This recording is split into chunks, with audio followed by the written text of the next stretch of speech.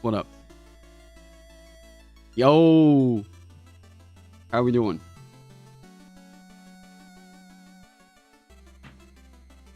I don't know why I felt like suddenly, like, yeah, I need to organize my desk. Right as we're streaming, like, yeah, I should probably get things tidied up. Oh, man, what's up? Hey, I'm glad to have you, Cody. Hey, all right. Woo, all right. So, today, I wanted to kind of talk about a couple of different things. Yesterday was an incredible day. Just like a huge revelation happened super early on in the morning, and it was, for those of you that aren't really keeping up over in the Discord or anything,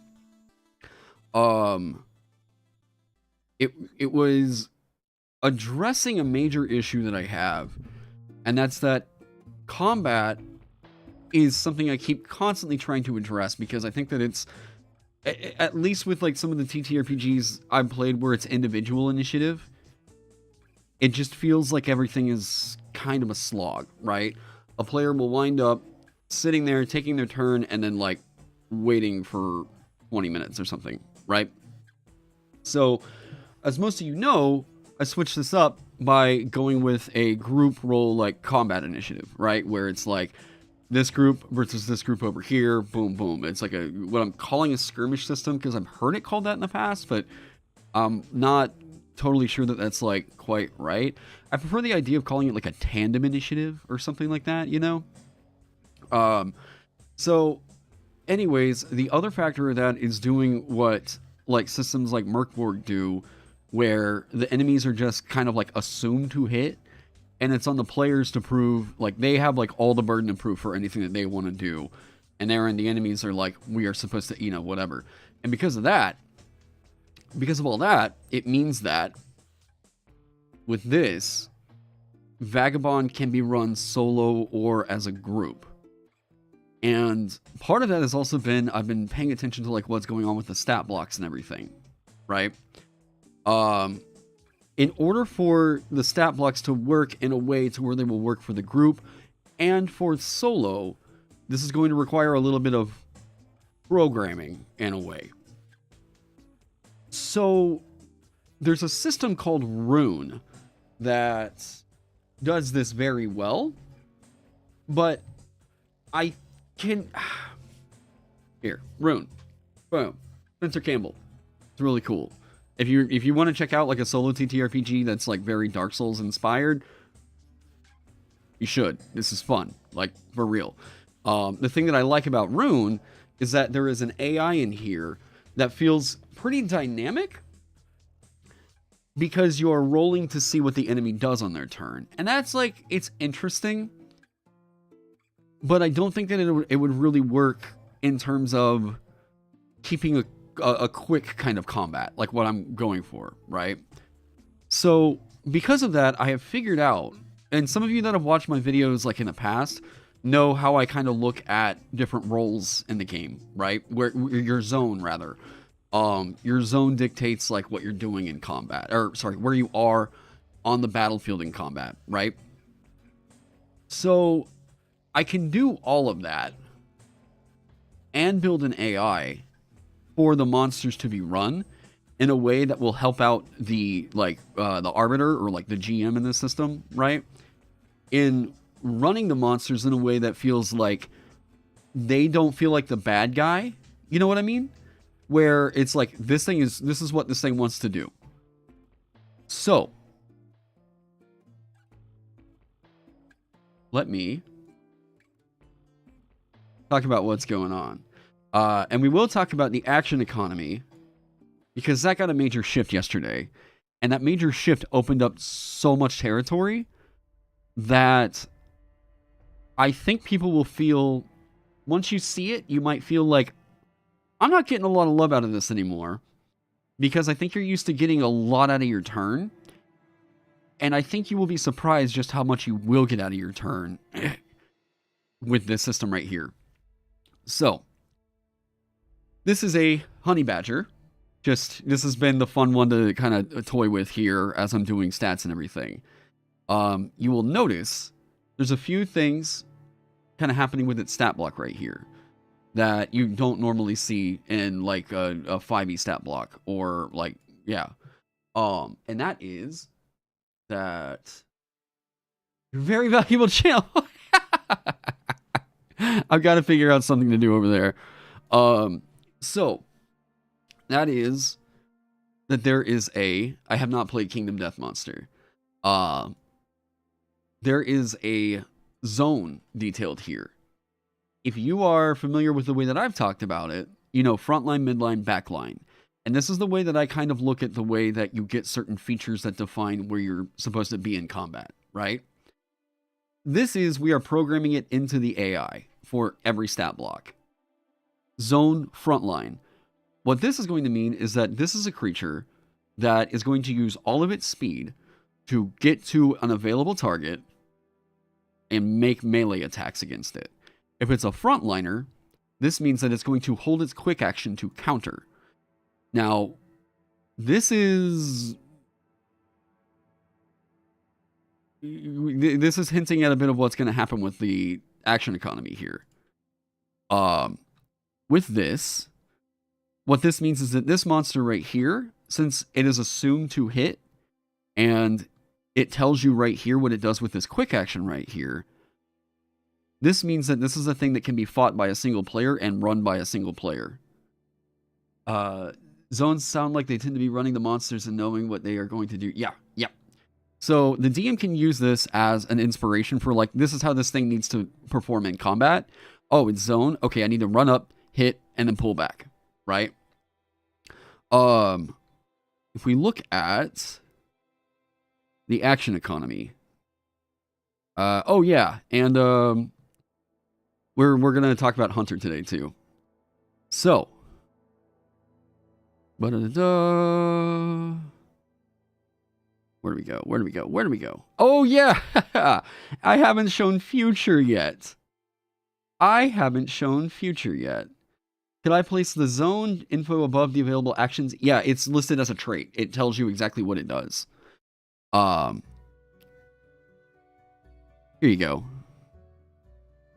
This is the action economy of Vagabond. Right here. This is not finished. Keep that in mind, right? You guys are seeing the process going along, okay?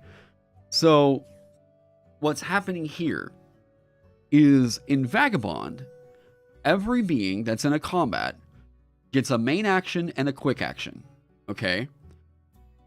These can be taken on either turn. Either the enemy or your group's turn, okay?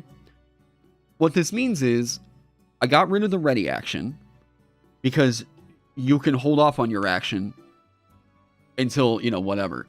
You only get... I'll talk about restrictions here in a second. So, the ready action is not necessary for this system. So we just scrap it. Your quick action. The thing with this was, as I got to thinking more and more about who takes the disengage action practically, ever. Who takes opportunity attacks, ever. Who does concentration, who does reloading, ever. And the more I got to thinking about this, the more I was like, those are so hyper-specific to certain roles. I don't feel like there's a need to pigeonhole them into your main action and account for it against a class's power budget to say something like, you can withdraw as a quick action. So to me, if I'm thinking about who's practically disengaging, right? Is it your frontliner? Not usually. It'd be nice if they had the option while it's there. And I guess the trade-off being that, like, rather than attack, you have to disengage to get out, whatever. But, like, we can just make that a quick action. And it doesn't seem like it, you know what I mean? This is going to have to get play. But for right now, I feel like I'm kind of onto something here. So, the main defining things of what your zone is going to be are also handled by the quick action. Now, if you notice, counter. This is opportunity attack. Now, I've gotten rid of reactions because all the stuff that you would be doing as a, like, quote-unquote, like, reaction has to be handled over here. So, in order for you to take a reaction, or what would mechanically be a reaction, you have to... Wait, everyone who has higher speed will be disengaging? Probably. Yeah, because that's usually the harassers. Yeah. So, your reaction. Why did I get rid of this? Reactions are used in D&D for basically one or two things. They are used to either cast shield. Well, okay, so three things, right? Casting a spell, we'll say that. Shield and counter spell. Or they're used for opportunity attacks, or maybe some class-specific interactions, right? You can react to do this, whatever. So, rather than create a completely different portion of the action economy to handle what are probably like 2 or 3 separate interactions in the game. We couple it in with what the bonus action was going to be with the system, right? Bonus actions are also a thing that in some situations people feel like there is a like perceived loss of value because they may not use this portion of the action economy that they have been given and their class has been budgeted for, right? So because of that, I've combined the reaction and the bonus action into this thing. As a ranged fighter, you won't usually use... Yeah, right? Yeah, exactly. So you basically have this reaction that doesn't really do much of anything. In here, as a ranged fighter, you're going to reload. As a caster, you have 2 separate options here. You can double the mana cost of a spell to quick cast it with your quick. And this means you can cast it either on your group's turn or on the enemy turn. The flexibility with this is like, boosh. The enemies have actions, yes. Can they take actions during the hero's turn if the heroes are starting first? No.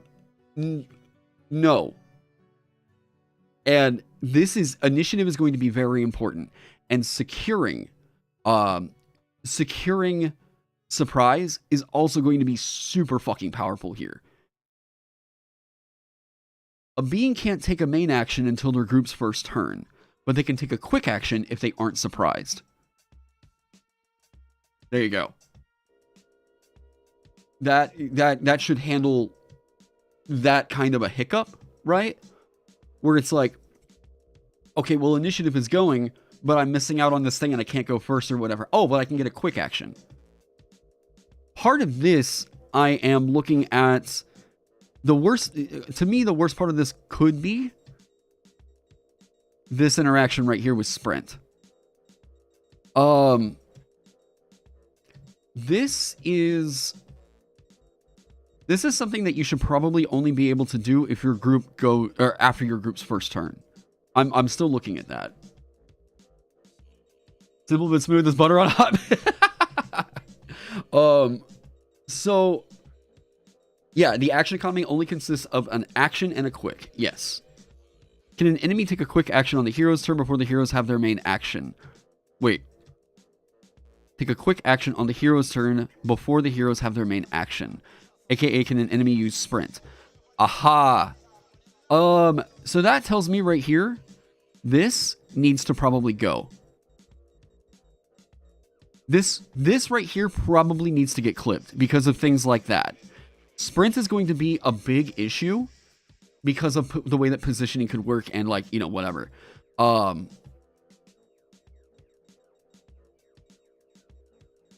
There is a way that this could get fixed. And that would be to move it over here to rush.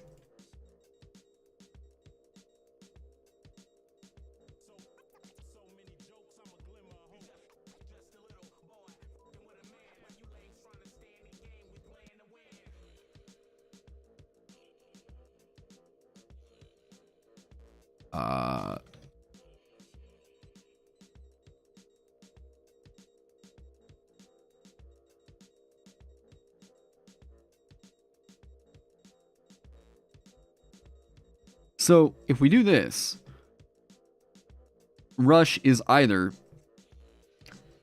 you can use it as a main action to double your speed for the rest of the turn, or you move it over here.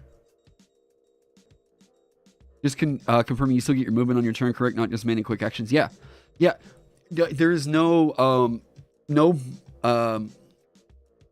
there is nothing about you can't move if you do X, Y, or Z thing. You can always keep moving on your turn at any point.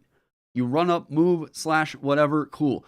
The good graces of it is going to be waiting until somebody else has gone and done their thing. Or you do the tactical war game or war table thing. War room. There we go. That's the word I'm looking for. Where everybody's kind of talking and planning stuff out. Okay, you go over here, you do this thing, you know, whatever. If you're going to go over here, then I'm going to go, you know, whatever, right? Now, I'm going to see this in several different like I'm gonna be playtesting the hell out of the combat system right here, because I want to account for like how people are actually interacting with the bits and pieces. I want to see, in this situation where the enemies are going first and I use my quick action to do this, is this too good? Or whatever, right?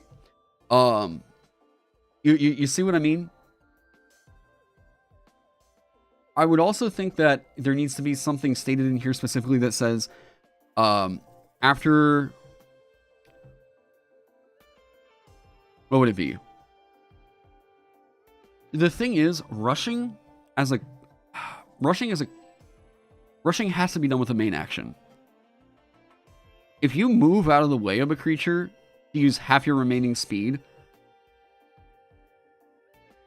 this needs to take up the rest of your speed.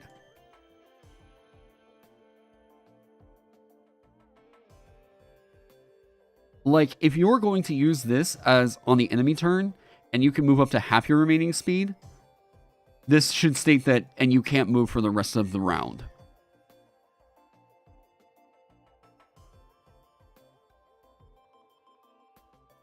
Sprint, as it's currently worded, says that you can move. You can only move after the enemy's action. So if the enemy's enemy is the players, yeah. So I changed it to opposing force right there because of that. Right. This has been like kind of my go-to term for like, you know, whatever. You know what I mean? In that case, someone that's on in a different group. Maybe quick action is half speed and added main is double. So you double your speed for the rest of the turn, or half your remaining speed after being on an opposing force's main action. Which costs you double the speed. That sounds kind of complicated. Sorry if you've already answered that question. I, as a hero or enemy, can use my main and quick action on any turn? Yes. Or can I only use my quick action on any turn? You can use both.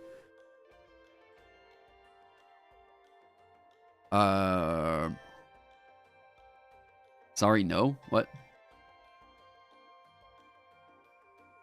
Sorry, you're... Oh, okay.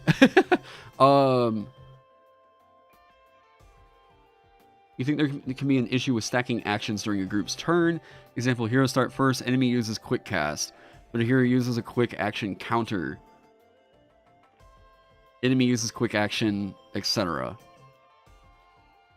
Hero start first, enemy uses quick cast, but a hero uses a quick action counter, enemy uses quick action, etc. So that sounds like a lot of people blowing all of their resources in order to just go as quick as they possibly can, which I kind of like. That makes it feel really fucking frantic, which, like, I think a combat should. Sounds like a blue player. Oh, that's fucking great. Can you use your main action as a quick action then? No.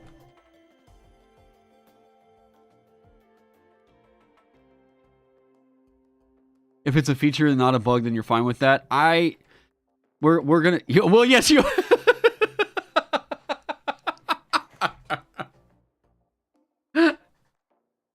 Oh, that's so fucking funny. Oh, man. I'm sad Phil's not in here to have seen that. Oh, that's so good. Okay. So you guys kind of see how the action economy is looking right now, right? You see how you don't actually lose a reaction? And you see how nobody's technically missing out on a bonus action either? Because all the stuff that they would want to do on their bonus action is already coupled in up here. So, like... Oh, God. This is just a thing you can already do. So, this is the kind of thing that I'm like, at this point, this is the kind of thing that I would like to see play tested. Right here. Just seeing what we can do with this. Yeah. Now, I know at this point, there may be some like Pathfinder and D&D players that are like, I'm losing out right now. I don't like this action economy. I would just recommend checking it out first and feeling it. Because to me, turn-based initiative for like each individual just feels like unnecessary clutter. And I think that you're going to find that you're going to be trying to think a lot quicker about what all is going on. We're going to see. Yeah. But this is the breakthrough yesterday that made me feel like, oh my God, this went from me thinking I've got to, like, there's a beautiful thing that happens. If you start in on a project because you're like, I want to improve this thing. And then it switches over to, I have something of my own now. That moment is it's a switch that flips, and suddenly it's like, oh my God, you put in work, not even thinking that it's work. And you realize that you worked on a thing for like 20 hours in a day, and you had fun the entire time doing it, which is what has happened over the last 2 days. So, like, this was a huge breakthrough. And, trigger. Oh, yeah. Triggers this quick action during its turn. Yes. This should be...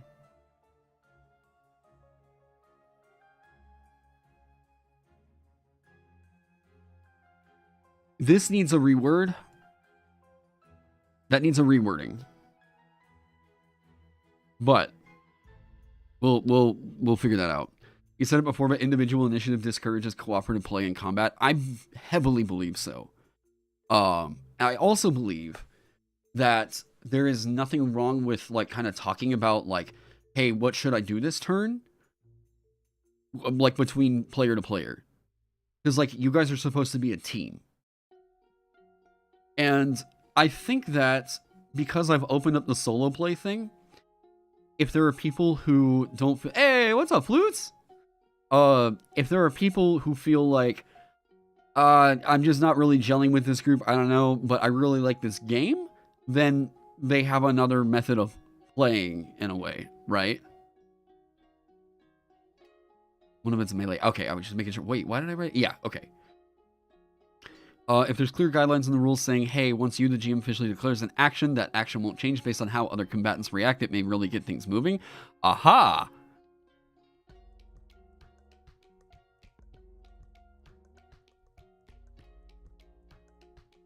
Oh, man, there's... Hang on.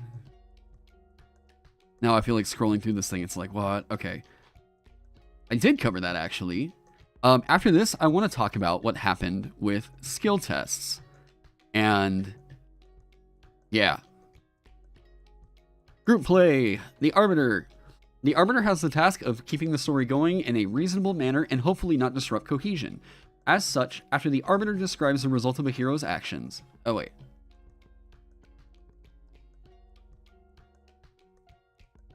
Any actions... It is considered bad form for a player to argue the outcome with the Arbiter, no matter how undesirable. This is flexible for every group, but is offered here as a guideline for play. Bam. So, this is like, the Arbiter's got to say, like, okay, it sucks that you didn't get your quick action last turn, or last round or whatever, it sucks. Maybe you were distracted, I don't know, we got to keep it going. There we go. So just remember that. It's like, okay, then you learn from it rather than the game being like, oh, well, you should, no. You got to learn from that. It's the same thing with people that are like, well, Bard doesn't ever track their Bardic, or people keep forgetting their Bardic inspiration they could have gotten. I'm like, cool. They should learn. You got Bardic inspiration. You got a Bard on your team. You should use that stuff. You know what I mean? So, like, we can definitely compensate and make the system easier to track. But if people are just like, oh, I don't like the game because I forgot to use a quick action during my turn. You know what I mean? A rule against rules lawyers? How will they compute this? I would say... I don't necessarily think that there's a problem with rules lawyers. I know that they really bug people, but like, personally, me as a DM, I prefer to have people... and that are at the table that also know the rules that can check me on stuff. I like having that balancing thing going on where I'm like, okay, yeah, okay, right. And, moving on. Rather than saying, this is how it's going to work right now because that's what I said. I would rather be like, okay, cool. Learned it. Let's move on. Right? Not this whole thing of like, oh, my character shouldn't have died because yada yada yada, whatever. Let's not go on that route, right? How do skills work now? Thank you for that segue. So, skills. First off, let me talk about something before getting deep into skills. And this is that scenes.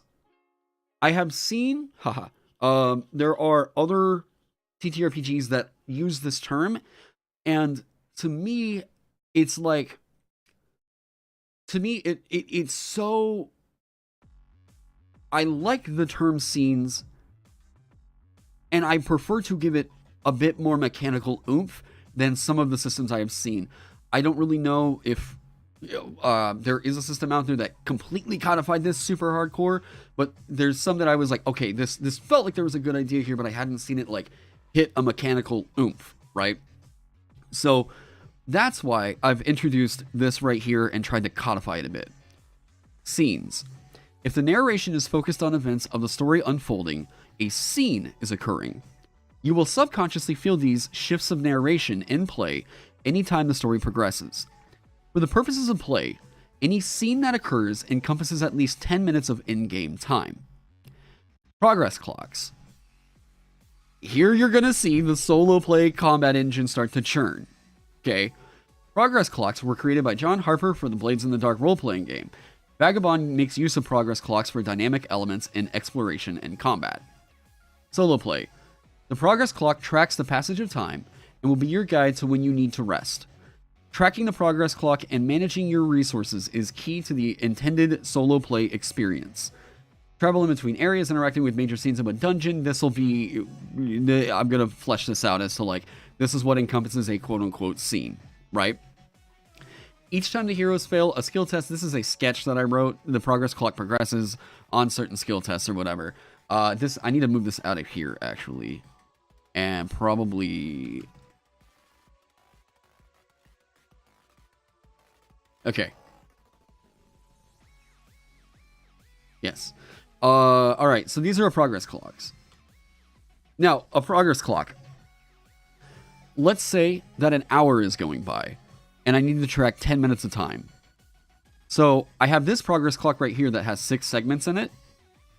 And whenever I know that 10 minutes has gone by, oh, I fill it in.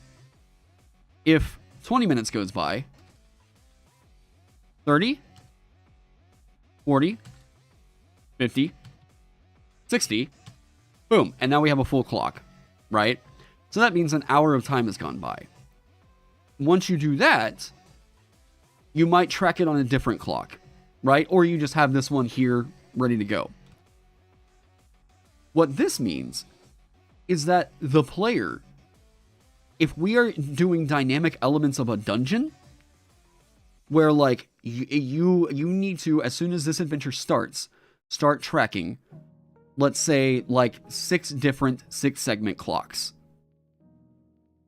Are these a bit too slow for D20 combat? No, we're not. It's not a combat. Hang on, I'll show you. If you're tracking rounds, you could use like a 4-segment round for each round, right? Yeah. This progress clock right here, what this is going to do is it's going to track time. And if you as a player are going through a dungeon, this can feel like a choose your own adventure, because as you progress through the dungeon, certain elements of the dungeon can change depending on how many of these clocks are full, what segment you might be on. And so now you can start to see how like, oh, if at least this much time has passed, this is what's happening in this side, or this area might be blocked off. Or, you know, it might be a little bit harder for you to keep progressing if you don't keep going, you know, right? This is the way that we can push you to do things like, rather than I can go out, short rest, and come back into the dungeon or whatever. Cool, you went and took a short rest. By the way, in this system, it's 10 minutes. And we'll talk about that later. And 4 segments is slow, and usually the whole fights last 4 rounds. Yes. Yes, and it can be used for like large-scale battles. Yes. There's events of a battle that will occur that you could say like, at this point, let's say, at this point, cannons are ready. or cannons fire on whatever groups are in this segment right here. At, let's say, at this point, the cult leader has opened up the portal and 1d6 imps pour out. You see what I mean? Now suddenly we have a clock that is tracking the cinema of what's going on. Yeah, you see, so you guys are seeing what I'm thinking, right? This is, in my opinion, progress clocks will go down in gaming history as, in the future, this will be just as pivotal. Like, this is John Harper, by the way. I'm not saying, oh yeah, no. I'm saying John Harper made something right here that I think will be just as important to all TTRPGs moving forward as fucking dice. Like, progress clocks are so impactful for what they can do for a TTRPG. This is beautiful. Whenever you hear people that are talking about Blades in the Dark and why they like it, this is one of the big reasons right here. Progress clocks are so pivotal to Blades in the Dark. Now, have I seen Cesare Capical's progress clocks? They would be super useful for enemies' progress clocks. I have not seen that. Combat. So this is solidifying, let's just do a refresher here on the scene thing, right? Combat.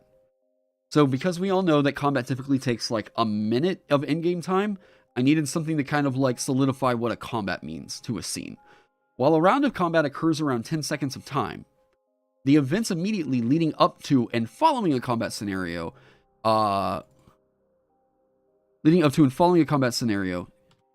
takes place during the same scene. Okay? So this means if there's a combat, basically everything that was leading up to it, and then the stuff following of like, we're looting the enemies or whatever, until you get the dungeon master that's like, okay, we're moving on to this next thing that's going on, that is a scene. That encompassed like 10 minutes of time, right? And this gives you a narrative device to explain why that combat that took 1 minute ate up 10 minutes of a clock. Yeah. Now, let's talk about... I tell you all that to give you guys a picture as to why I'm going with progress clocks and how skill tests, social skill tests and everything are going to work with this system. It was saved absolutely incredible and stupid useful. Yeah. Oh, yeah. So freaking cool. You missed the last 30 minutes. Can you get a quick recap of what you missed? I talked about the action economy and why I'm doing what I'm doing with it. And then we started talking about scenes and progress clocks and everything like that. Yeah. Hey, Greg, what's going on, man? Yeah, these are so... right? So think about it like this. If you're in solo play and the adventure tells you, you have to get to this location... like we say, you have this long to complete the adventure. This represents a number of hours. For each clock that you fill in, you tick one of the segments here. And then once it's all done, the bad stuff happens. So now we have a means of difficulty and something to achieve. We have a failure state for solo play TTRPGs right now that isn't just you die. Which is, in my opinion, that's the thing that I feel like solo TTRPGs have kind of been missing. You think Artifact does something similar? Artifact? Jack Harrison. There are so many RPGs out right now. Legendary items and transient heroes. Okay, I will check that out later. But with music? Huh? Oh, wait, you're talking about something else. Okay, alright. You can even have different links for different difficulty settings. Yep, there you go. Is this supposed to be changed by the DM along the way or as time progresses because they would need to erase, draw anew, or those dies? Okay, so this would entail something that I would try to do. This is something that I would try to do as a solo adventure pushing forth, is I would like to promote that if you give an adventure, you need to give an adventure sheet as well. And the adventure sheet should have ways that the arbiter or players can track the passage of time with different progress clocks. Or, I mean, these are easy to draw. You just draw one of your own. Draw it, you know, whatever. Erase it, yeah. You should have pencils and paper, you know. There's music that you listen to, sort of write and show the flow of time of your artifact. Oh, interesting. That's super interesting. Okay, so now that you guys see that, okay, let me talk about what I'm doing for skill tests in this game. Can you also represent a progress clock with a die? You could. Yeah. You could.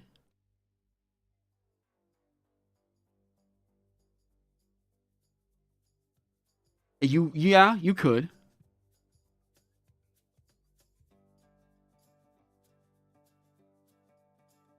Yeah, that's smart. Yeah, you could just you could use a die to represent one of these. 6 segment. This is a 12 segment, right? No, 8 segment. Okay, so yeah, there's your D8, there's your D4, D3, and a D2. Also, will the solo character sheet have progress clocks on it? Yes. Oh, it can, I mean, we can easily just print out circles. Like, we just have a sheet of circles that they're tracking, you know? And what's up, Rayla? Okay, so I say all that because the way that we got skill tests working to where they will work in solo or as a group. Skill tests. So let me do a refresher here for anybody that hasn't been here. Skill tests. This is a rollover system. And it's going to, this mechanic is written this way because I like to achieve the feel of roll under while still getting the feeling of like big die feel good kind of a thing. Okay. So, could be cool to track the boss hit points with clocks. Maybe, but like, that also feels like an arbitration, and I would rather, like, I've never felt like not tracking hit points on the GM's part was an honest way to play. Just, it's my personal feeling, you know. Skill tests. So, here we go. Let me see here. Okay. So, skill tests are D20 rolls made against the hero's capability with the skill. Skill capability is equal to 20 minus the hero's aptitude rank with the skill, plus the associated attribute modifier. So what this means is your skills capability is equal to 20 minus aptitude rank, these go up to 6, plus the attribute modifier, like your logic, your strength, your dexterity, that kind of a thing, right? Heroes are assumed to pass the skill test if the number rolled on the d20 is equal to or higher than their capability. Other effects may cause the skill test to be made with a bonus or penalty as determined by the arbiter. For example, a wizard with logic 16 that is trained with the arcana skill would have an arcana capability score of 15 and passes any arcana skill test on a roll of 15 or higher on the d20. So this means it's the players aren't feeling so much of a like, like it feels like I don't really know what I've got to hit here. They see it right there on their character sheet. That's how good I am with this thing. Cool. Okay, I roll with that, whatever. Now, some people feel like, and I've heard this, some people feel like this removes too much agency from the DM. I have heard that, and I have also heard they appreciate running a game in which they're not having to adjust so many different dials in their head for difficulty.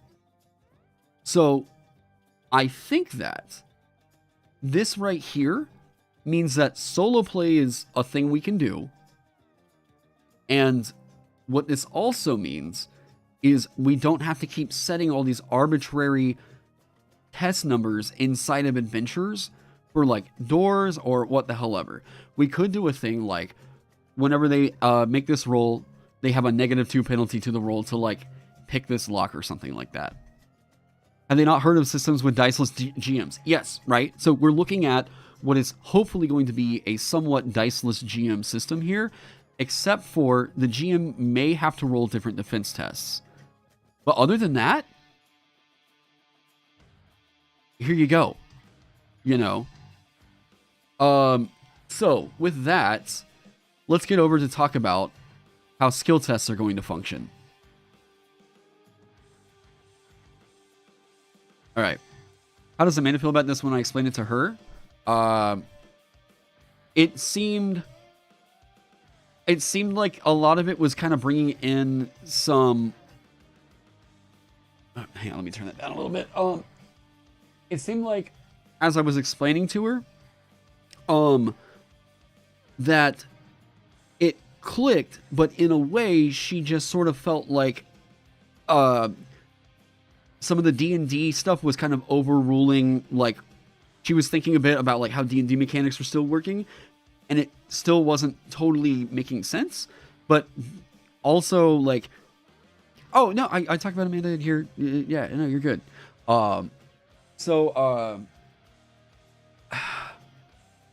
We're gonna see how it turns out in play. But yeah, she's what I call my, like, first-time user experience expert. If I can run something by Amanda, and she's like, cool, got it, then I'm like, all right, I've explained this well. But if there's a problem, and I'm like, okay, you know what I mean? Because, like, us as designers, we might feel like something makes absolute sense. But it's the same problem of, like, if you go into a room full of, like, rocket engineers, and you're looking at their chalkboard, that could absolutely make sense to them. But, like, to somebody just on the outside looking in, it's like, what is happening right now, you know? So I'm trying to make sure that the stuff kind of clicks right. Who can playtest Vagabond? I mean, whenever I get some stuff out for playtest, you guys will be able to. Yeah. Okay, so skill tests. If your success on a skill test is determined by rolling a d20. If the result on the roll is equal to or higher than your indicated skill yeah, that's all explained. Wait, did I write that twice? I need to clarify that. Okay. Wait, this doesn't need to be in here.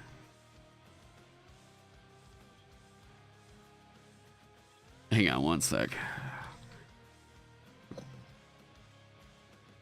Higher than your indicator.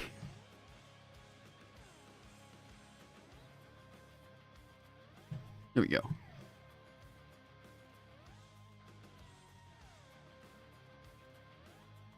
Yeah. Why does that look like a tiny space right there? This, because it's justified. Okay. You assume you write skill core? Yes. Yeah. You write all that stuff down. Yep. For example, with a tinkering skill score of 13, a hero making a tinkering skill test would roll a d20 and say, so that's all explaining stuff I already kind of explained earlier. Yeah. When to roll. Unless a game mechanic specifically calls for a skill test to be made, a skill test is only made if around 10 minutes of time is dedicated to an activity associated with the skill. Skill is something that could be performed as an action, such as a stealth skill test to hide or a threat skill test to demoralize an opponent. For example, negotiations with a merchant for a lower price on an item isn't a bargain skill test just because the player asked to make one. The arbiter may be easily persuaded through roleplay or the hero's reputation and relationships to grant this discount without a bargain skill test. However, in solo play, or if the hero is shopping as a downtime activity and a quick summary of their successes is needed, a skill test can be made to do so. So right here, this is getting rid of these odd interactions where we have some players that tend to go like, oh, well, I tell him to go fuck himself. Can I make a threat test? And I want to get my way in this conversation. You know what I mean? I'm like, if people are doing that, rather than trying to legitimately think about what I would say in this situation. You know what I mean? If there are low roleplay tables that want to go with that, they could. But by default, this system is basically saying a skill test, or the use of a skill test, is used to, like, summarize how well your efforts have been over the last like 10 minutes or so that you've been putting into this thing. Now, why do we do that? It's because in solo play, we need to be able to track, as an adventure progresses, how much time has gone on in the last scene, or what the hell ever, right? So if you are dedicating a scene to bargaining or whatever, we can include discounts or what the hell ever happens over here. Now, I've also heard that people go like, oh, well, what about magic items, yada, yada, yada. The thing is, what we can easily do with that is on a bargain skill test, we say like, they get this kind of discount, but not on artifacts, or not on relics. You know what I mean? Yeah, high threat skill test. I screamed in their face like a boot camp instructor for 10 minutes. Yeah, right? What happens if the activity is quick, but not doesn't require 10 minutes, but not roleplay resolved? In that situation, the game will specifically call for it. So this is like having to make an athletics check. The game specifically calls that out. They will have to make a skill test, whatever, right? And most often, I'm most likely going to be reworking the idea of like anything combat related getting tied into athletics. Because in all honesty, I am trying to figure out the purpose of this unless you get rid of like combat applications. I can understand it being there for things like, I'm going to push this boulder or whatever, right? But these always seem like stroke of luck style skill tests. So a skill test can either be 10 minutes or an action in combat. Essentially, yes. Or like something that happens quickly with like a trap. So like 5e, all skills are linked to an attribute because the number to beat has to be written on the character sheet. Yes. Yeah. What happened is if the activity, so that is there's that, and then like picking a lock is like an event that occurs during a scene, and that is something that that character during that scene is like dedicated to doing. What is stroke of luck? What I mean by that is like, can I see if there's anything in this room? I just want to keep rolling investigation checks. Okay, I roll it. Oh, I failed. Let me see if I get... Can I do another investigation check? I failed that one too. Can I do another investigation check? Oh, okay. I got it. Cool. You see how much wasted time there is with all that? Rather than like, what's everybody doing in this scene right now? Oh, you're doing this right now? Okay, so you're like checking out this area of the room? Cool. What's happening over here? Like, what are you guys doing? Oh, we're just going to go have a side chat? All right, cool. You guys have that side chat. Go on ahead and make that skill test. Like, you know, after they're wrapped up or whatever, you know? And because we have the passage of a scene, if something happens, we have mechanics in the game that are accounting for things like a random encounter possibly occurring once every 10 minutes. Roll this out once every 10 minutes while they're in the dungeon, yada, yada, yada. And what we can also say is, after a certain number of random encounters, they stop happening because we suddenly have a progress clock. Once the party has defeated or experienced this many encounters, like random encounters, suddenly they stop happening as much because they're starting to decimate the forces inside of the dungeon. You see how fucking useful these are? These are amazing. This is an absolutely brilliant tool. Doesn't Swedish Dragonbane resolve this with the one rule? I don't know for sure. I haven't like gotten super deep into Dragonbane. And it also like if there's like, how do I put this? Like, I guess I don't know. There's a thought that I have about. I think that there could be multiple solutions to the same issue. And, you know, whenever it's like, oh, well, this already got... Usually whenever I see comments that are like, well, this already got fixed in this system, it's kind of like, okay, I don't really... Yeah. You talked about that you can only try a skill test once per scene. Yes. Random encounters are usually time wasters as you just do meaningless combat and it doesn't progress the story. I think that they are an expectation of, they will be an expectation of solo play. And personally, I dig random encounters as like players want to fight stuff. So I think most of the problem with that comes down to random encounters. Okay, well, thank you, Isaac. Yeah, okay, random encounters that are combat typically being tied into a system in which the combat engine takes so long to figure out. Let me hear an estimation. At a table of, let's say this, there's a table of 4 players, and there's a group that comes into their whatever, right? A random encounter is getting rolled up. How much time do you guys think it takes to roll and write initiative for all those different players and the minions that are getting into the room for the encounter, right? Random encounter should be 80% roleplay, 20% combat. I can see that. But, like, how... 2 to 5 minutes to take initiative? Really? 4 players? 2 to 5... You really think 2 to 5 minutes is taken up on initiative?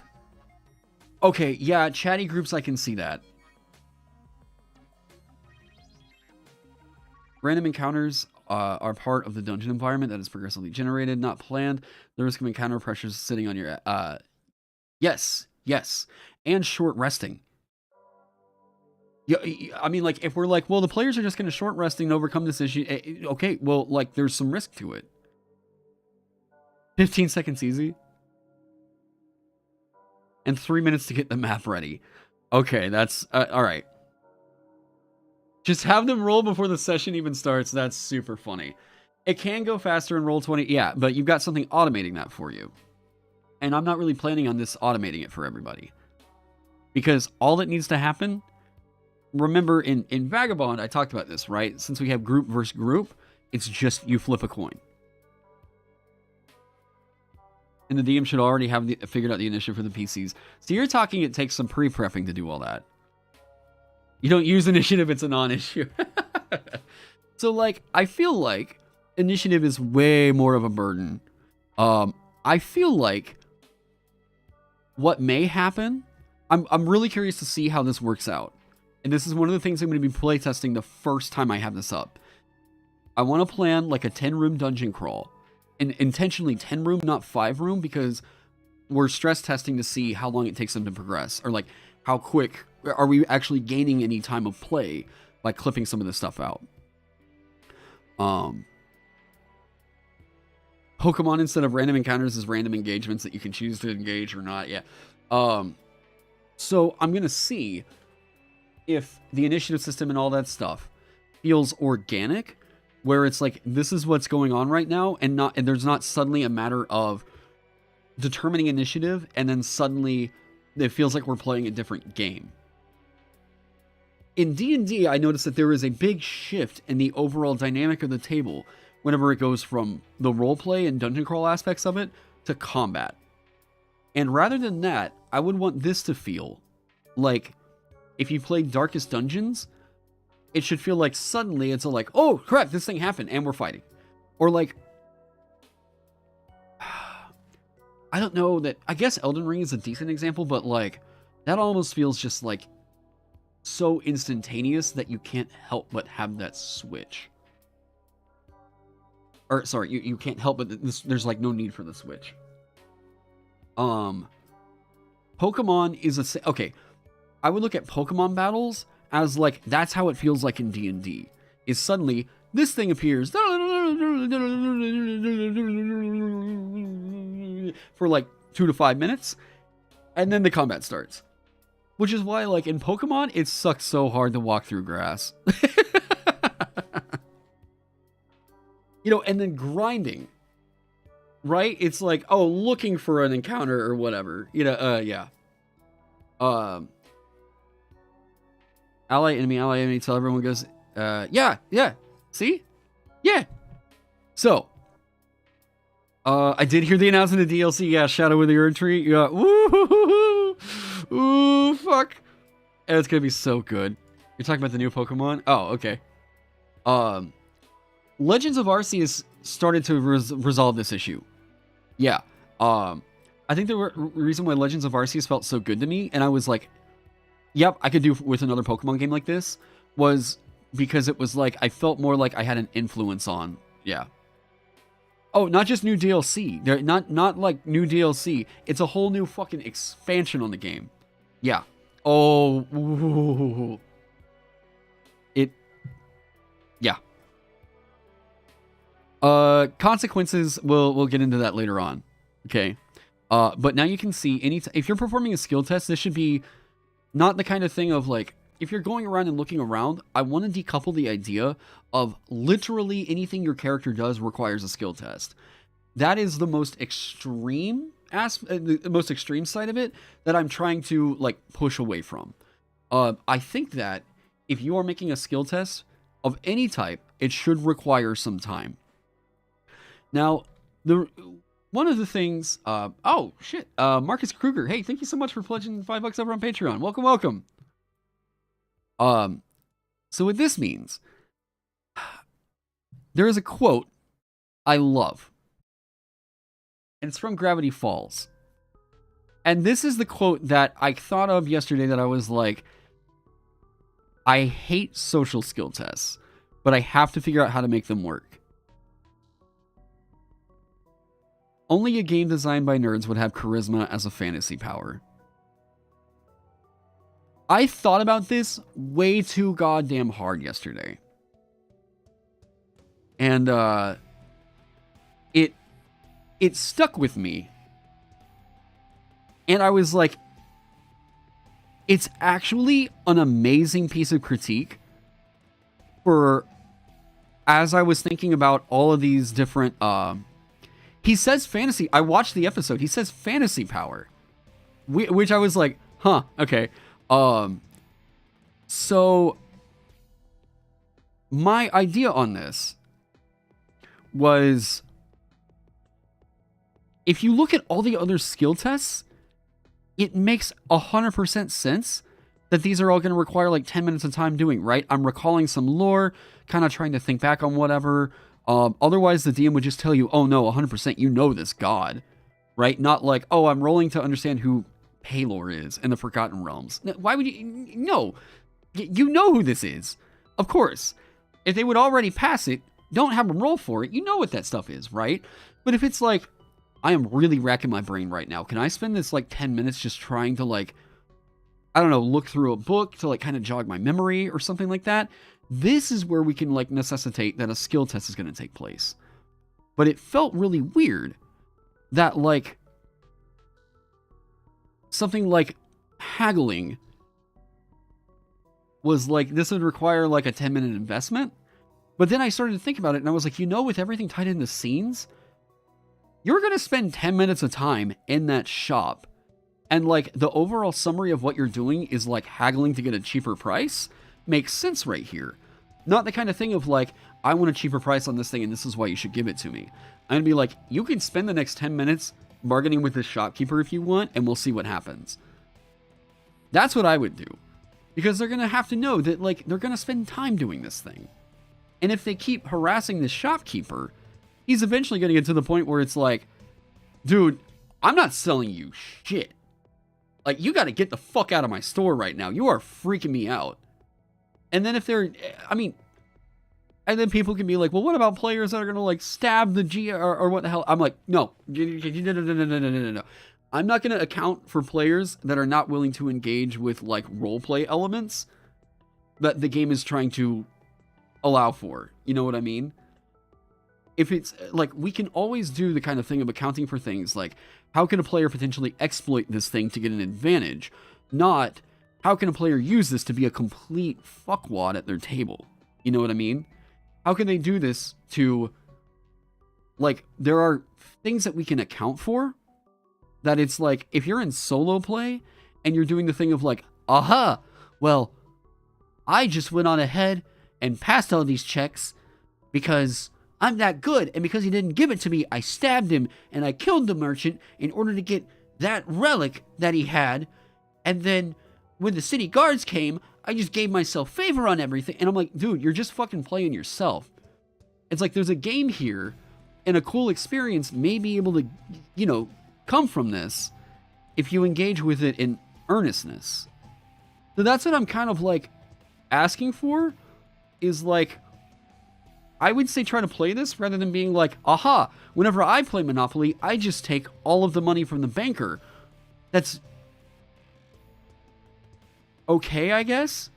But like, you haven't really figured out how to beat the game. You're just, you see what I mean? The charisma checks were made for low roleplay tables as D&D was ages ago. Yeah, and I think that we've moved past it now. So like, if you want to just do the summary, here's the thing. This system can provide for both. If a player isn't necessarily comfortable with doing the roleplay side of it, they can just say like, I want to spend 10 minutes doing this, and I kind of feel like my character would, as they go into this shop, like try to haggle with it.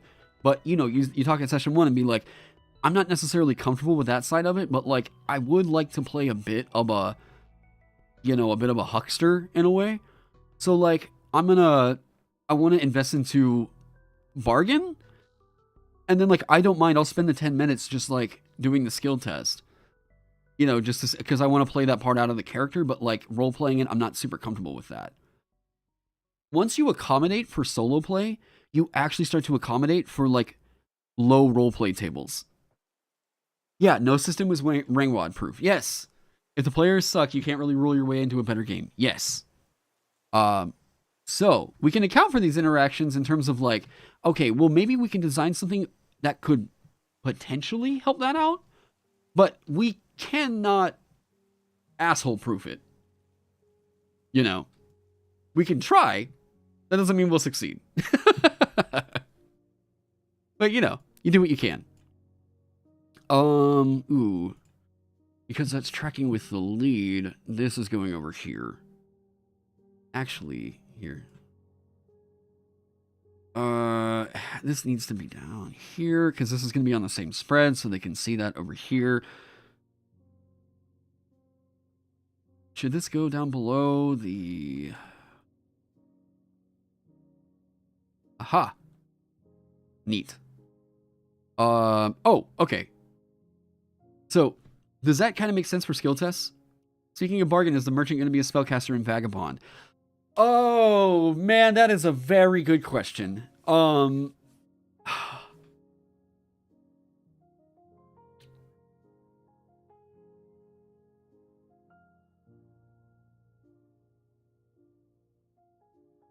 That is a very good question. You're still amazed with the format? Oh, this is your system is a Google Doc. No, it's all good. I went to college. I went to college and did 3 years of a graphic design major. So no, I know InDesign, I know Illustrator, all that stuff. So no, don't pressure yourself. You're getting work on the page. Yeah. God, wow. So I don't want it to be. Because if I were to go back and redesign the merchant today,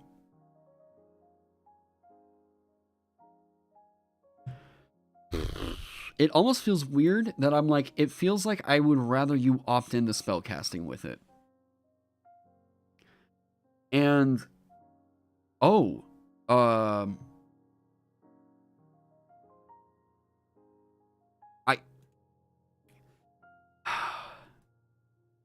just realized there was something else I haven't shown off just yet. Hang on. Well, there's a few things I haven't shown off just yet. We've been making burn in fucking progress.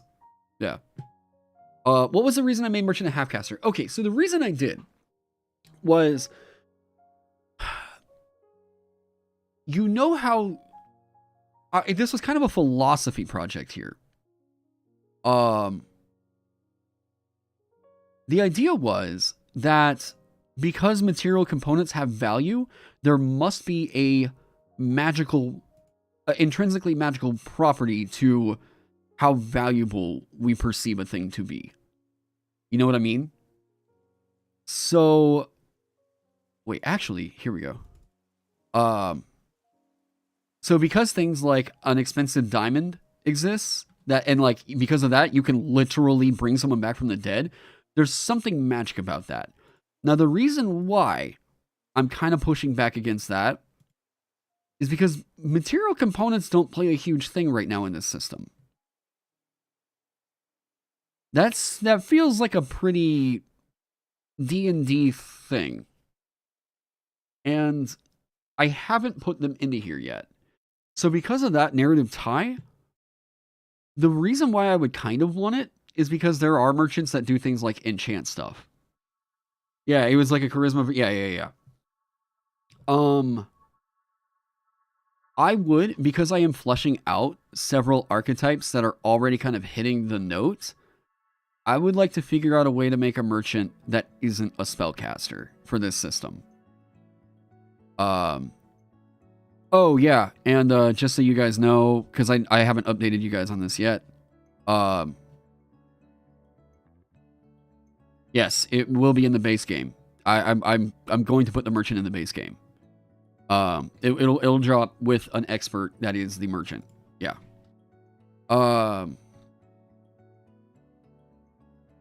The only one of my classes that I haven't ported over just yet is the Runekeeper. And the Sovereign is one that I will do in an expansion. Yeah. For those of you that have seen the Runekeeper or played it, you know exactly why I haven't ported it over just yet. That is the most, like, moving piece fucking class I have ever written. So, that would take a lot more work than I think I'm willing to do to get the core out. So, eventually once I tackle what runic casting is going to be, yeah, that would be, yeah, you guys that have already seen the Runekeeper know that would be a lot to try and put over here. I spent a year and a half on that class. So the casting system alone, yeah. It's a language pack as well. Yeah, you could say that, you know. But runes are so core to fantasy that, yeah. Remind me, am I keeping Vancian casting? Nope. Scrapping Vancian. We that is out of here. I have a video of it here on my channel, where I talk about what the casting system is going to be. If you've checked out Neoclassical Geek Revival, or Mage the Ascension, this would look a little bit familiar. I'm just trying to codify things, basically taking the philosophies of what those were like trying to achieve and trying to give them a little bit more mechanical weight in a system that has a kind of a classic TTRPG leveling system and has the kind of modularity of different classes and stuff. When do I think that you can try and play? Oh, like try and play the game? I need to have a solo adventure written. I want to release a playtest with a solo adventure that people can play. And then they'll see how the system is supposed to churn. You know. The POD version could easily be a hardcover. Yeah? Have I talked with Amanda about the magic system? Yes. Actually, I did just last night. Yeah. Her hang up was on why something like, if I cast fire, why do I have to focus on that? Or, sorry, if I cast fire and light something on fire, and that fire keeps going, and I stop maintaining the spell, or focusing on it, rather, if I stop focusing on the spell, why does that fire keep going? And yet, if I manifest ice and freeze something, why does the ice suddenly shatter afterwards? Because I'm not focused on it. And we had this kind of back and forth on that. And just trying to figure out, like, how do I convey that, like, the magic that you're using to cast that flame is like this. Okay, so it's like cast, and then I stop focusing, right? Okay. So because of that, just because this fire is gone and this fuel is gone, does that mean that anything that I ignited with that fire is gone? So I was trying to use that as an example. And it still seemed like there was a bit of a hang up on that. I'm trying to figure out, because this is important, right? This is a perspective that needs addressing. So, like, why is it that... Oh, wait, I need to change this. Here we go.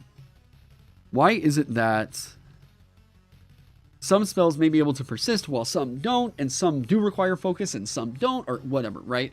Figuring out a reason why. See, so I said the ice shatters because it's magical, not natural.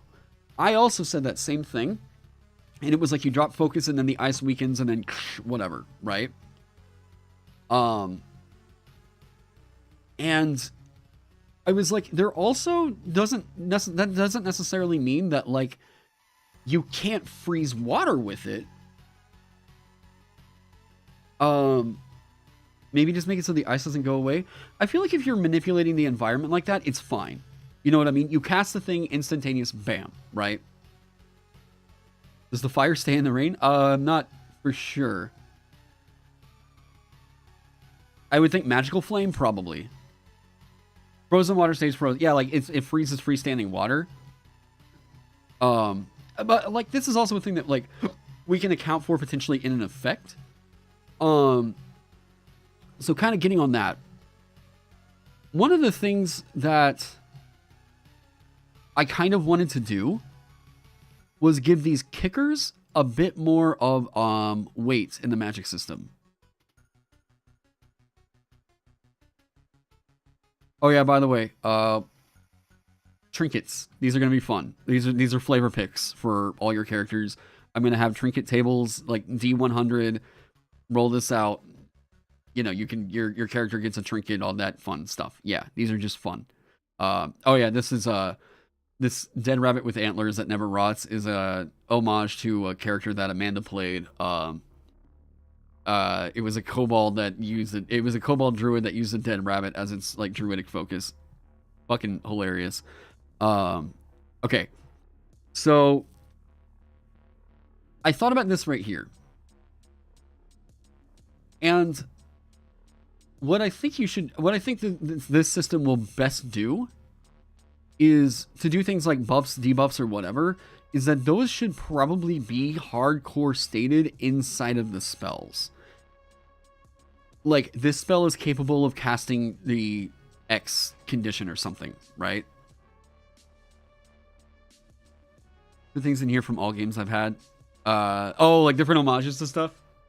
Oh, god. Huh.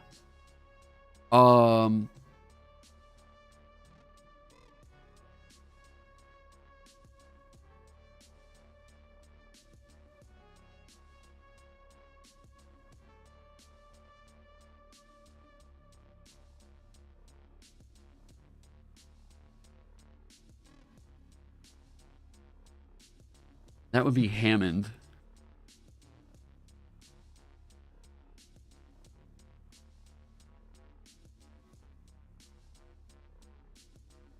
Yeah, that would be Hammond. A sacred chunk of plate metal from a war prophet. Yeah, that would be Hammond. Have I seen Zebashu's new video on the fussy focus? No. Wait, the what? Tangent, what are my margin widths in general, body font, text size? Right now this is 7. Oh god, wait, general margin widths. Oh shit. Body text is 8. This is going to be printed on the 6x9 book. So wait. I had a couple pages printed and it looked fine. I need to figure that out. It's funny. The fussy focus? Fussy focus is a really fun... is it fuzzy or fussy? Magic system to use it as a base. Huh. Well... Come on.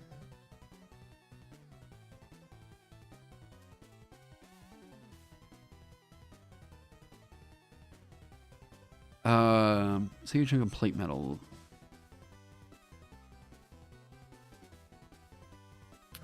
I'll think on that one. What were the other ones? Oh, man.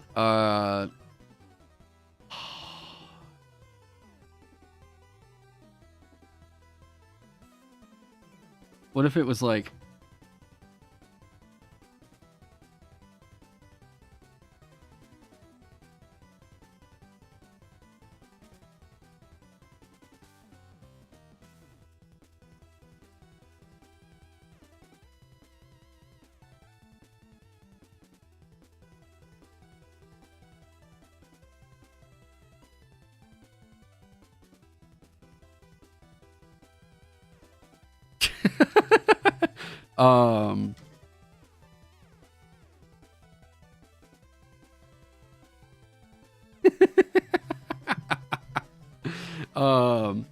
Actually, that needs to go in occult trinkets.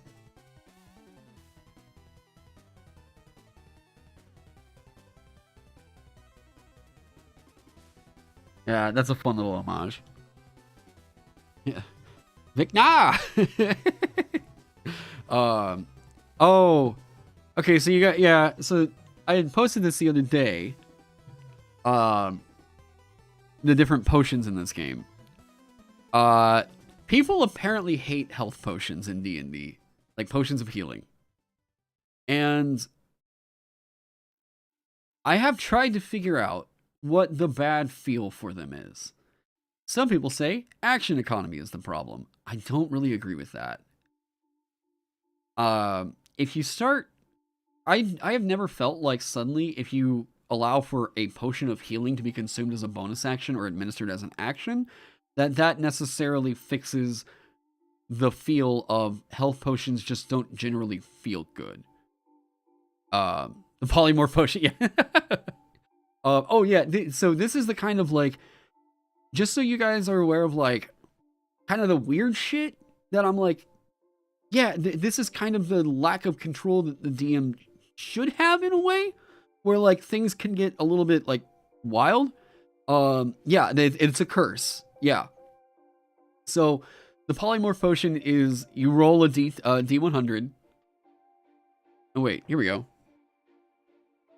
Oh, I hope that this is still working. Is this still working?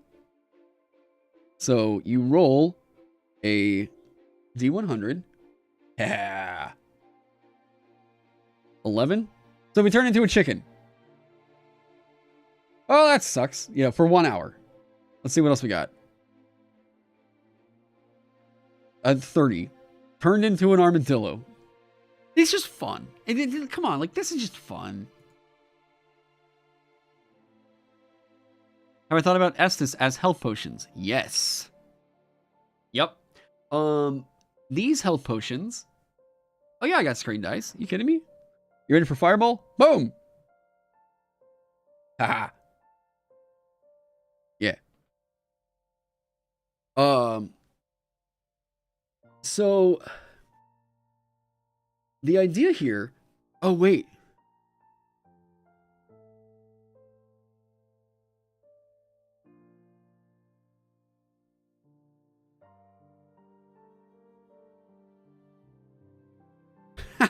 So you can't just keep chugging them if you drink it. Yes. Okay. This is the kind of like wild speedrunner thing that I think would be hilarious. If there's people that are like, okay, I started out with a polymorph potion. I took the random roll and I turned into a T-Rex for an hour and was able to solo the boss. Yes. That's fucking funny. Like, yes.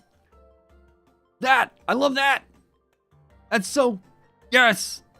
So it's the level of, this is the goofy shit that I want to kind of keep reinforcing in the game. That we can still do fun, but like keep it in check in a way, you know. If the player goes and they buy a polymorph potion, and they are like, oh, and I just chugged that, turned into a T-Rex, and was able to go solo the boss or whatever, like that's great. Notice, like in solo play, it's like that's the experience that player had. Fucking fun. Can you cast spells as a hamster? They maintain full control of their mental capabilities, but otherwise assume the beast's statistics and health. If they drop to 0 health while polymorph, they immediately revert to their normal form. So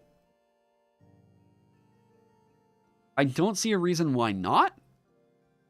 This is a goofy kind of polymorph of like they turn into this animal, but like still cartoony. They can still talk. They can still talk. They can still do the things that they did before. This is the anthro furry fun polymorph potion right here. In my campaign, if you take 2 different types of potions, yeah, so like mixing potions or something like that, right? Okay. So what am I doing differently with health potions? This is how we kind of like got on this one. There's no rabbit option.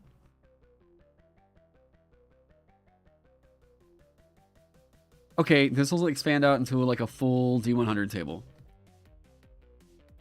Emperor's New Groove type polymorph. Thank you. Yes. Yes, 100%. This is, yes. Narwhal's on there twice? Is it? Oh, cool. There you go.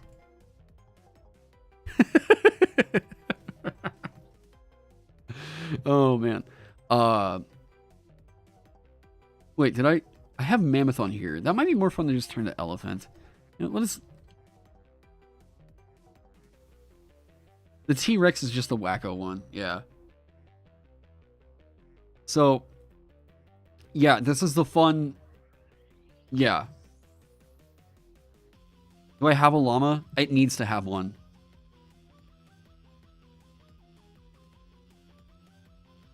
What has to go for llama? Like, this should be a full D100 table. It should. This really has to be a full D100 table, doesn't it?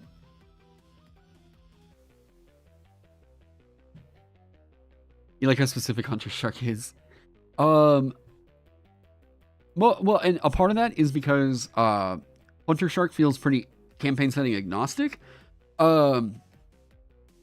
And some of, like, you could just do like Great White Shark, I guess, and that'd be fine. But like, if you just say shark, then people are like, cool, I become a megalodon. You know, camel is close.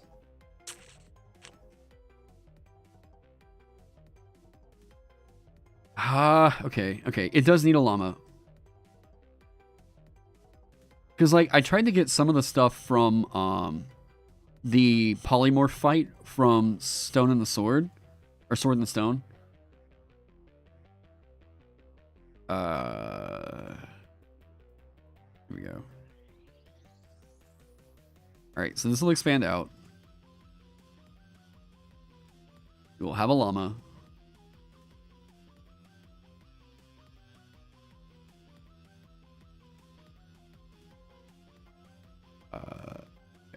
Cool. Yes. The purple dragon. Right. Platypus. All right, you guys. Here, we'll do this.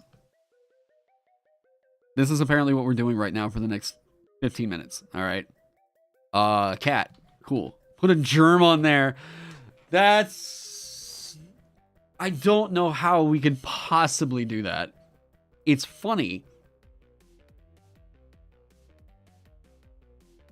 Caterpillar and spider are also similar / flavorability. Yeah, I mean... Yeah. Germa, yeah. The rats. The rats. We're the rats. We walk at night. We talk. Crocodile, thank you. Gimme. Cow. Moo. Everyone. Hippopotamus. A pot of Venus flytrap would be a plant. You just get drowned for 3 rounds before turning back if you get a water. Yeah. Lemur, parrots. You guys realize I also gotta, like, stat these things, right? Is a dog on there? No, not right now. We can say wolf. Snake. Do I not have snake on here already? I thought I did. A viper, yeah. Sloth. Penguin. Giant ape. I've got gorilla on here. I think we'll cover that. We don't really need, like, the King Kong thing. A whale. We have a narwhal. I guess it would be good to have a generic whale. Kangaroo. Thank you.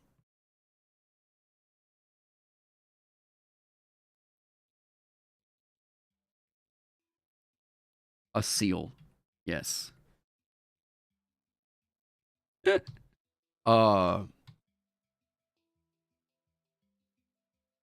might want to have some shared stat blocks. Then, like, I that's so I don't want to do like 100 different stat blocks on here. But if Druid is going to wild shape, we kind of need to.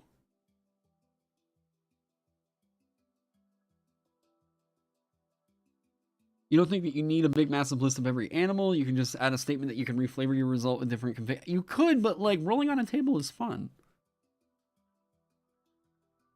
A bear. Don't think I have a bear. We can let you play with that as you would want. A crow. Chameleon. I got lizard, I think. But, yeah, well, we... Sure. Mantis. A mole. We have a badger, which... they're different animals. I mean... Spider isn't on there? It's not? Yeah, here it is. Bam. Giant enemy crab.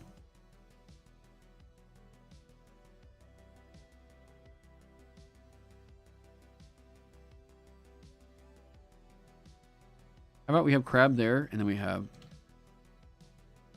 I do have penguin. A wasp? Wait, what? Partot? None of y'all corrected me on that. Platypus. Need a big bird of some sort. I do have an eagle. Turtle.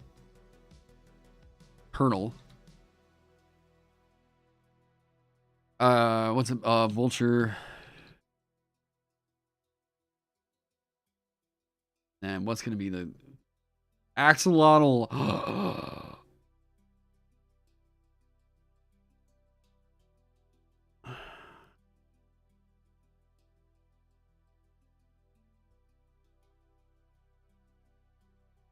Giant fucking bird.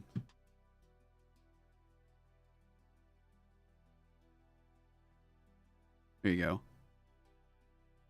The human.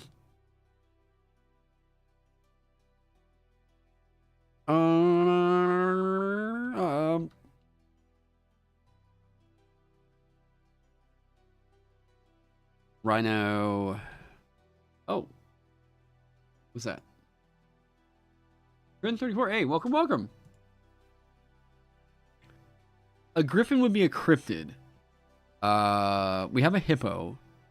We have a rhino. All right. We need one more, and then we got to keep moving on. Ooh. Ha. Give you something that's like, ooh, cool. What would that be like to roll? A peacock. A Rhea. Kevin! Yeah, we'll do... Okay. What up, JP? Oh, there isn't a moose or an elk.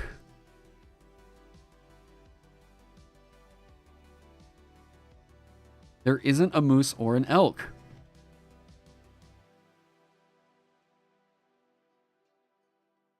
Deer. Yeah, we'll go with an elk. Okay, cool.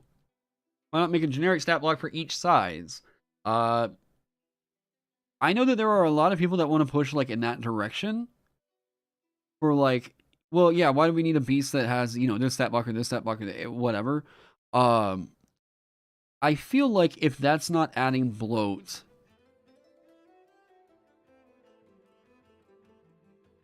we could just say that there's a generic stat block that refers to like, okay, well, this is a small amphibious creature. All right, this is a small amphibious beast. This is a large dinosaur. You know what I mean? But yeah, they do. Yeah, so we still want the flavor of what all these different animals could potentially do in different scenarios. And I don't want to go what is apparently the worst route of doing a druid, according to the reactions I've been seeing on the 1D&D playtest, of just giving you a generic stat block that, like, overwhelmingly seems to have really poor reception. Like, this has been a litmus test in a way of seeing, like, this might seem like it's appealing to very, very, like, hardcore focused, like, TTRPG players. But what about field testing this with, like, the general wide audience? And overwhelmingly, it seems like the druid template wild shape thing seems to be a huge miss. Yeah.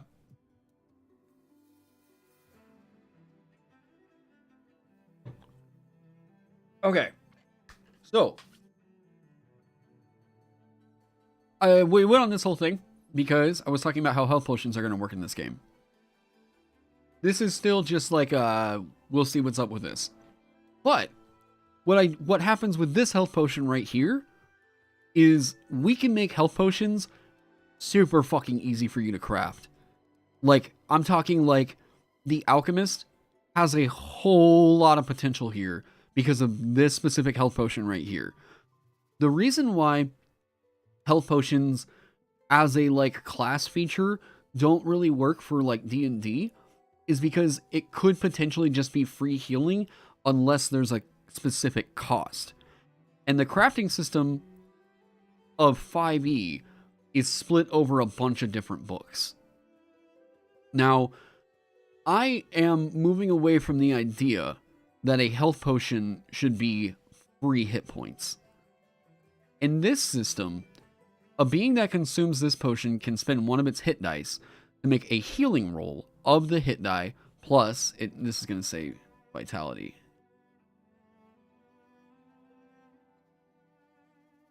There we go.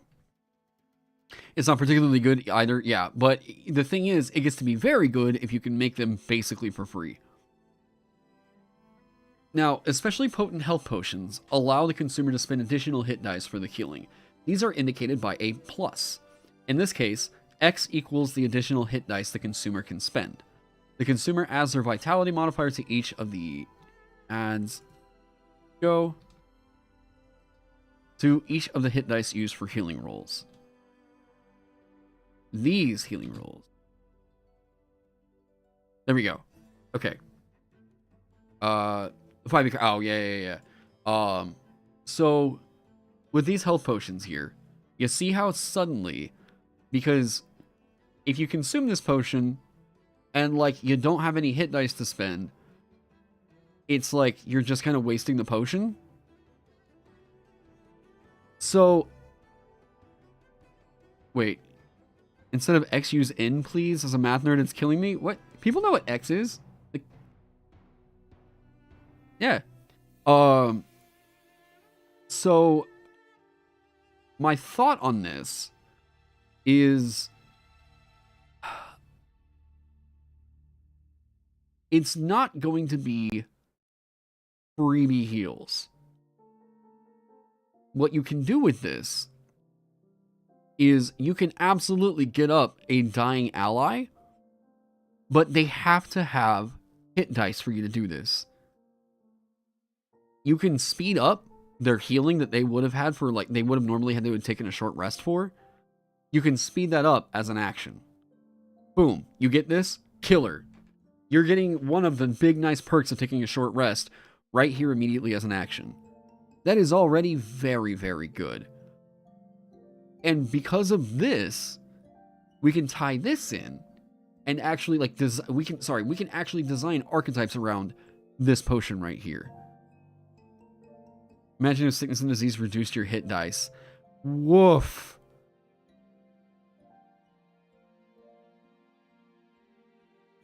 Wow. Wait, that's good though.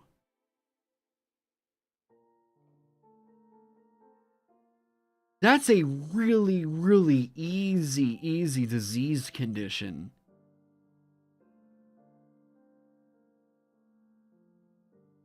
Dude, wait, that is really good.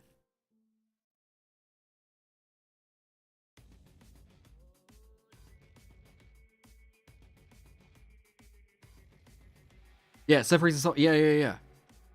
I mean, it's still magical, but it's like still like it feels more like medicine now rather than miraculous hit points. Ooh, a diseased creature has disadvantage. Or yeah, wait. Ooh. What was that, Chero? Jesus, what a fucking killer idea.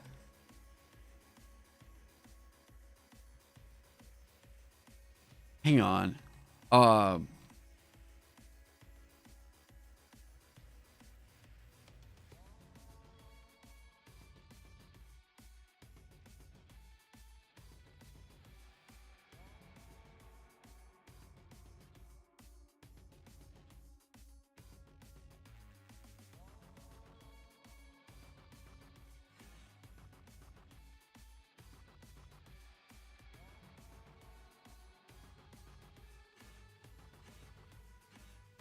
They make...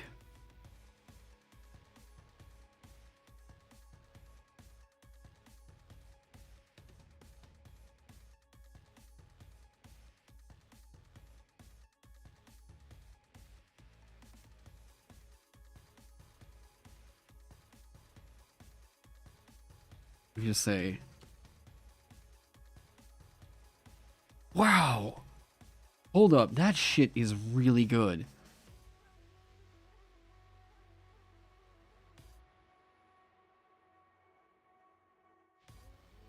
You feel like disease could be something like curses are?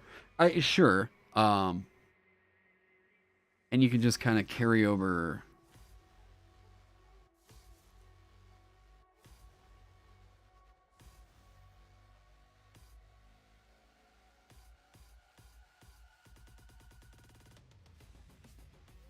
That's such an easy way to convey what happens.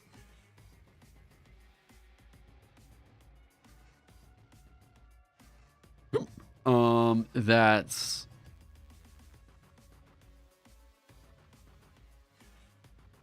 weakens their body, plagues their body. This status, of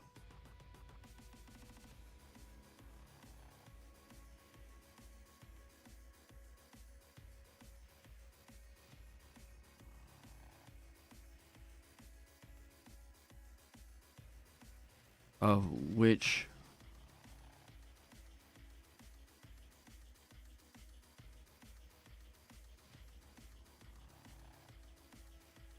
Oh my god, wait.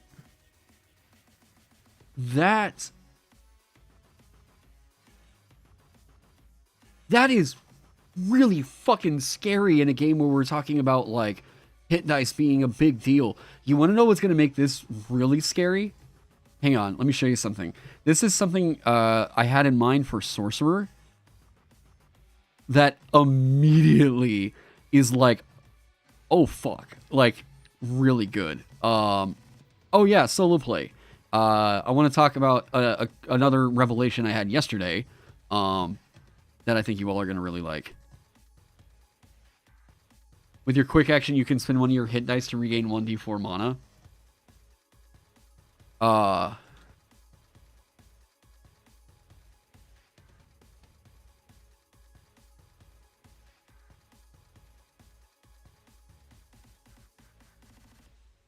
You see how graceful this fits in and conveys, like, You're sick?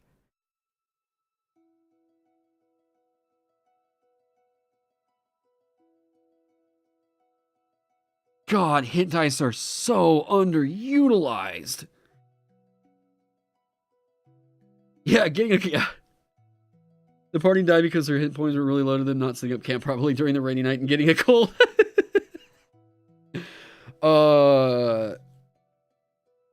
You assume Templars / Paragons aren't going to have the ability to just remove disease as a first level class feature, right? I honestly hadn't really considered disease being a thing that I would bring over, because it just didn't really feel like there was much of a purpose for it until that fucking brilliant idea. Charo, that shit was brilliant. You know what? How do I put... I will put your name in here somehow as a credit. That shit was such a fucking cool suggestion. Oh my god, that got so many ideas going. Oh, fuck, that's good. Okay. Yeah, it makes medicine... Yeah. Dude, that is so good! Remove diseases of existing being treated like dispel magic where more powerful diseases are higher level. Yeah.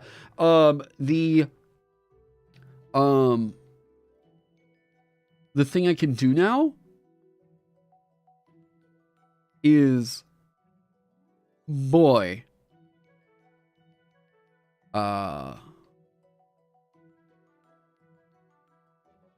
wait, are they, I forgot. I was battling with calling these statuses or conditions. What did I fucking settle on? Status? Status? Here. Status. Okay. We're going with status. Because it helps us to keep everything kosher. Bam.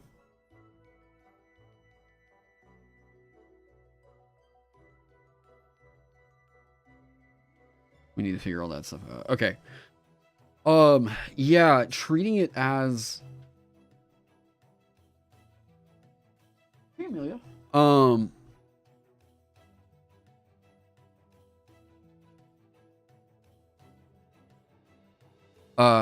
Treating it as... Hang on.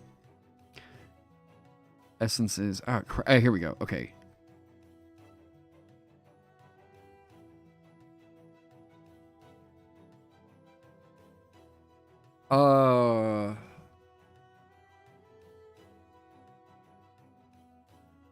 If the...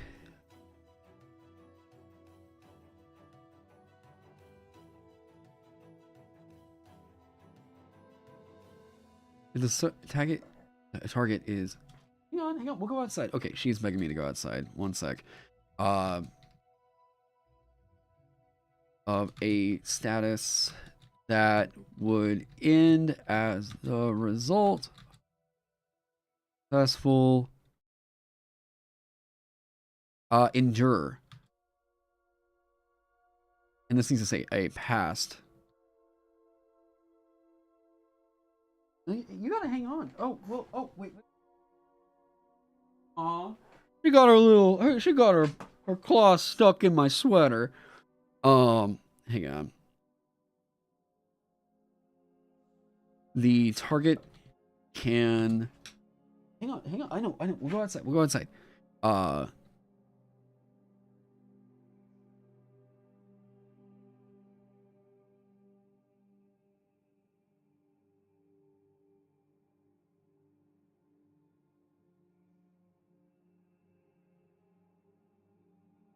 Okay. ATs. Hang on. Okay. This is a thought. It's just a idea there. Does exhaustion affect hit dice as well? No, I haven't toyed with that really at all. Yeah, thank you. Okay, I am going to let her out, and I will be back in about... how long have we been going? What, hour? Okay. Yeah, I'll be back. We're working on this today, okay? There's ideas going. The beautiful thing is, this is no longer designed out of a want to. Oh, hey, hang on. This is no longer designed out of a want to, like, I don't know, remove Wizards of the Coast or whatever like that. This is straight up, I really like what's going on here, and I'm just feeling that stroke of like, yes, yeah. I want to make this happen, so we are making this shit happen. Anyways, let her out, and I'll be back here in about, what do you guys think? Like 10 minutes, maybe? 10? Yeah, give me 10 minutes. All right, I'll see you guys here in a second.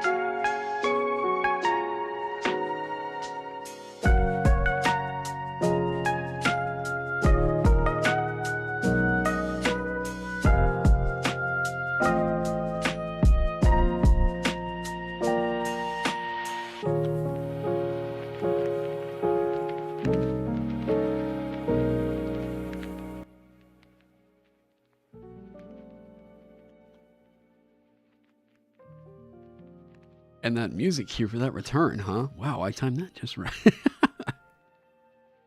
All right.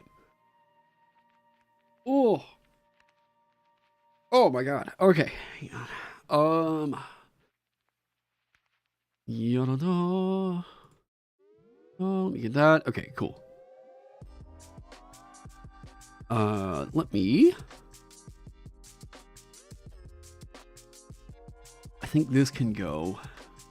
I think this whole thing probably.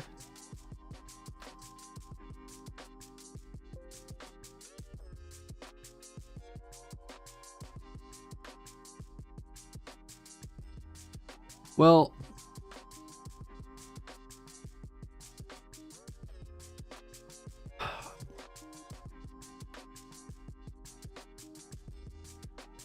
the thing is, if we start tying statuses over into these, wow, cool for like the idea of, and it seems to only be for one interaction that we want, and that's like freezing something solid, or like maybe confusing it. And that's the kind of thing that I think we should handle with essences. And as you get better with it, it's more likely you can cause the thing to occur.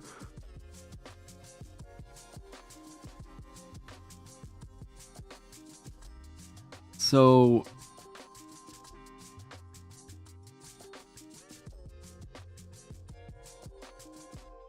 what would this be?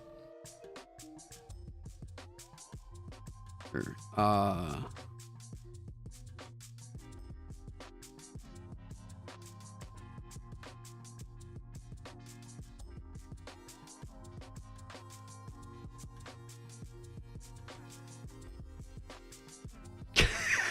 What up, Ken? Yeah, we're back at it. Oh, yeah, man, how you doing? Oh, man. Oh.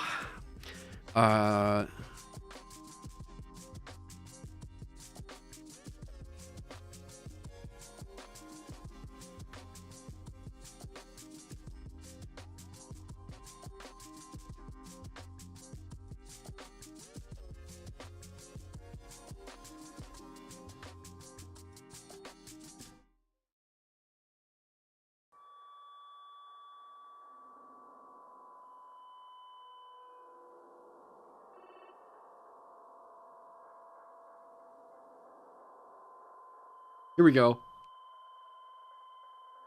Aw. You dropped that one? Oh, shucks. Yeah, I'm really stoked to hear it. Not just because you all are, you know, singing my praises. No, yeah, I want to go check that one out. Let me see here. Yeah, and for anybody interested, Ken does his Ken Talks, where he brings on other like RPG content creators and has discussions with them about, yeah, you know, seriously, that was like one of my favorite like interviews I've done. Yeah, man, it's super fun. Go check out his channel. Can you watch it on stream? What, so you guys can hear? I think they talk for like an hour and a half. Go watch that one.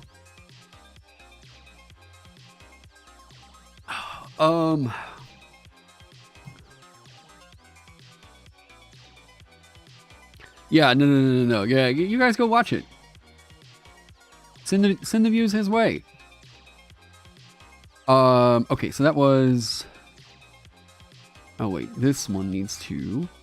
Oh no, wait, it doesn't need a bridge because that's a different way. Okay, cool.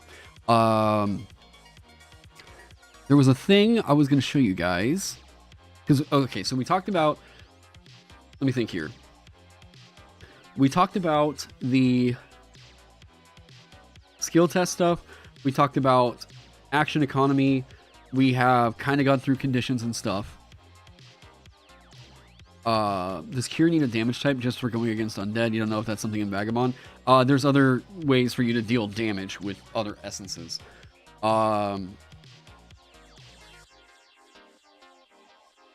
Plus, the way that cure works is it's allowing you, it's going to be cantrip level healing.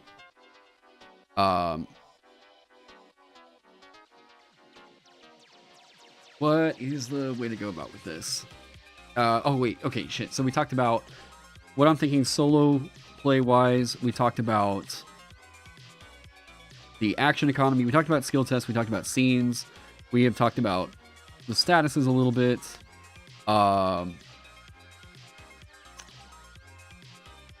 Cool. Right? I think those were like the major revelations yesterday. Because of that, let's talk classes.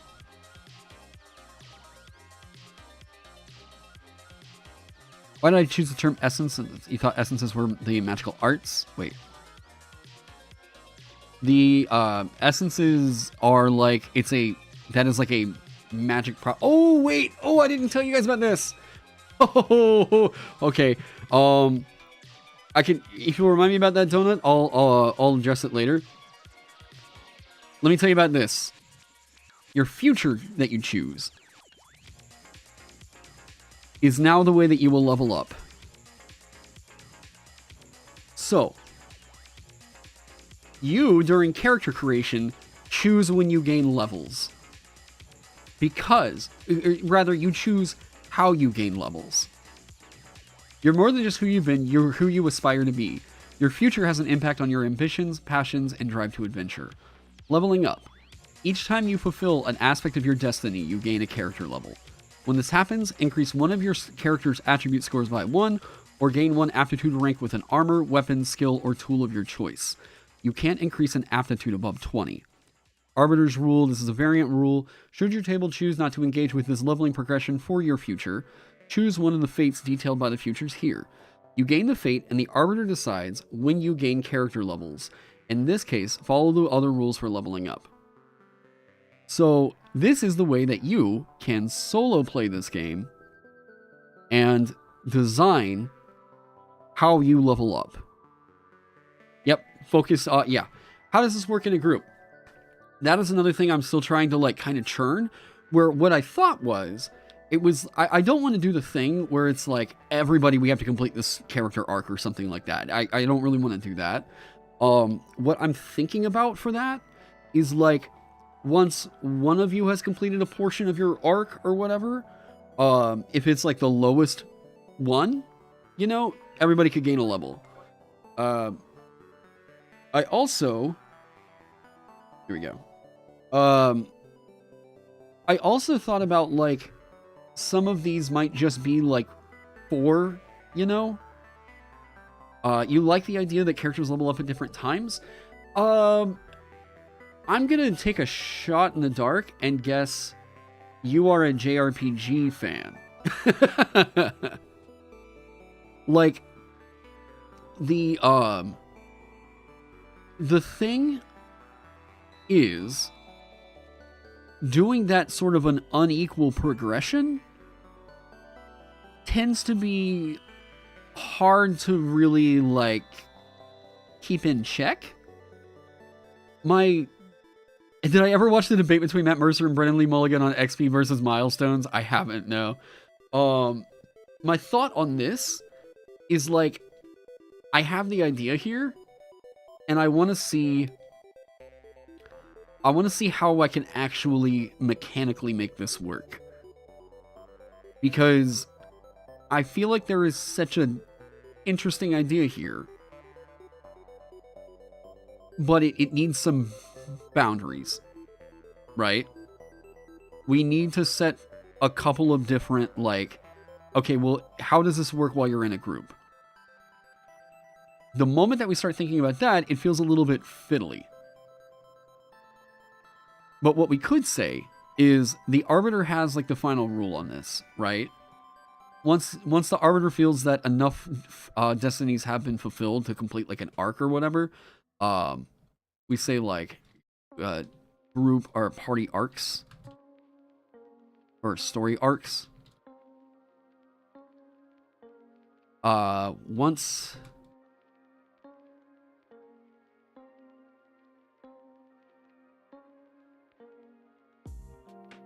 that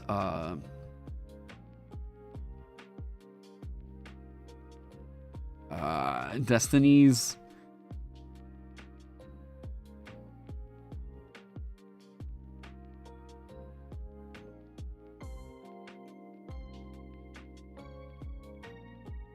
boom. You could say something like that, right? Groups.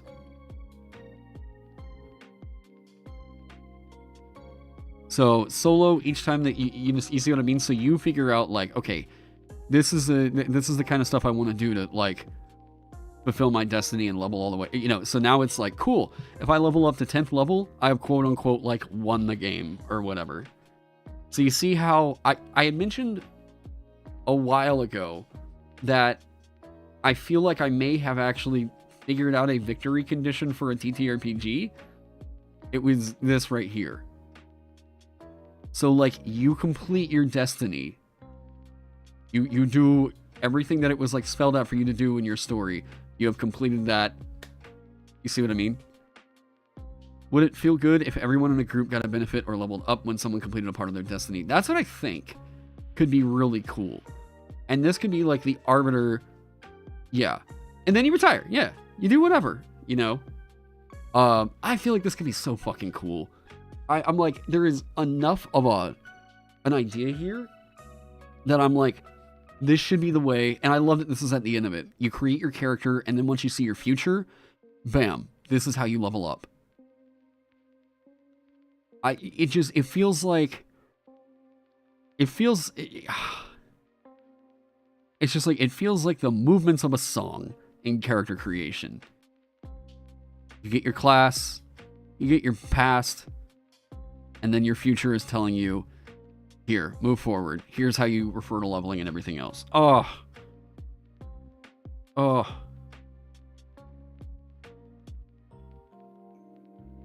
Then you play Vagabond 2 levels. Yeah. Yeah, levels 11 to 20. Someone who completes their own gets a major, everyone else gets a minor. It's some kind of midway idea. That might be getting too into the thick of it. Are there going to be prestige classes? I haven't really... I thought about eventually doing a levels like 10 to 20 expansion, but that would be the kind of thing that I would rather hold off on after the Kickstarter. So like, do the Kickstarter. We have a couple of different like stretch goals planned where I'm like, okay, what I really think would be cool is, you know how we talked about the spell system? So in this spell system, have like a tome where like the tome is, or like we call it a grimoire or something like that. It would be a bunch of spells that are created by backers using the system that I would go through and make sure like everything seems to be in tune or whatever. Not just an essence. If you want to design essences, cool. Like we can figure that out. But like these are going to be like the create your tome type things where everyone's like, I made this spell using the system. Here's what it's called. And then just kind of have that as a zine that's distributed. Creating your tome seemed to be the thing. As soon as I dropped that video on like the magic system, everybody was like, yes, this right here, oh my god, you know. So I'm like, cool, we need to embrace this shit. Yes, do this. Make your spell. Yeah. Okay. Backer's fiery dart, yeah. We go. Alright. Let's talk classes.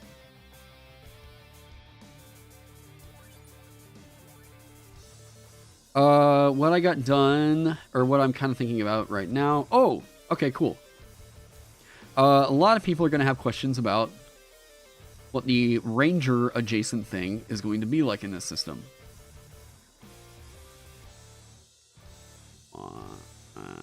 Yeah, there we go. All right, cool.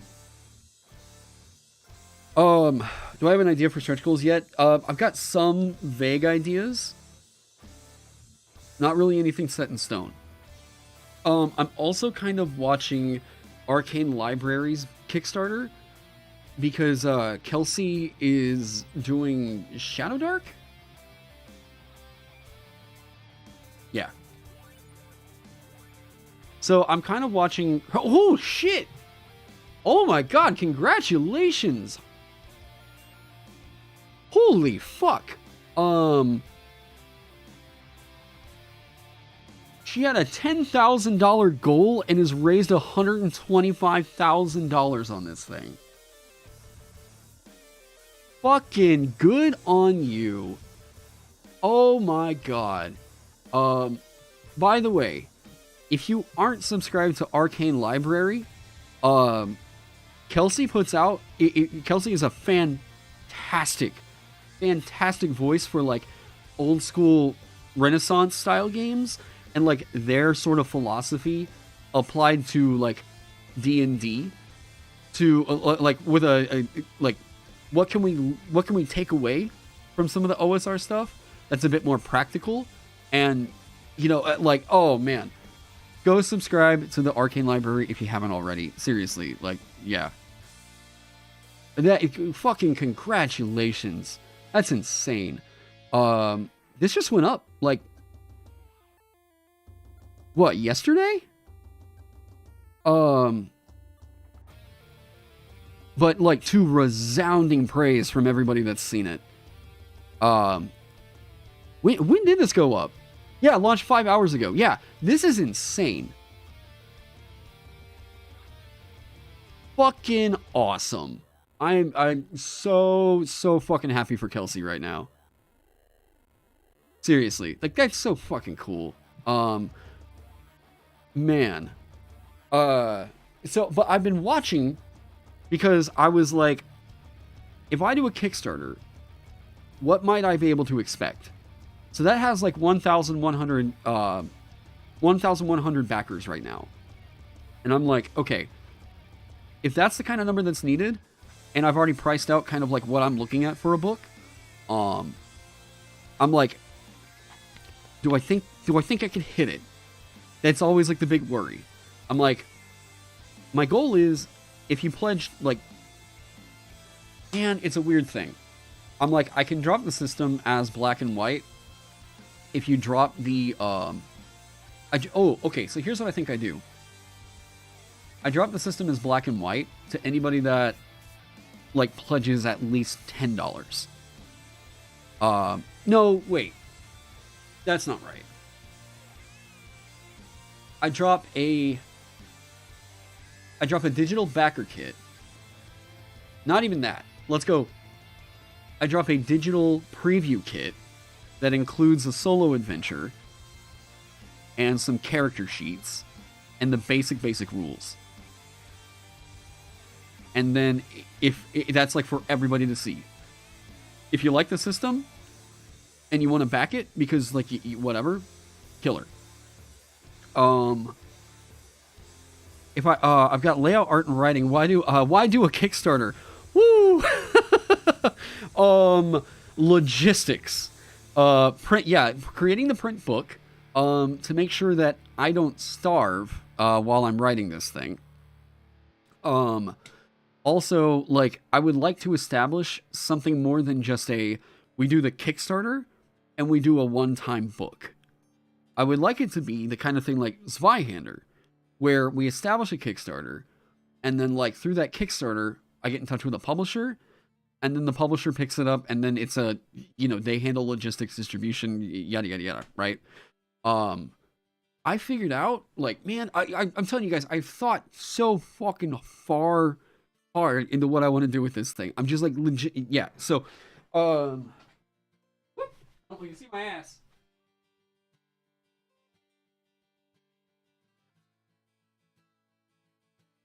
So, Games Omnivorous. Here, let's see this. Games Omnivorous printed The Isle of Ix. And, like, I love this book. I love the feel of it. It's like a cloth cover. Like, you open it up and it's like, ooh, there's like these end pages that just look very, very nice. The pages are, like, nice and thick. And, like, it has a stitched... It's like stitch bound, right? Like, ooh, oh, this feels so good. Like, yeah, I love this right here. Then, Let me, it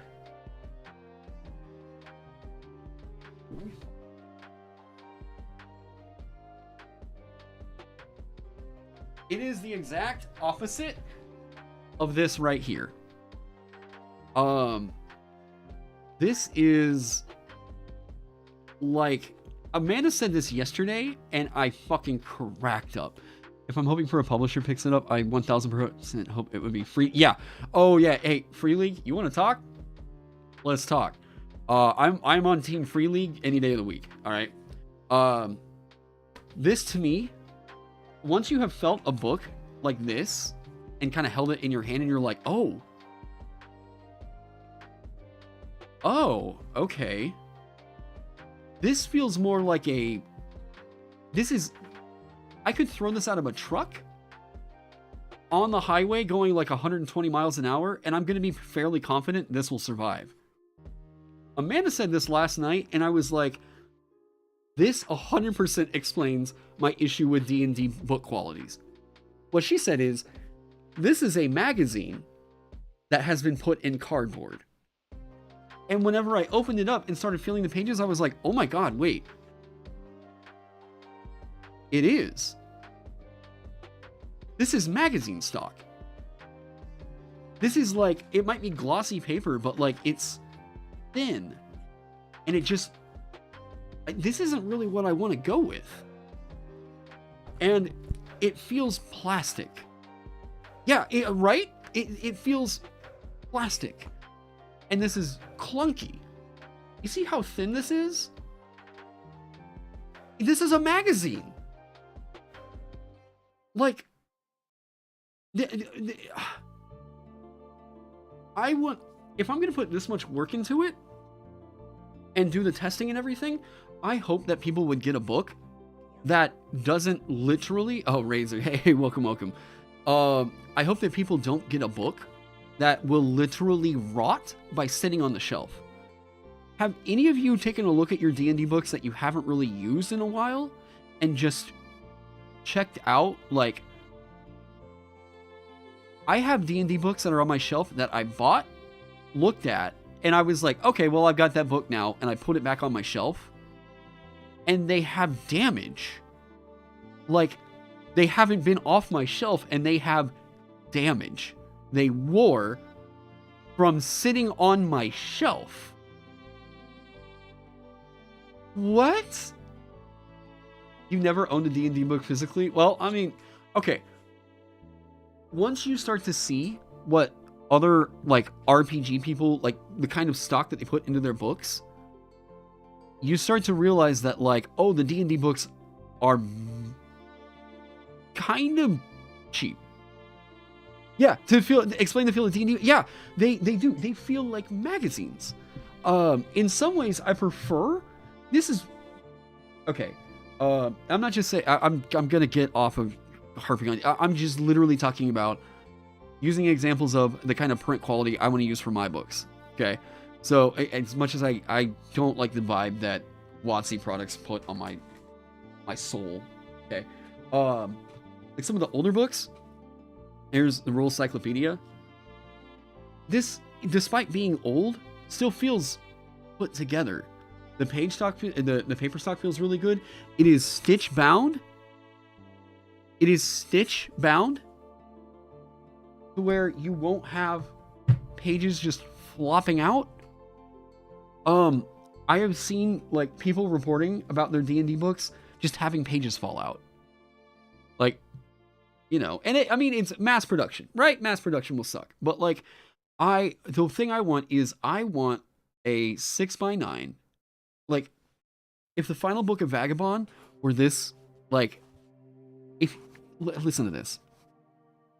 Oh wait, you probably can't hear that. Here, wait, can I make that louder?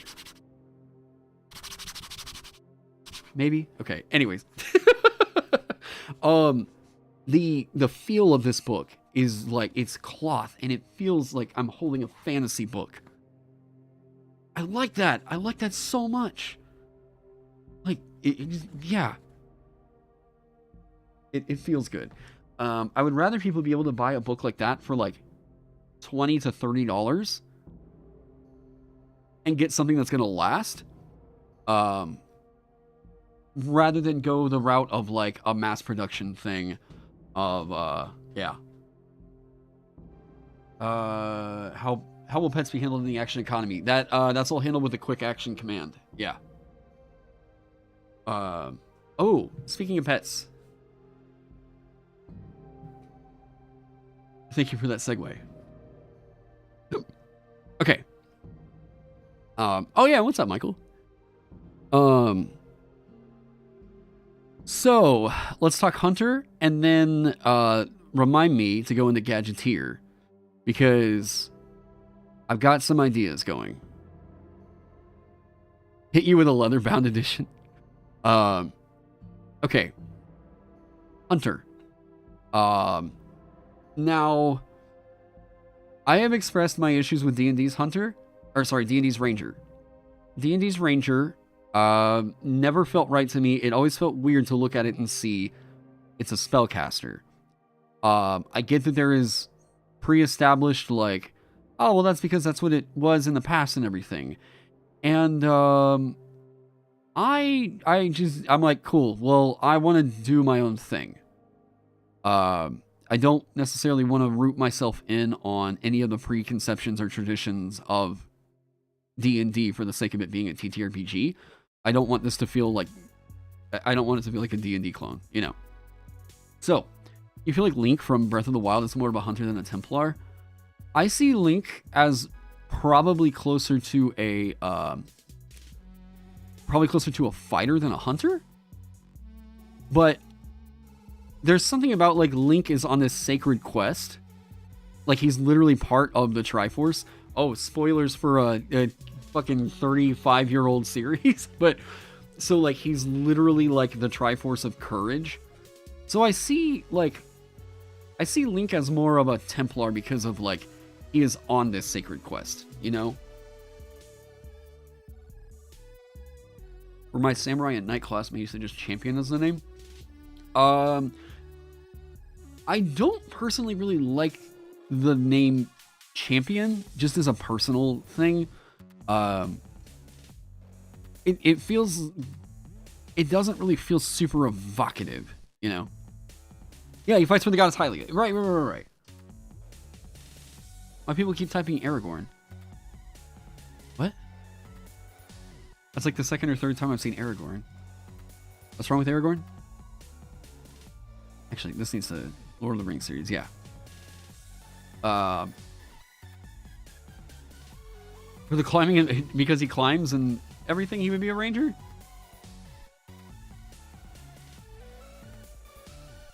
Okay, well, so let's talk about what I've got going on right here. Aragorn is a classic ranger? Yeah.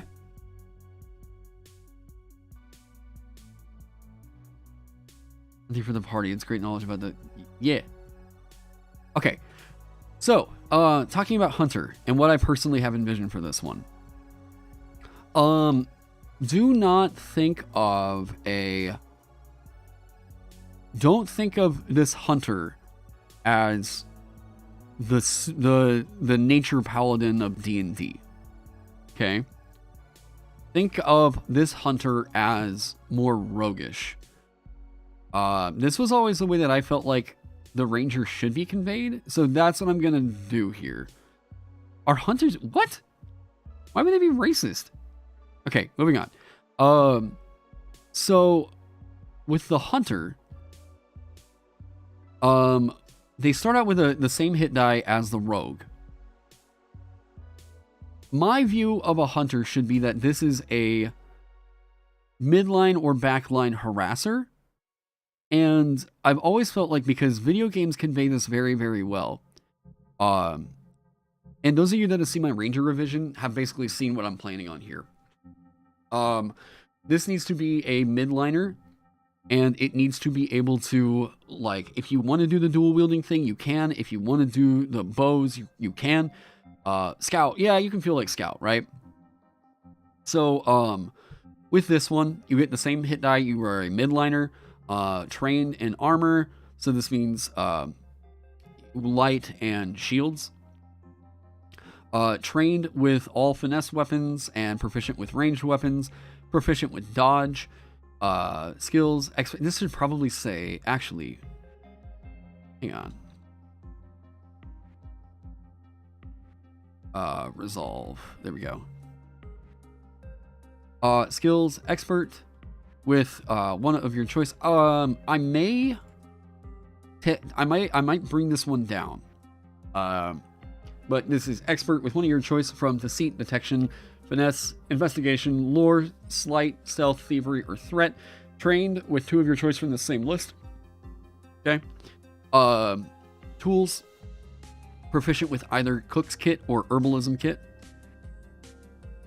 Here we go. And yes, cooking has mechanics in this. You've got to treat your characters right. How many skills do fighters get? I don't know what that might be in reference to. I don't really know how to answer that one. So, hunter features. Survivalist. Survival is not a skill in this system. Actually, wait. Bam.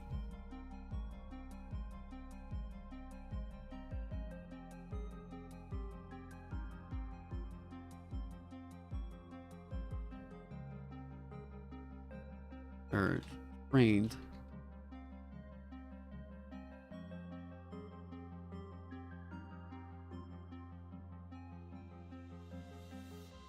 I got rid of survival.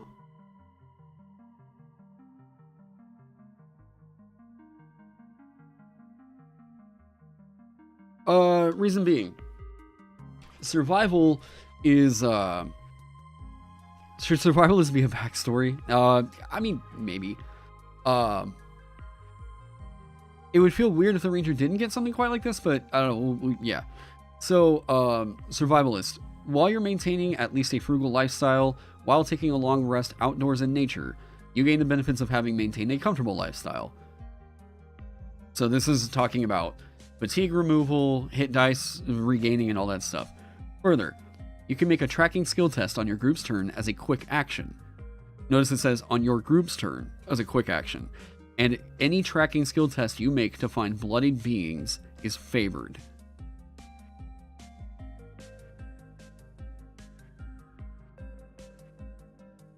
I already feel right now, because there's a morale system, that this is immediately going to be like, ooh, wait, that's good.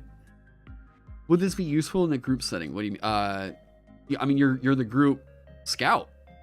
You're literally hunting down some things that could be going on. Like, if you bloodied it in a fight and it's taking off, because like there's actually mechanics for that in here. Oh, wait, like this could be kind of clutch. I personally feel like this is pretty good. But again, we're gonna see, right? We have to, like, there's moving parts to the battle system to see whether or not this is gonna be useful. You mean the frugal lifestyle? Well, I mean, it's supposed to help you out. I guess you could say you could, but I don't really like.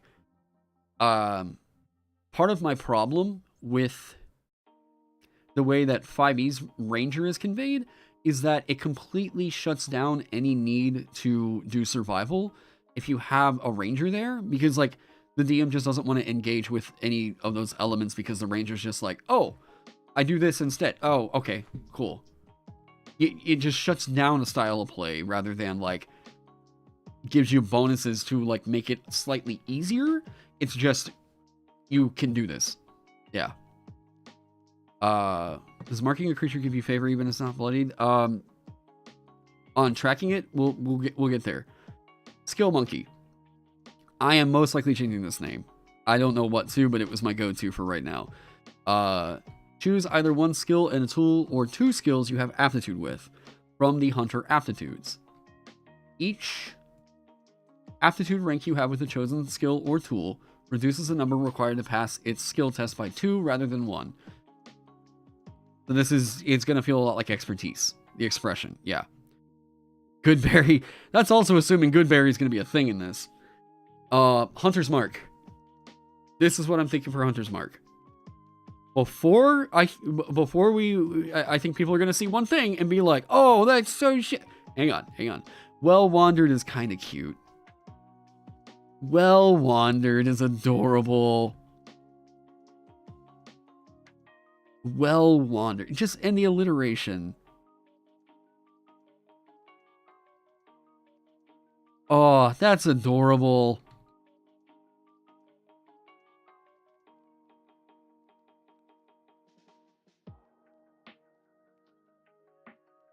That's pretty cute. Escape Key. Hey, welcome. Maybe give favor to a group. It's automatically a better lifestyle for yourself. What is bloodied mechanically? Creature is at or below half of its health. Just like in like older editions. Bloodied.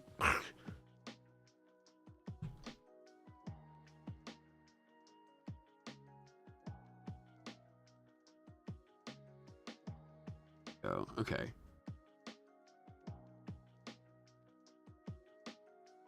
Your group found a good non-spellcaster homebrew from drive-thru. It worked on the subclass. You agree, though, with the ranger feeling that way too much on it, right? Yeah. Okay, so Hunter's Mark. Let's talk about what I'm doing differently here. I know. Some people are going to see one thing and they're going to think like, oh my god, wait, what? It's different in my system. All right. So, you can mark a being when you hit it with an attack test or as a quick action on your group's turn. I think that this should say a weapon attack test.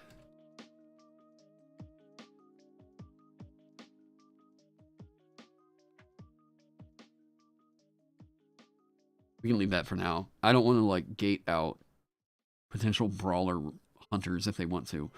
As a quick action on your group's turn. So either when you hit it or as a quick action on your group's turn. So if you confirm the hit, cool. If you don't, you can still focus in on it. This mark is your Hunter's Mark. While a being bears your Hunter's Mark, the following rules apply. You must focus on the mark.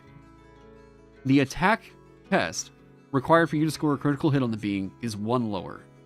Typically on a 19 to 20. Does attack test potentially include spells? It could. And it could. And that's the one thing I was kind of thinking about, but I'm also like, I guess if that's the way they want to build it, then okay. But I really want this to just embrace it. I don't think that magic is going to be as unwieldy as it is in like D&D. Magic is by default, if you're doing damage with a spell, it's going to do 1d6. You can keep upping that damage by investing more mana, but like, just to keep it simple, if you do damage with a spell, it's 1d6. Gut reaction does hate the focus part, but you're willing to hear it out.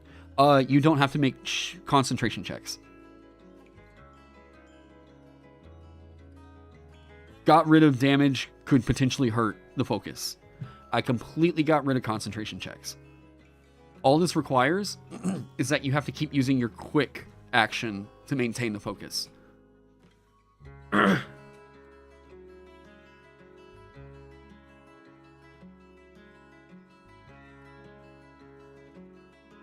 There we go. Let's hear it. There you go. There you go. See? Why I removed that? Because, number one, either nobody fucking remembers it. And, like, then it's like, oh, yeah, he was concentrating. I guess I gotta make, oh, shit, well, I gotta go back and do this. Concentration checks cause a lot of, what's it called whenever they go, retconning. Concentration checks, I think, are the biggest cause of retconning. You're just here for an herbalist with a motherfucking ballista. Yeah. So concentration checks cause a lot of retconning because they're like, oh shit, well, in order to keep the timeline right, he was focused on his spell. He should have made a concentration check. And then what's the concentration check? 10 plus damage. And you know what I mean? Suddenly a concentration check turns from there was an interaction that occurred into a whole fucking minute of Oh, shit. Well, what happened since the last time that this happened? Yada, yada. Okay, cool. We can alleviate that issue by requiring that you have to spend some of your action economy to maintain it. Now, why I think that this is okay is because for the most part, casters that are trying to keep these persistent effects going aren't really wanting to use a lot of the other quick actions, like, at all.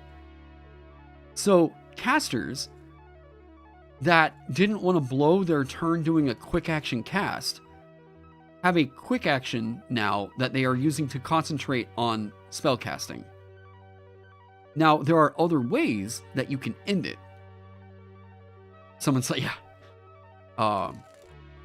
Concentration is a super feels bad on cool spells that aren't core of your class, so it feels like if you want to disrupt the BBEBG, it's really only like concentration checks are the cool thing to potentially like end, like do the Mage Slayer thing, where it's like, cool, I hit that, and now it has to make a concentration check, yada yada yada. Yeah. Is there a hierarchy of actions like main action? Yes, there is a hierarchy. Can I convert between them? I covered that about an hour ago.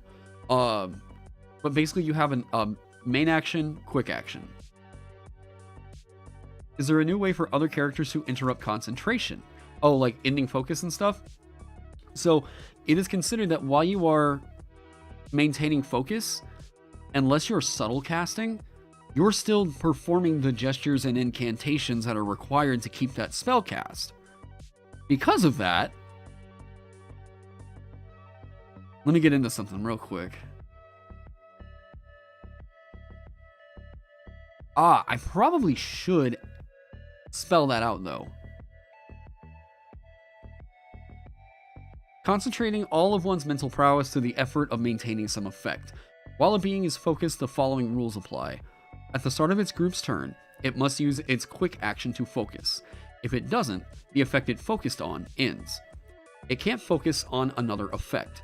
If it does, the previous effect immediately ends. We have that.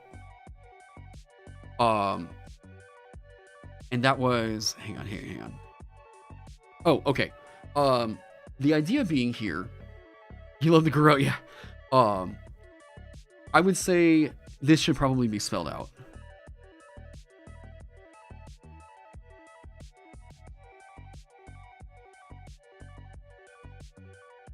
Is magic. Wait, how about this?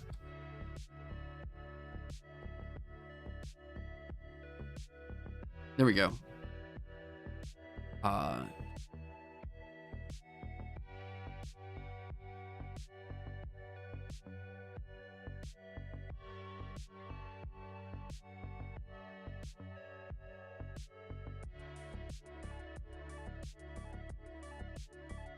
Now, this makes subtle look very, very good, because if you're focusing on it, you can subtly focus.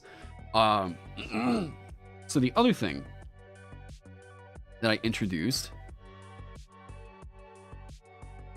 is a new condition, status rather. Mute. If you've played any Final Fantasy games, this is probably going to look familiar. Mute. Something has rendered the being incapable of speech. While a being is mute, the following rules apply. It can't take the speak action. It can't perform the incantations required to cast. So if you silence their spellcaster somehow, it can't cast. If they're focused on something, it can't cast. Multiple power things said, oh, thanks. You don't think it should be require you to be doing something on every turn? Spell like a warlock armor? That could be. Well, if mage armor is so central and core to like a defined style, you might want to call it muted, so that it matches all the others, paralyzed, focus, etc. I think mute is also like, isn't I'm pretty sure mute is also the word to describe it's like as an adjective, right?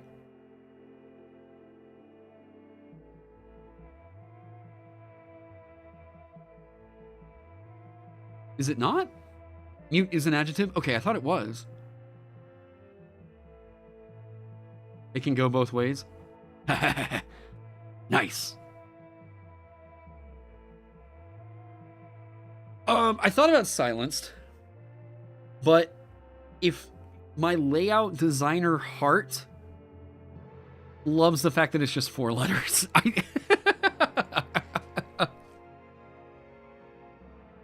like, you know what I mean?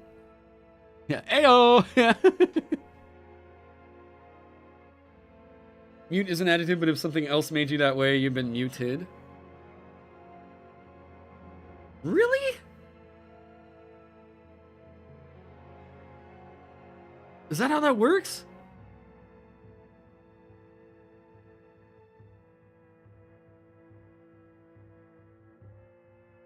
Huh.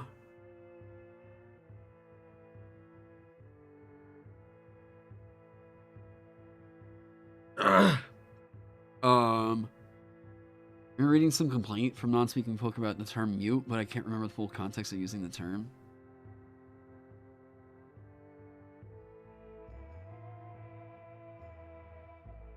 Well, I mean, it has been used as a noun. Silence is more neutral?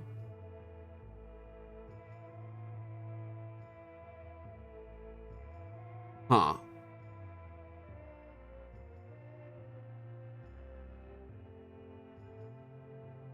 I guess what you could do is say, like, silenced is the condition and maybe mute is the spell. So that way it's not a status. And by doing that... Hang on. Let's meet the discussion. No. I want to figure this out. If it was like mute a spell that's like an action that's being taken, it's not describing a quality. This is describing a quality. And silence...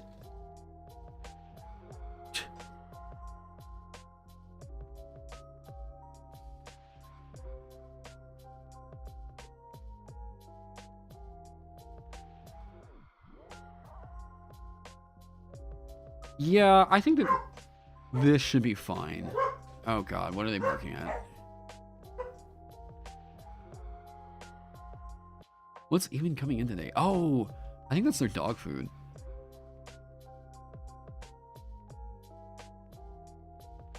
Did your food get in?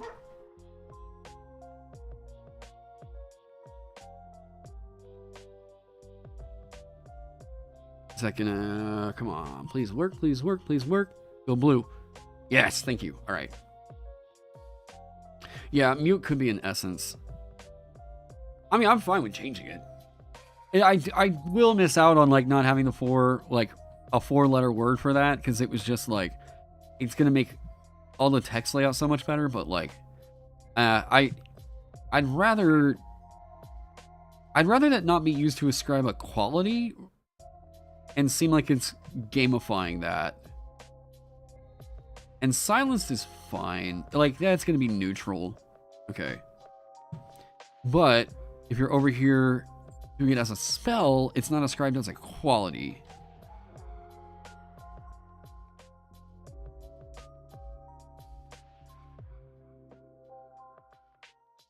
You don't get why it doesn't work, though? It's kind of complicated. Hush, yeah. I guess hush could be the...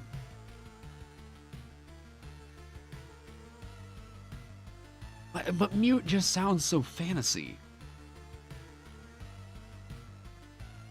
Ooh.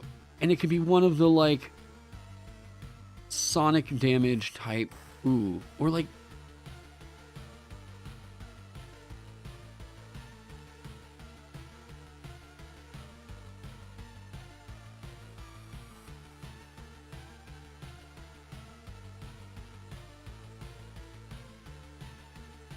Oh, crap. Hang on.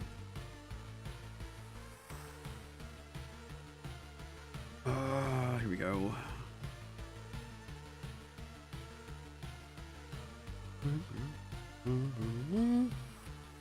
This music was shut the fuck up. Yeah.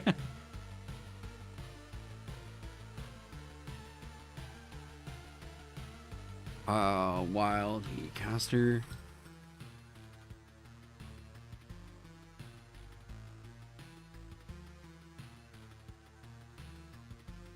Bam. See how easy that is?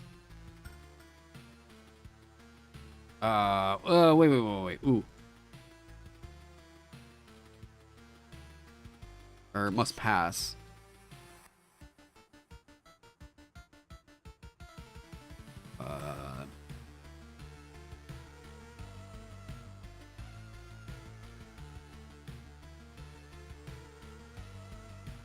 Boom. See how easy that is? And then you can customize it and do whatever you want. Yeah. What's mesmerism? Enchantment. I feel like the term enchantment has kind of evolved over time. And if you look at, like, you know how Skyrim uses it, where enchantment is how you, like, give weapons magical properties? I would rather go with that. Where, like, enchantment is how you're going to, like, I spend downtime enchanting a weapon. That kind of a thing. Or you could say, wait, could that be a new delivery? Enchant. Wait, delivery, enchantment.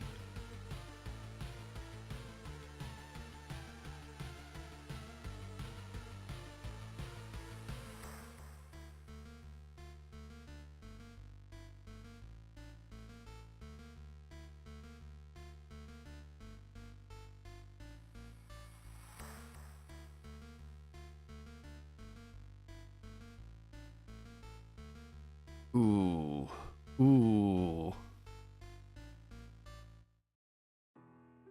Why not manipulation? Because that doesn't really sound like it's conveying what... That sounds different. Oh, wait, you mean in terms of, like, mesmerism? Or that? Mesmer is a... I mean, it's a term that's been used in a lot of fantasy for... like the enchanter style spellcaster, and I just kind of I like it, you know. I think, yeah, mesmerism feels like, yeah, cool. How open license is my system? Well, first I have to develop the license for it. Second, it will be fully open, as in creators will maintain 100% of their rights.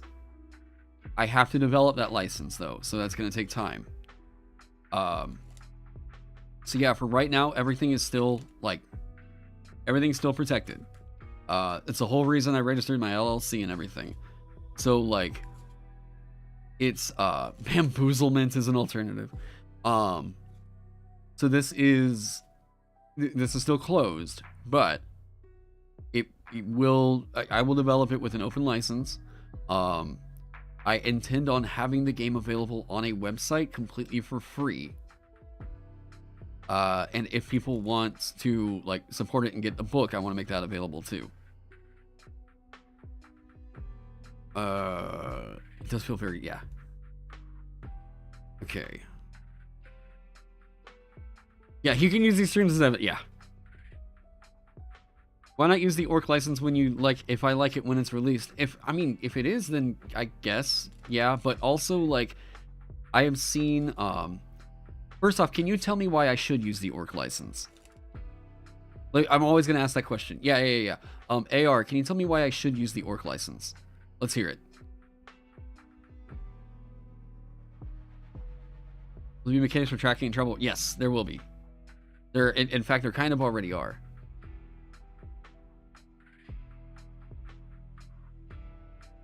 Reason I ask is to kind of prove a point that, like, nobody knows what it is. Nobody's seen it yet. Yeah. So, I am not about to commit to publishing anything I write under a license I have not seen. Yeah. Bring back the poopy butt condition.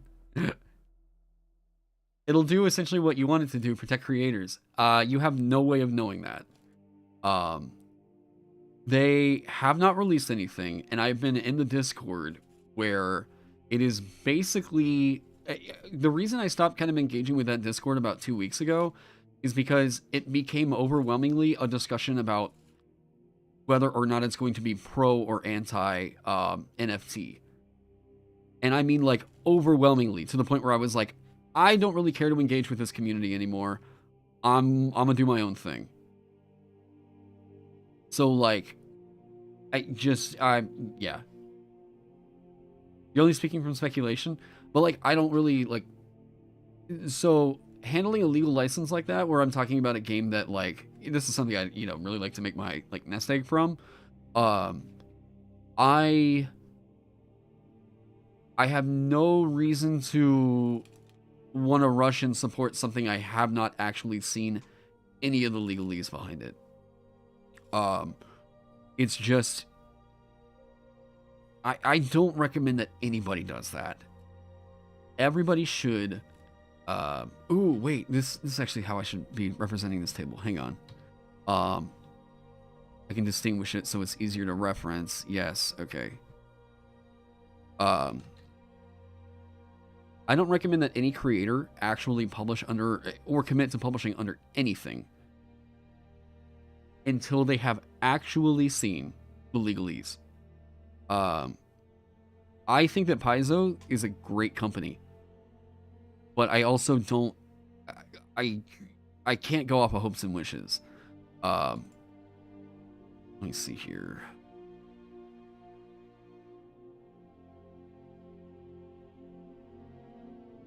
Yeah. So yeah, I kind of disengaged from the like work Discord. What was this? Yeah, like a week or two ago, because it turned into, it was less about like, okay, what's going on with this license? Can we hear information or whatever? And it became like,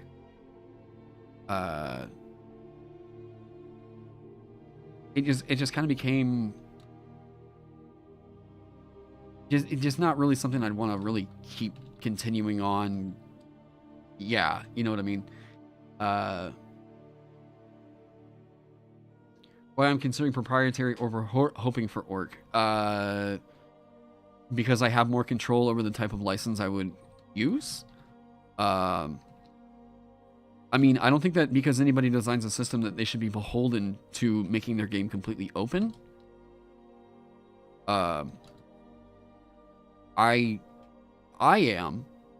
am trying to do everything that I can to make sure that creators are going to get, whatever, but I don't believe that, how do I put this? I don't believe that just because you develop a game, that means that you are ethically obligated, I guess, to make it an open game for all creators. Because, how do I put this, man? It's kind of complicated. The thing with the D&D stuff and the OGL was because they had given us an open license that we had been developing our careers around, and then they were trying to rescind it. That was why that whole debacle got started. That was where I was like, nope, this is fucking wrong. This is absolutely fucking wrong. And that's why I pushed back there. But if like there's a developer that's like, if there's a developer who they're like, well, I want to make sure that I've got control of the content that's created for my game, and like I can't control what winds up in stores. I'm kind of doing some checking real quick. Okay. If I can't really control what's going on in stores, and they've got that kind of, then it's going to look bad on my game, right? So I can see the reason for it.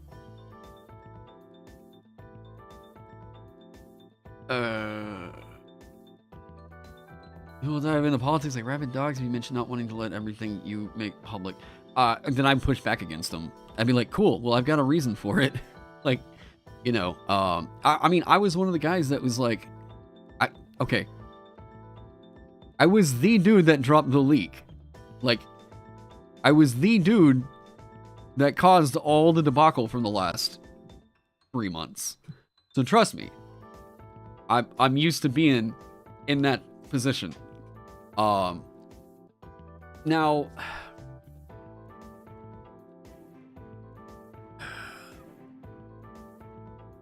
I am confident that I have the right thing in mind for this. And if people are going to push back because they're like, oh, you didn't go for orc? Then I'd be like, yeah, I don't know what the fuck it is. You know, like, that's just, yeah.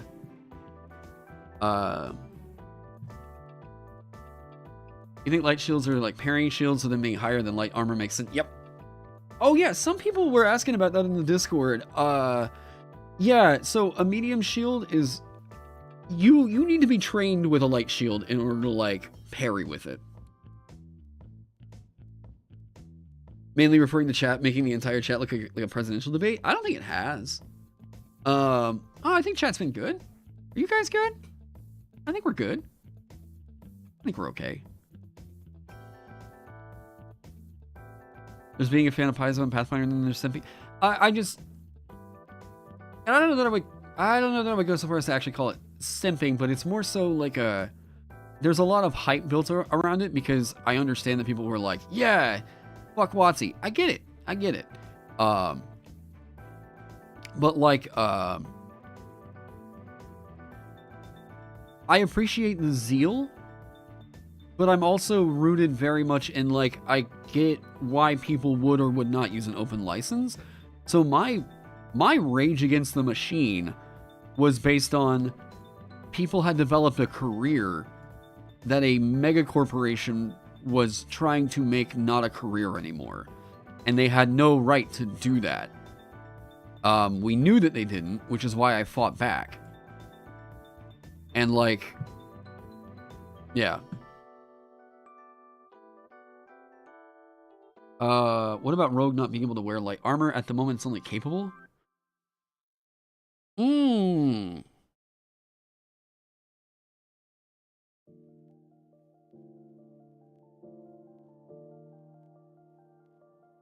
Um,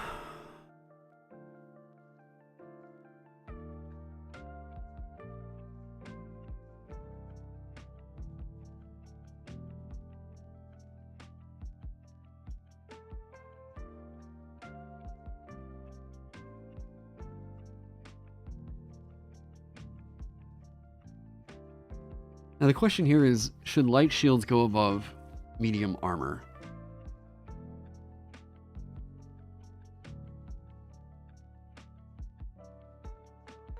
The OGL dispute was a labor dispute in almost every... Yeah. Before I publish before Orc... Wait, if I publish before Orc is releasing, you don't like it, or you publish before Orc is releasing... Yeah, I mean... I also just, like, I mean, if I were to do something like... I develop a license for this... if I were to do something like if I'm just concepting out, like, what are the potential licensing options, and I'm looking at why not do Creative Commons,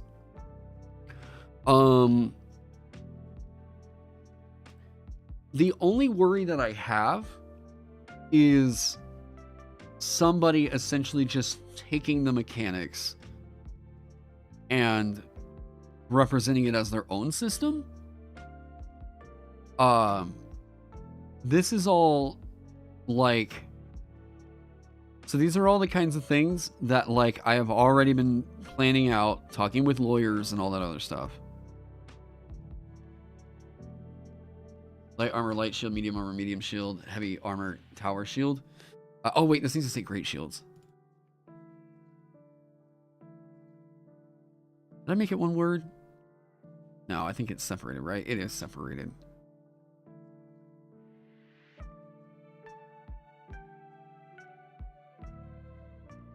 reskinning it and saying, yeah, yep. Only because we know that this has happened, and I'm odd.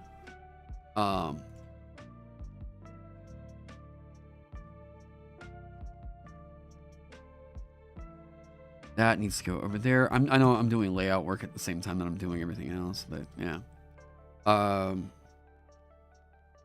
What if I did this, and then this, this, this, this, this, and then this? It's this piece of artwork, isn't it?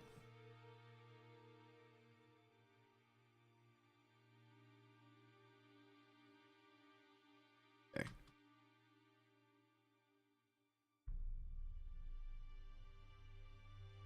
Oh shit, Ranger stuff. Oh god, yeah. Wow, I forgot that totally went on it. Yeah. Am I looking to copyright the expression of mechanics? I don't totally know. What I will say is, at this moment, right now, I'm trying to get the thing just designed. And I do have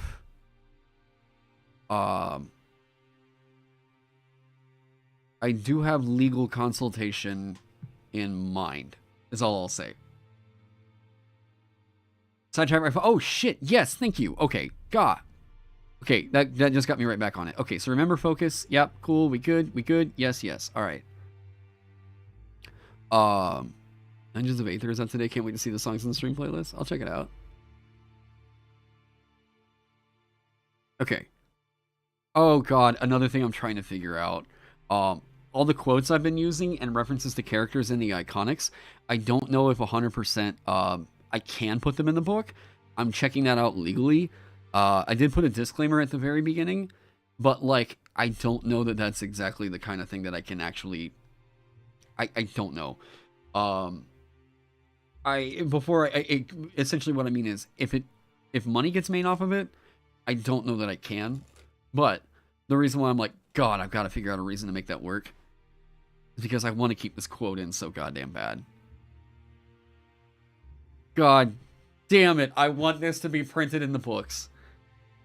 Fucking, can you please tell me that there is a better quote for the Vanguard than "Move, bitch, get out the way"? Oh my god. That is such a Vanguard goddamn statement. You know, I've heard so many people that were like, yeah, whatever, this is like what I quoted all the time playing my Vanguard. Like, yeah. I can rephrase. I don't know. But this is like so. This perfectly tells you what this class does. Yeah. I want that to make it in so bad. But like, you see, and this is the kind of like fun I want to bring to the book. Not this whole thing of like everything has to be. I don't want to like play it super safe for parents, you know. I'm not trying to sell this game to kids. I'm like, this is a TTRPG core. It's gonna be artistic expression, all that shit. Movement, yeah. I'm almost thinking at the beginning, being like, hey, some people may feel that this book is probably like PG-13. Well, like there's blood and whatever, and if they're like, oh yeah, the blood's cool. Wait, you said bitch? Oh. Oh no, he's got a decapitating work. That's cool. He said, damn? Departeth thou dastardly canine? Get thyself away from mine self. Yeah, move, winch, clear the way. Anyways, yeah, some of the quotes that I've had, like, I mean, okay, that we'll go back to the hunter, yes. But where was I wanted to keep this in. Did I? No, I did change it. Yeah. I did change it. But goddamn, there's a quote from the Liza Locke Lamora that I want so fucking bad somewhere in this book. Any of you all that have ever read Liza Locke Lamora know that that book has probably some of the best some of the best dialogue in any fantasy story. If you want to read a book that's like a fantasy story that's like Quentin Tarantino wrote fantasy, dude, you got to go check out The Gentleman Bastards. All right. And I've got bastards is in here as a word. So yeah, you whatever. But there's a line, not in it. I have one from Gentleman Bastards in Thief, but there's a line in particular that I want to get somewhere, but I just don't know where.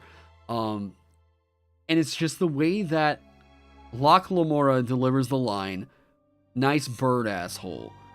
It is my fucking it's the reason why it's so good is that the book spends about like 10 pages before that explaining like why Locke Lamora. I thought about it for Beastmaster. I have one in here, but I thought about it for Beastmaster. So like the best Beast Hunter quote kicks helmet breaking his toe. Yeah. So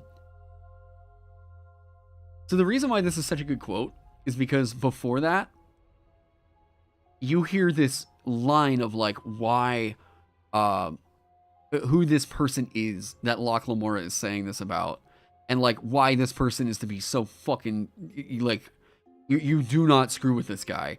Here's why, and it goes into a whole goddamn diatribe about like, you don't mess with this person, you don't mess with this person, or what the hell ever. And then Locke Lamora goes, first fucking sentence of the new chapter is, "Nice bird, asshole." Fucking great. Oh my god. "I will hunt you, I will find you, and I will kill you." That is probably better than the quote that I have here, because this quote specifically mentions rangers.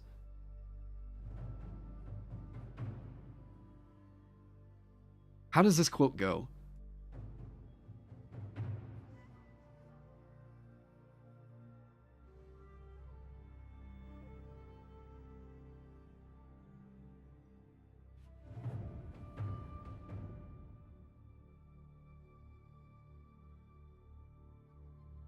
"I will not look for you, I will not pursue you, but if you don't, I will look for you, I will find you, and I will kill you." That is a really just, it's cheesy, but I mean, that gets across Hunter. In your professional opinion as a rando that on the internet that does his own research, I'm sure it's fine to use whatever quotes, right? I'm worried about the Disney stuff.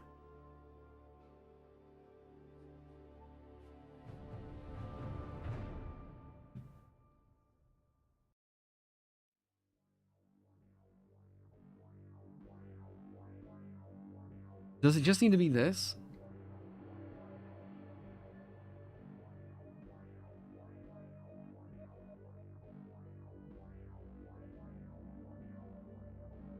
What is his character? Or I guess rather, who is his character in that?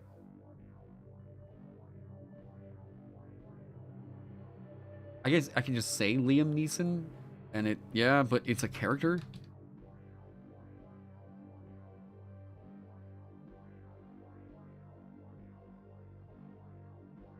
Yeah, Disney, Warner Brothers, music, and Roblox, the things you don't mess with, yeah.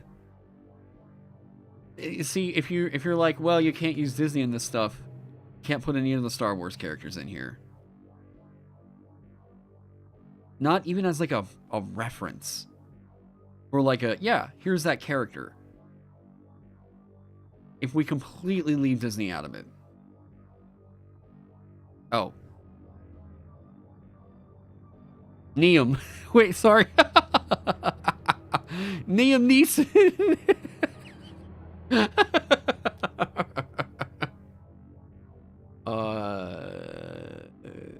Where is his...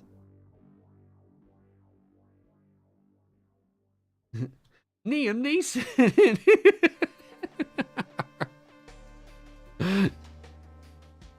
Oh, that's funny. Yeah, I don't want IP beef with Disney. And honestly, for it to be such a tiny portion of the book, it's like I could remove the Star Wars characters and it would be fine.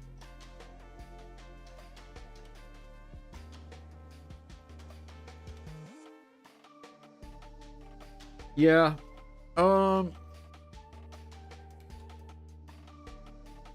Besides, Disney is too woke. What? Oh my god, come on, don't come into my chat and say that.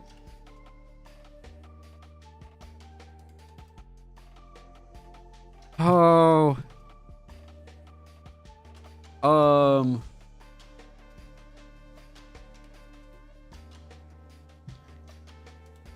What about Rangers Apprentice series? Haven't read it. Take the advice from the lawyers, but there's a difference between referring to something as an example and quoting it. Yeah. Why not? It's true. If you know how it makes you look if you go into like other communities and you're like unironically saying like, oh, this company's all woke, and it doesn't make you look good. Well, I'll just say that, all right. I've seen you in my chats a lot. I've not seen you behave this way.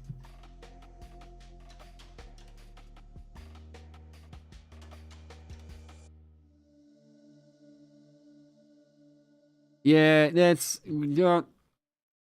Come on now, don't do that. I don't need to get out fucking teacher mode on chat.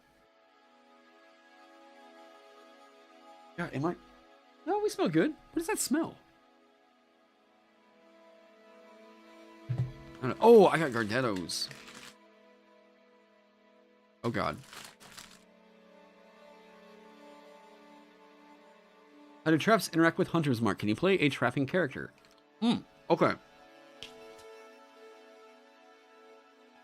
So, I have an idea for that. I've written it in the past.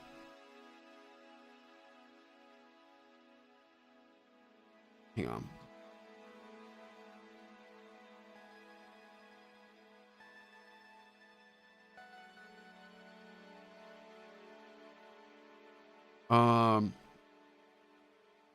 Use the Morshu quote for the merchant. What's the Morshu quote?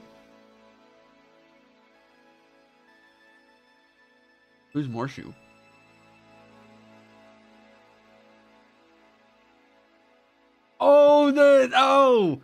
Oh, this fucking dude. Yes. Okay.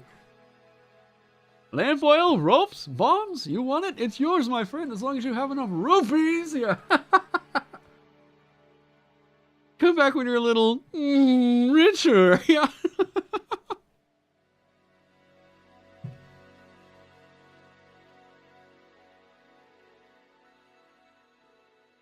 Oh my god, I've got to use that one, right? That is way too good. Would it be lamp oil? The lamp oil one, or what's the right one?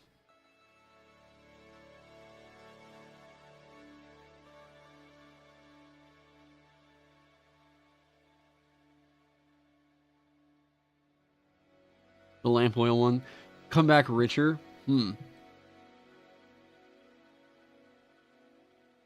What are the hunter subclasses here? I'll scroll over here real quick. For right now. Nothing's set in stone. The lamp oil one? I know, like, which one's more, like, people are gonna know right off the bat, bam. That's what that's from.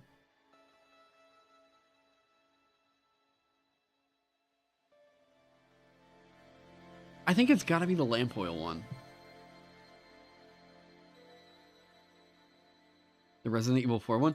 Morshu's so fucking iconic, though.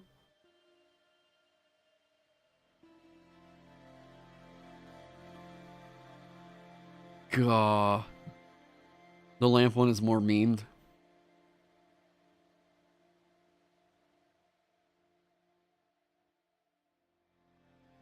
How does he... Okay, here, we're going to look at Morshu for a second.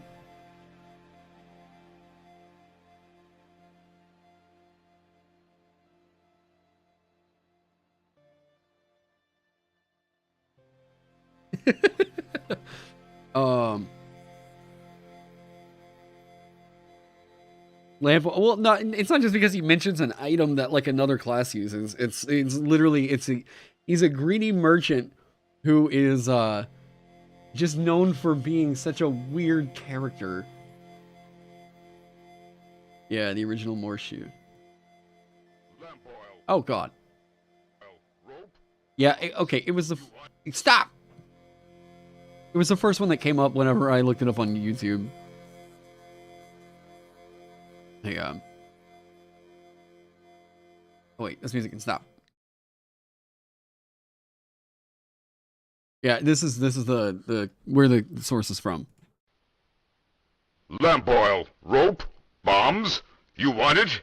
It's yours, my friend, as long as you have enough rubies. Is it? Sorry, Link. I can't give credit. Come back when you're a little, richer. Yeah. So, like, I mean, it's kind of hard to knock that, like, dude, that's so ingrained into fucking, like, meme culture now.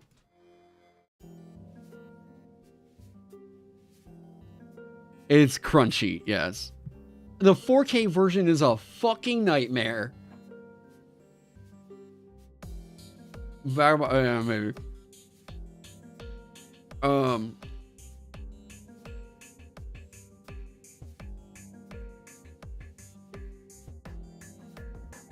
He says rubies and not rupees?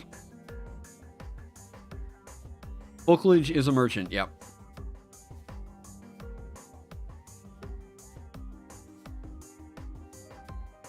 The 4K version, oh man, that is so upsetting. Volklage will be the mascot, yep. Okay, Hunter. Now, real quick, you'll be able to see Hunter's Mark does the thing, right? We talked about focus, yada yada yada. Okay. Now from there, here's what I was thinking about already, kind of building off of what like Hunter's scaffolding was going to be like. Where like at second level, all the quote unquote like experts are going to get their subclass at second level. It's like, yeah, you dedicated yourself to like the study of a certain skill and you specialized in, bam, second level. Right? So, second level, this Ghost Stalker is like a concept of like what you could do with this Hunter's Mark mechanic now. If a being that bears your Hunter's Mark attempts to use a phase speed or go invisible... Oh, wait, sorry, I didn't even start talking about this one. Ghost Stalker Conclave. Oh, later, Titania. Have a good one. So, if I can't use that one, the RE4 one doesn't reference any properties. What are you buying? What are you selling? I don't think it's a problem of using the property, right? We'll see. Ghost Stalker. Quote. Who are you going to call? Right? Bingo bango. Okay. Ghost Stalker. If a being that bears your Hunter's Mark attempts to use a phase speed or go invisible, it must first make a resolve defense test equal to 10 plus your awareness. I am still figuring this out. I don't know about you calculating DCs for something that you were subjecting something else to. I'm debating this. Anyways, if it fails, it becomes dazed until the start of its group's next turn, and it can't turn invisible while it bears this use of the mark. So, we're getting, like, you kind of trap this ghost. Right? That makes sense? If you've got the Hunter's Mark, and if you've got the Hunter's Mark on it, and now you can only have one of these, right? And it attempts to use a phase speed, like to go through a wall, or go invisible, you must first make a resolve defense test. If it fails that one, it becomes dazed until the start of its group's next turn, and it can't turn invisible. Well, you got the mark on it, yeah. What if the enemy hides as an action? What do you mean? Yep, not specific to creature type. Yep. What if the enemy hides as an action? You mean... what part of the interaction are you kind of pinpointing there? Like before you do the hunter's mark, or like you know, as you're doing the hunter's mark, or it's yeah. No, it doesn't affect us trying to hide. It shouldn't. You're making a pitfall for usefulness as to how enemies, how often enemies like ghosts exist. I mean, phase speed is, if you're considering like D&D, there's plenty of creatures that have the ability to pop in and out of invisibility or use a phase speed. So like, it's pretty open right here.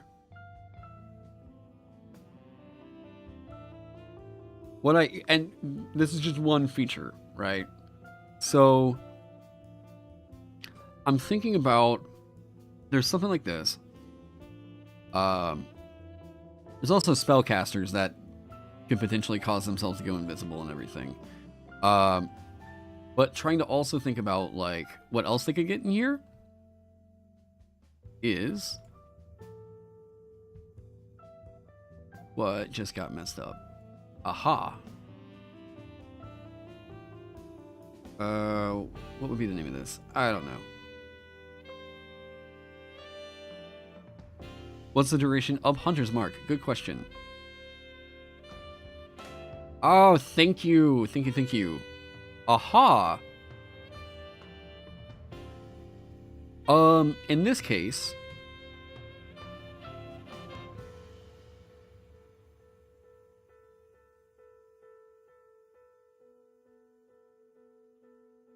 there needs to be a way to shake the Hunter's Mark. But I would rather, if you're focused on it, no, that feels way too supernatural.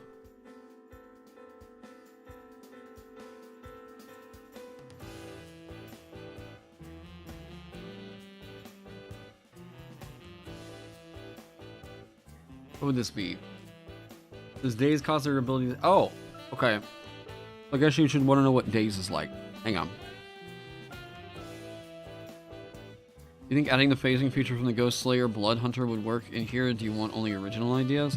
I mean, I'm trying to keep it as original as possible.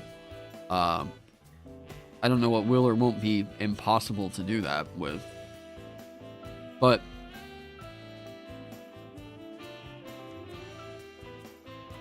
I don't know. I don't know.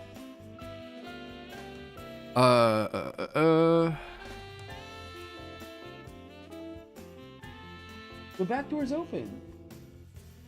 The back door is open. What do you want from me? Hey, how are you? Nice to see you. Wait, the back door is open, right? Like 99% sure.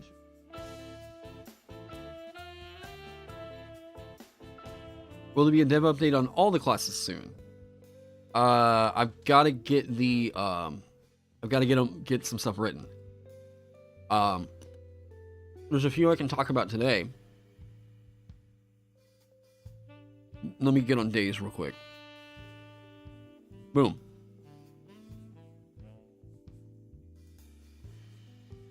While it being is dazed, the following rules apply. It can't take quick actions, and it can't move unless it uses its main action to do so. There you go. Dazed and confused. Oh, wait. I know where that needs to go. Hold up.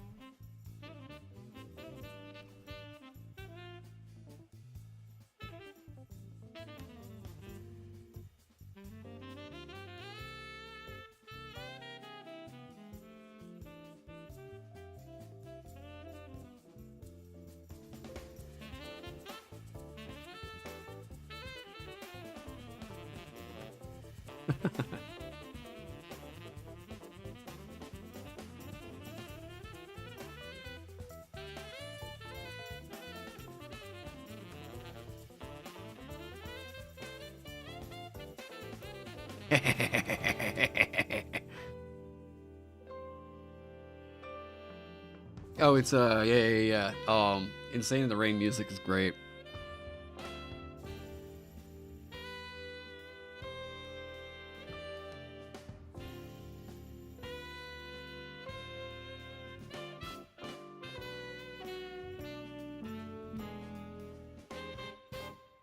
And statuses.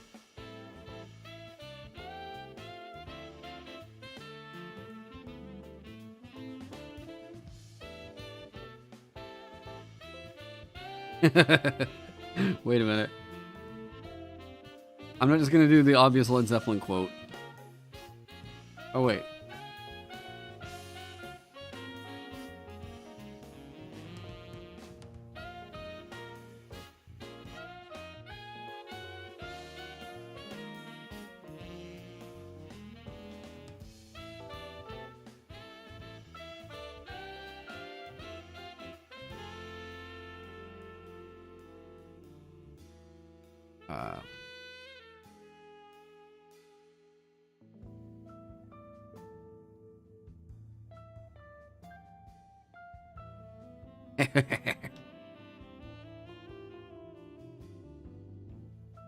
This is gonna be the stoner druid.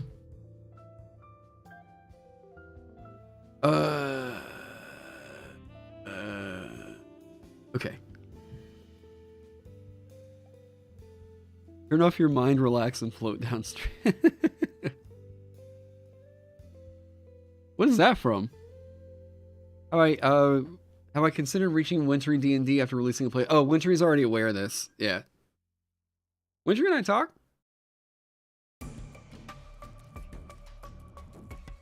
Yeah, Wintry's already aware. I think he actually retweeted, I think he actually retweeted one of the promos I did for it. But yeah. Yeah, drugs druid, yeah.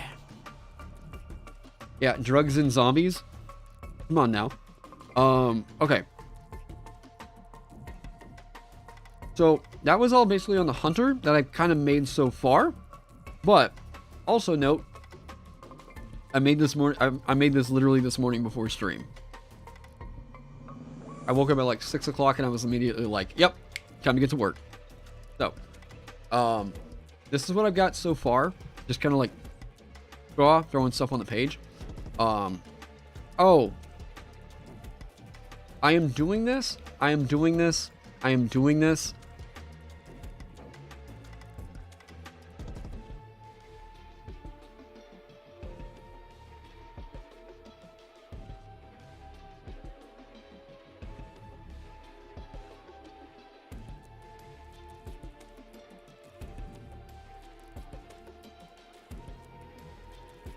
I need the actual fancy E. Give me the fancy E. Is it an accent aigu or accent grave? No, not Pokemon. Fucking no. Wait, go back.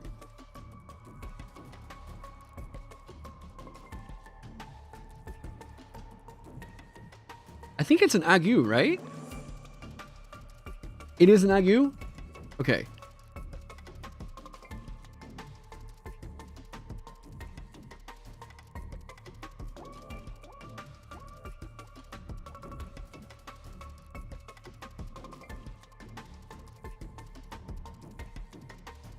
Agu. Ah, I'm glad somebody of you knew what I was talking about.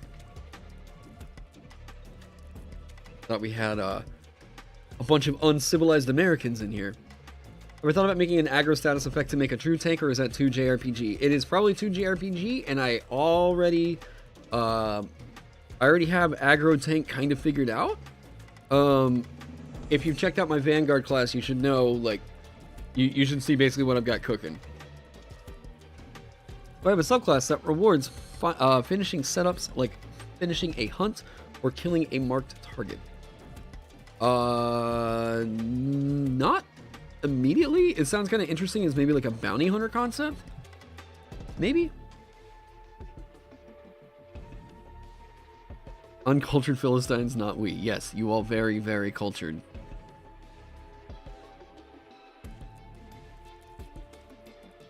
Oh yeah, and then Rainbow was talking about herbalist. Ooh. I don't know. I'm gonna just.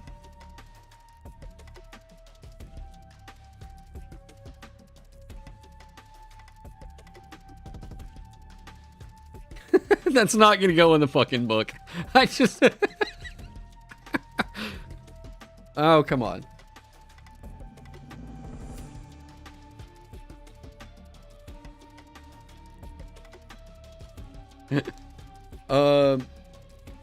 Yeah, cryptids are monstrosities. Yep. Griffins are cryptids. There's gotta be a better one for herbalism. It's not gonna be the fucking druggy hunter. And I need a better name than herbalist. Because herbalist is very bland.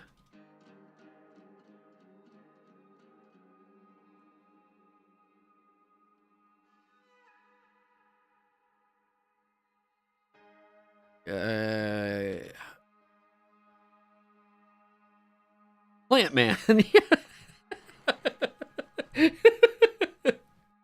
Apothecary is going to be on the alchemist. Occult Urn Master. Oh wait, that's kind of fucking good. Hang on. That's super funny. That's such a funny homage. The Green Thumb. Not terrible, actually. The Green Thumb. That's not terrible.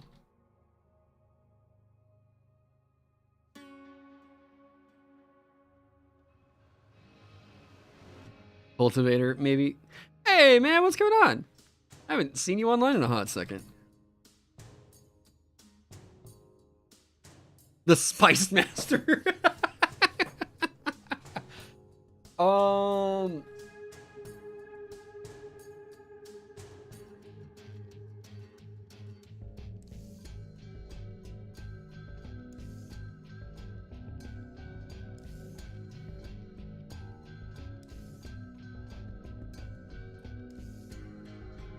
That would gate out Warden ever being a class?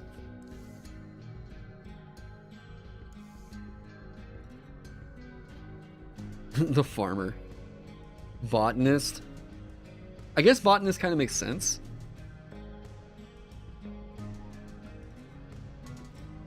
It does sound like a, yeah.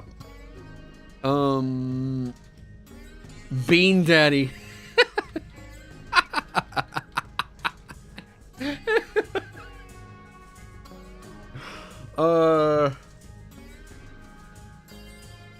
Yeah, why are you in prison? I'm a verdant warden. Oh, weed.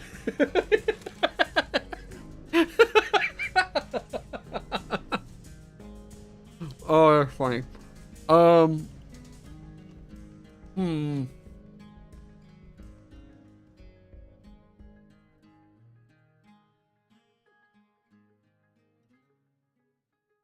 Wonder what?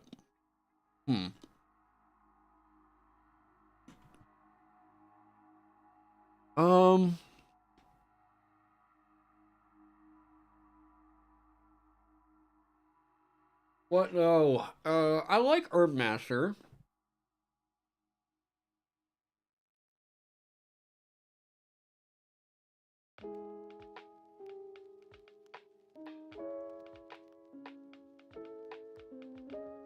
The only thing is, I got Beastmaster, and then I have Herb Master.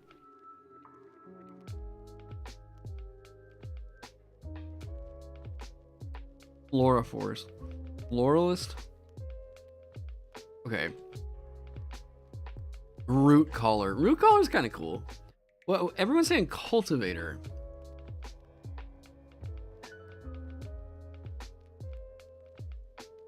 A person that cultivates something. Okay, thank you, Google.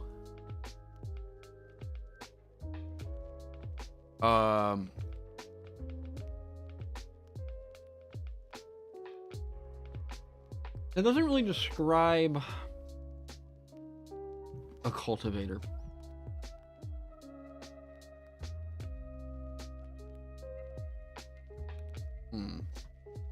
Oh, later, Tin Cam.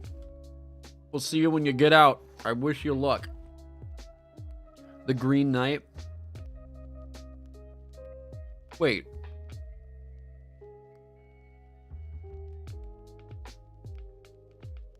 Wait, Green Knight's not bad.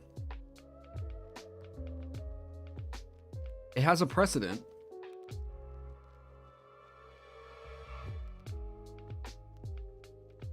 Wait, it does. It has a precedent.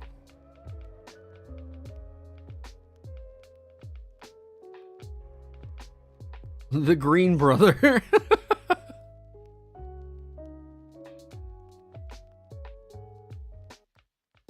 Well, it's not a druid. It's a hunter. And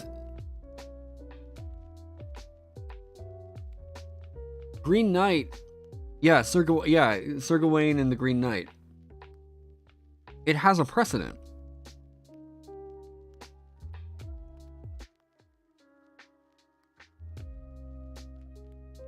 Would Ranger fit? What, for this? It would be funny to make Ranger a half caster and like as a subclass for this.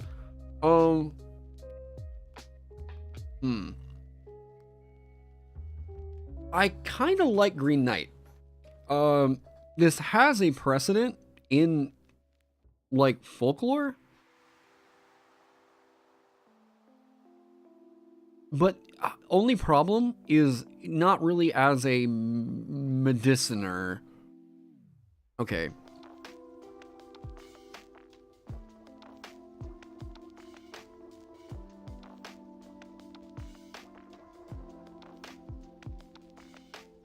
It does need that, like...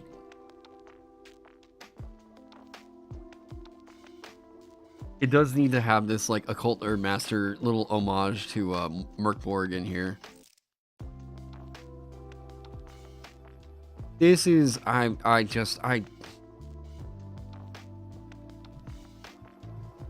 There's no reason.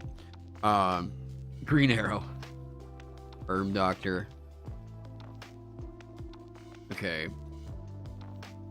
Clever Man?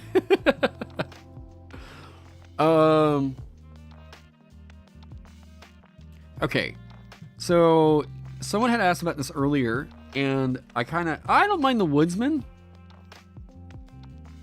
It doesn't really convey mediciner though, but I don't mind the Woodsman's kind of cool. Yeah.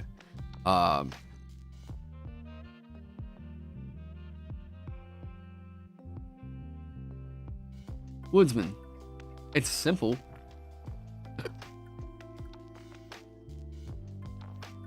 Maybe. What's the overall theme of the herb hunter? Medicinal. Yep. Anything else? I wrote an herbalist ranger. God, what was this? Like last year? And I've already got mechanics to kind of make it work in 5e. That I'm just like, cool. We port stuff over to a different system. Yeah. Okay. So I want to talk about this. Because some people have asked about, like, hey, companion classes and all that stuff. I have bitched for years about being pretty unhappy that there's not a non-magical engineer in 5e. The problem with that is that the crafting system of 5e, it would require really delving into it.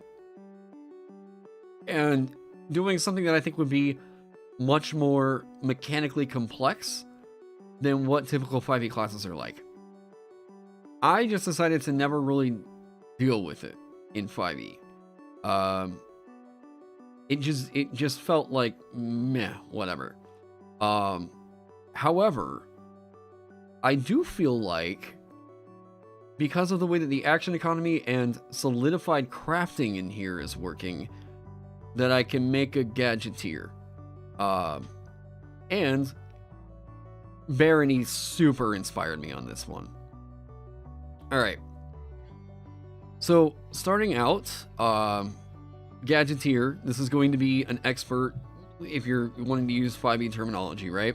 So it's going to be getting its like expertise like feature here at first level, as well as gadgetry. You can make a gadget capable of a number of functions equal to your tinkering aptitude rank. Doing so requires at least 1 gold worth of raw materials per function. That you have your tinkering tools on hand, and that you can spend 10 minutes per function crafting it. Notice how I keep saying 10-minute blocks as like a short rest kind of thing that you can do, right? I'm trying to keep this consistent so that even whenever you're doing this solo, it can, yeah. The gadget stat block, I should probably bold that. Make a gadget. There you go. The gadget stat block is shown below, which uses your gadgeteer level and other attributes in some places. You must take the use action to command the gadget that you, one gadget that you have created, which you can do as a quick action. Why does this look, oh, it's just because that T? Yeah, this is centered. That T just goes out. Okay, it just looked off-centered. No, anyways. Okay. The gadget. Hit dice, 1 per gadgeteer level, so you have 4 health per. This has a D8, so this can eventually start to get more hit points than you have. It has a detect of 3, which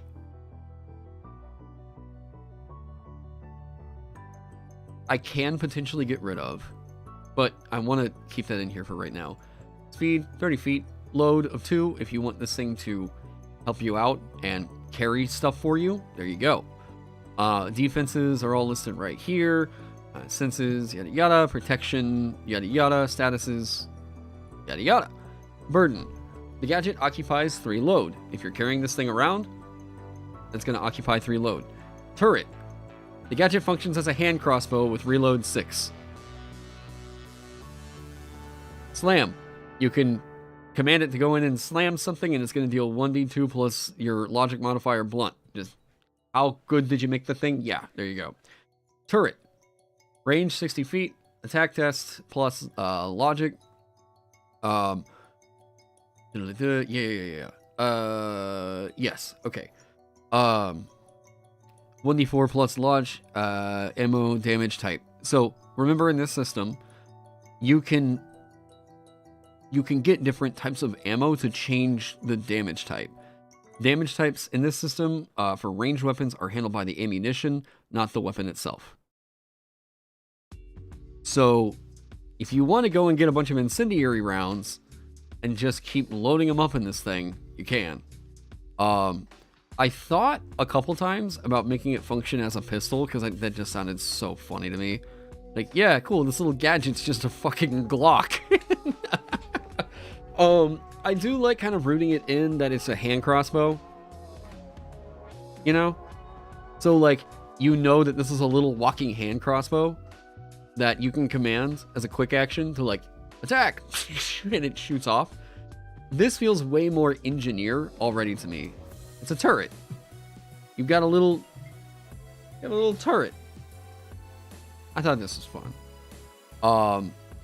Grease Monkey is the same that you kind of saw from Rogue the other day, where it's like it's doing the expertise for this system. What else? So there's that for right now. What else? What else? Ooh, wait. With this being the big action economy one, I need to figure out something real quick. Okay, how does this need to work? Okay. With the new initiative. I haven't worked on the dancer since the... Can you make a Fallout nuke with the Gadgeteer? I guess in the appearance? Not to distract too much, but you love what I did with the Dragonkin breath weapon. I don't remember what I did with it. What did I do with it? In a second. Wait. Okay, wait, no, that wouldn't distract me too much. I appreciate it. I'll check it out. I forgot. Okay. If initiative occurs and you aren't surprised, you can take the health action once before return to combat. Okay. Ooh. Ooh. Ooh. Ooh. Ooh.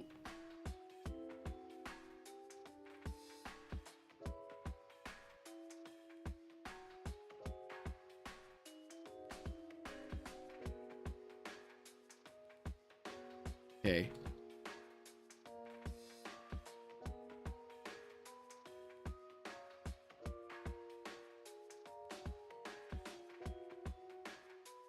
Wait. It already covers that. Yeah.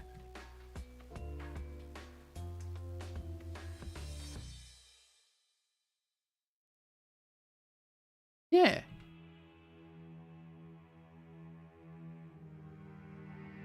Have I played Gordian Quest? Shades of It? No, I haven't. Oh, the woman at Reach. Oh, okay, yeah. I still think that there is a world in which the Dragon Breath weapon, you could spend hit dice on it, but I don't know. Like, people seem to really like that about the Viper Beast Folk. And, there we go. Or was it? Let me get reacquainted here.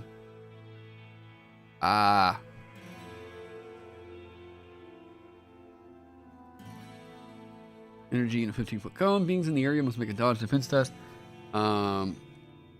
Yada. Oh, and it explodes. I forgot about that. There we go. Use your main action to breathe. And I need to make sure that this is all going to work. Beings in the area must make a dodge defense test. Or take XD8 damage where the same time as your draconic ancestry choice. I have a feeling I need to get rid of... Oh, wait. Here we go.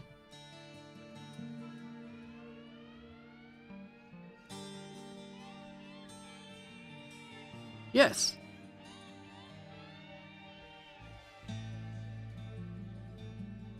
With level, you can use it twice per minute. Yeah, okay.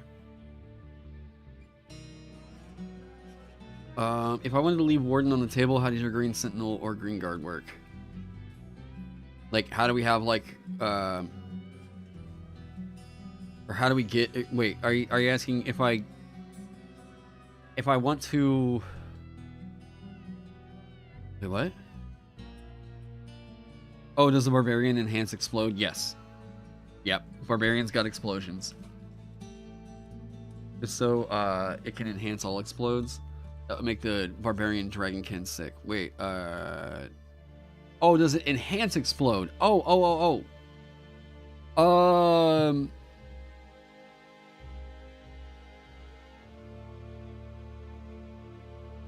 The one idea that came to me about exploding was you reroll ones on the exploding dice, but that could get way fucking out of hand.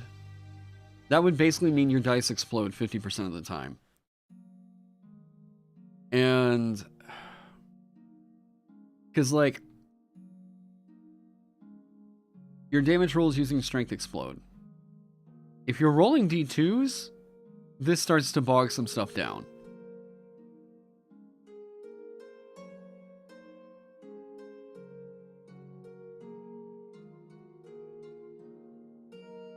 If you're punching Barbarian,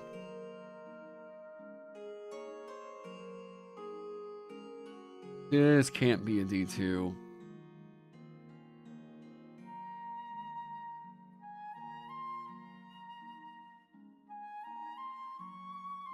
Why am I getting so many of these? Hello? And they hung up!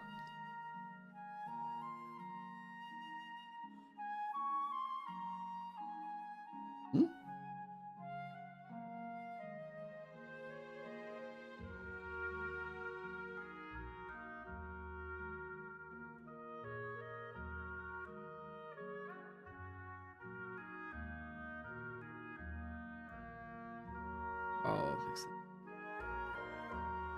Yeah, one sec. Actually, let me. Here, I'll come back to this. Oh.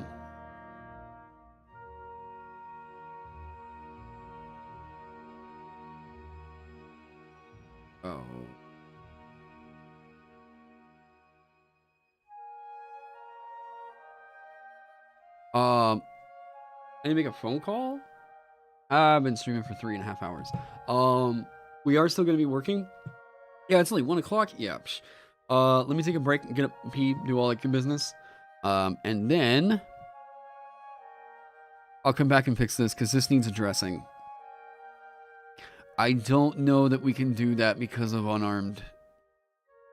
Unarmed damage dice are going to be a D2, so we've got to be really, really careful about that. Unless we just say they explode once.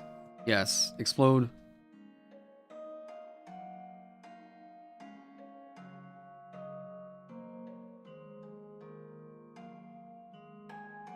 There we go. That actually solves that. That's a good, yeah.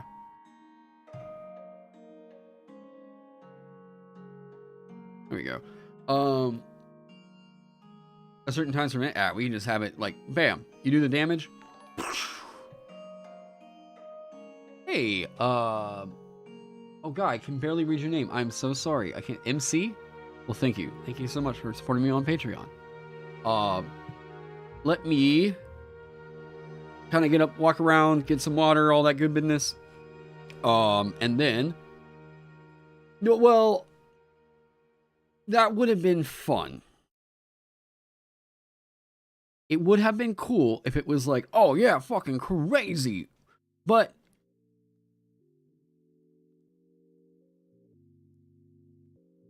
it's just, there's not an easy way to reel that in unless you limit how many times they can explode. There must be an explosion wizard. I think you're going to be very happy. But just...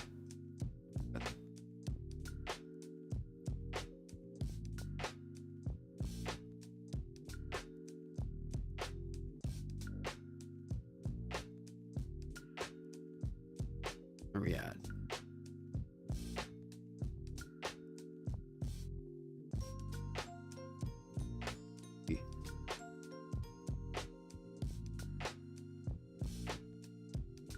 That's all. That's going to be very good. That's all that feature needs to be. All. Like, that 6th level is fucking solid. Actually, that's so core. Yeah. Yeah. Yeah. There's... So, let's talk about the D&D fireball with fucking exploding damage dice.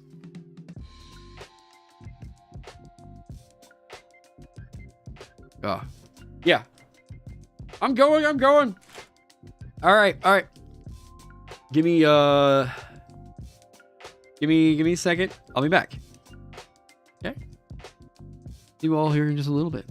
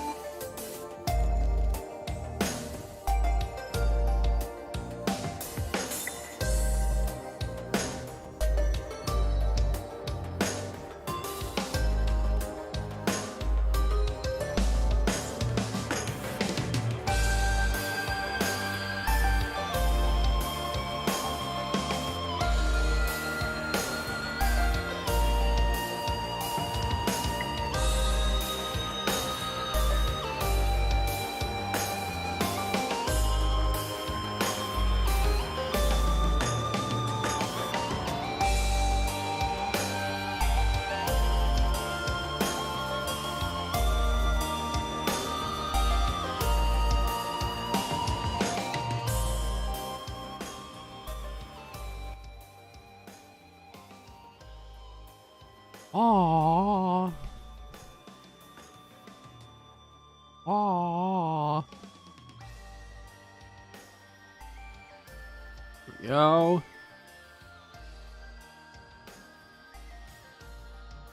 Yo, yo, yo, yo, yo, yo, yo. Okay.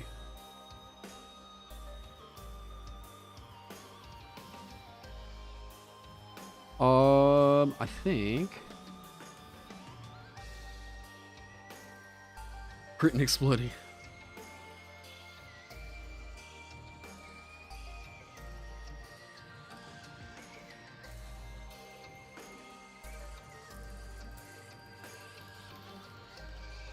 Okay. I need a... Man, I really want a chicken sandwich.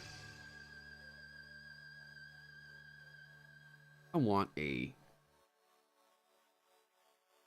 Man, I haven't had a Popeye's chicken sandwich in quite a while. But I know that, like, streaming, doing the game design, and eating a lot of fast food. Here's the thing. I want to be a game designer. I don't want to look like a game designer.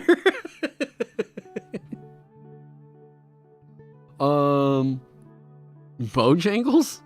We don't have a Bojangles actually around here. Alright,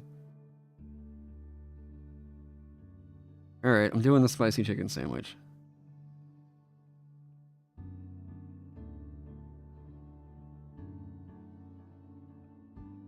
Even if Popeye's not... Oh, dude.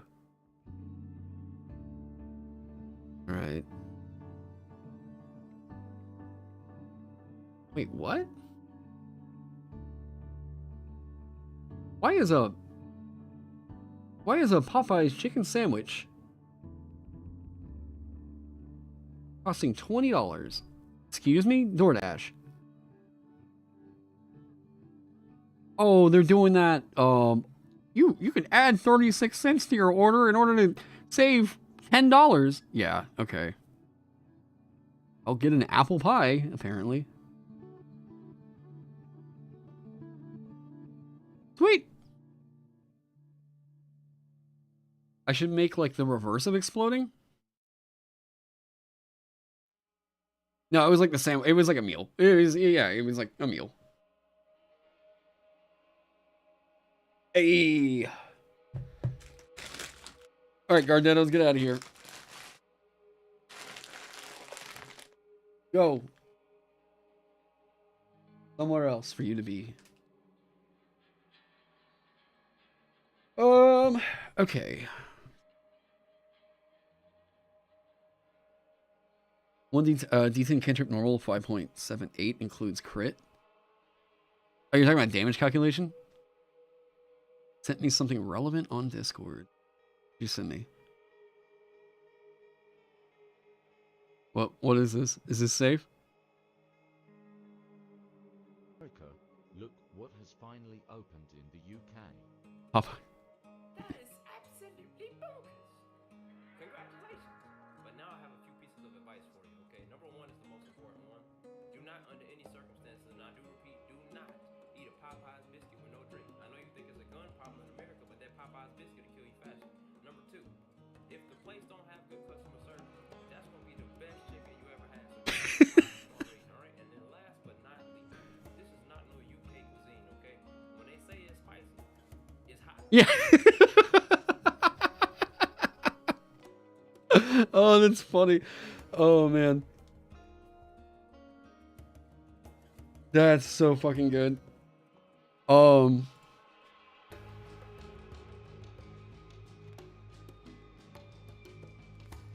that's funny. Yeah,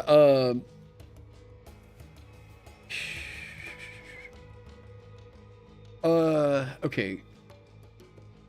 He's an exploding cantrip is 6.35. So, okay. But what about D6s? Because that's the default. Because if it's exploding on a D6, that's going to happen a lot more frequently than on a D10.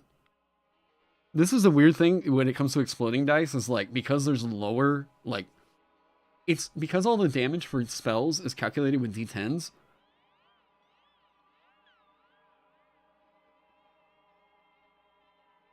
Man.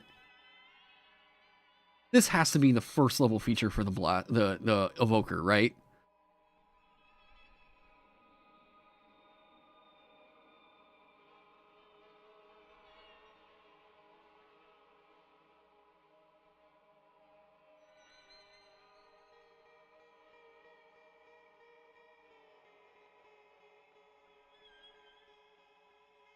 This has to be.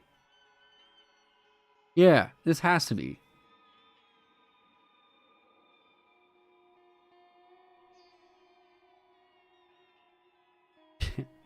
Oh, wait.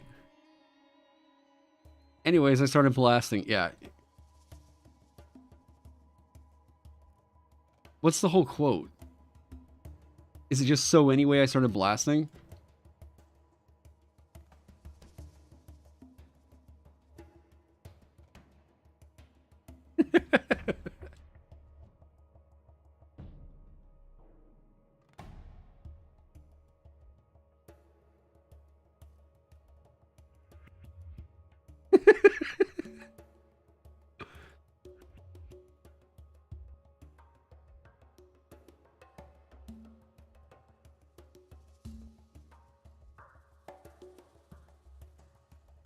The dice explode be tied to your level? I guess up to 10 times, but like,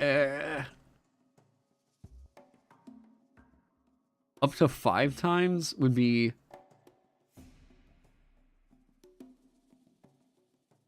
Hang on.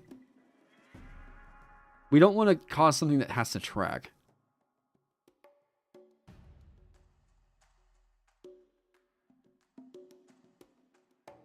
Hang on.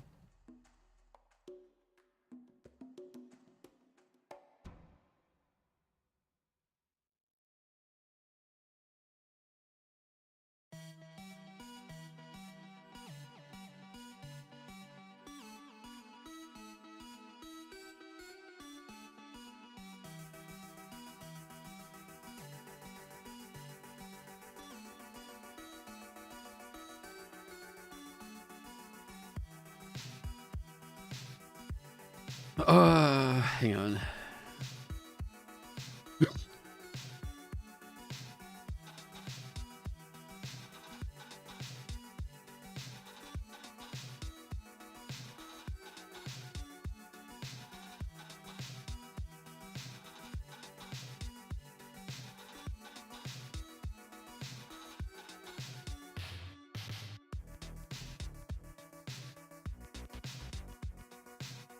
Man, what is that?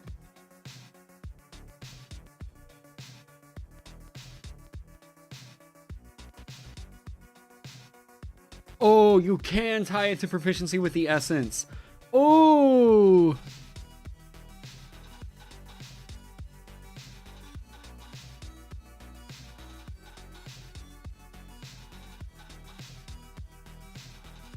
Oh!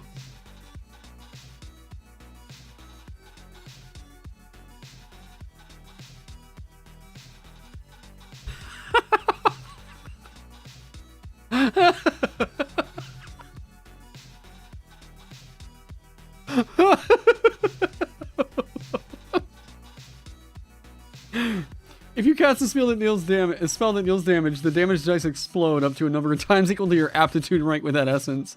Fucking Jesus. Capstone idea, your dice explode on a result 1 lower or alternatively on 1s. If it's on 1s, that is way big. But it's super funny. If this is just literally the blast wizard,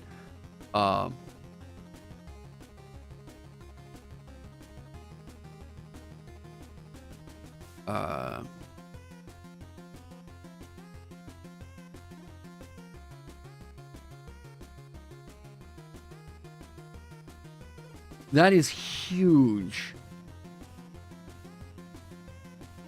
Because it shores up your shit damage. And... oh, no, wait, no, it's not a reroll. Exploding on 1s creates no change in the average? Really?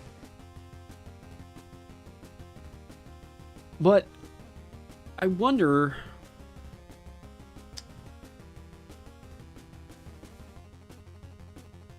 That is a fucking capstone.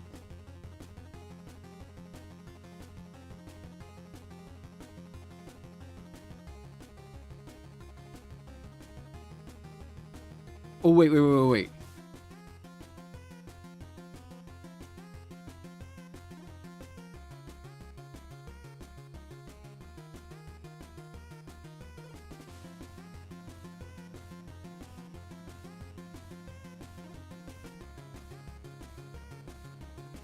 That is a hell of a capstone. Hey, what's up, Trek? No change in average as opposed to exploding on any other number. Interesting.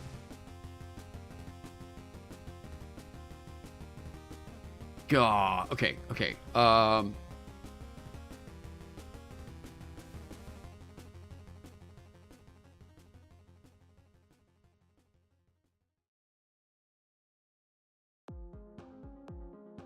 It's got to be something. I mean, we need a song title for that, but like.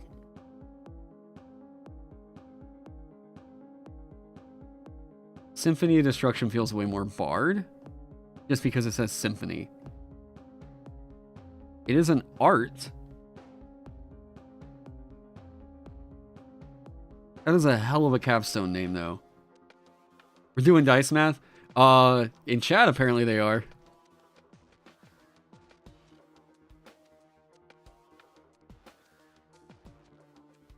That's super funny. But the average should go up because there are multiple rolls that result in exploding.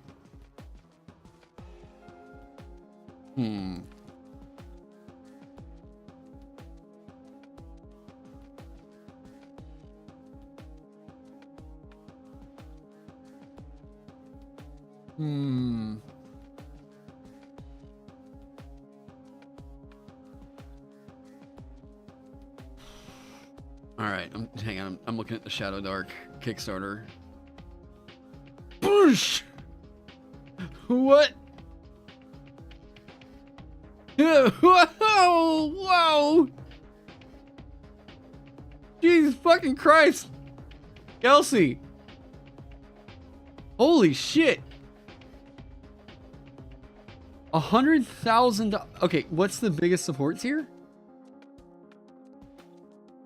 So, she has people that are buying it at the 250. Okay.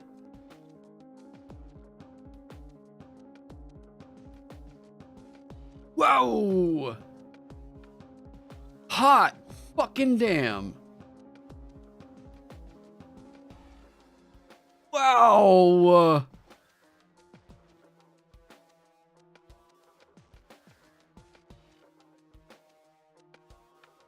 Is that both physical, all physical and digital for $60?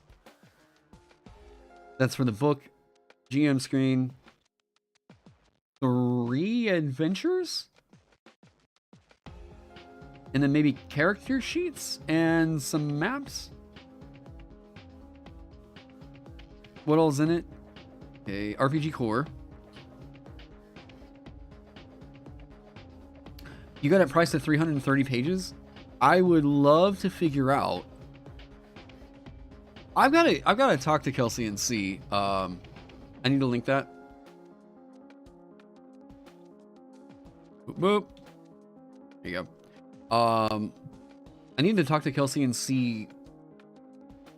Oh, black and white on the inside. I bet that's how she brought down the printing cost. Because 330 pages isn't the kind of thing that a printer, at least I've been able to get quotes for online.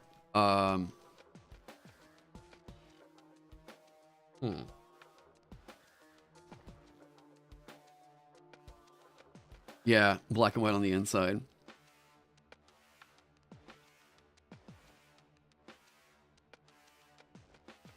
Man, that looks so good. Yeah, see, this is the way you got to launch it. You do the quick start. This is so. I was thinking about this. Absolutely, this is the way that you launch a Kickstarter for a TTRPG. You at this point, people aren't going to buy into it unless they've seen like the system core and they're like, yeah, this is a thing I would like to play. Color costs more to print than black and white. Wait, what? Oh, wait, yeah. Okay, yeah. Yeah.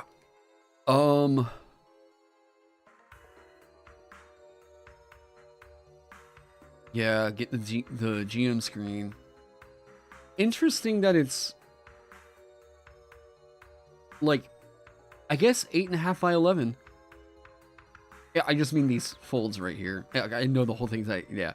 A couple of different zines. Yeah, this is kind of what I was thinking, where it's like adventure, and then you include the so you have the adventure, then you have some physical tomes of spells and stuff that are like auto, easy. Okay, I grabbed those, yeah.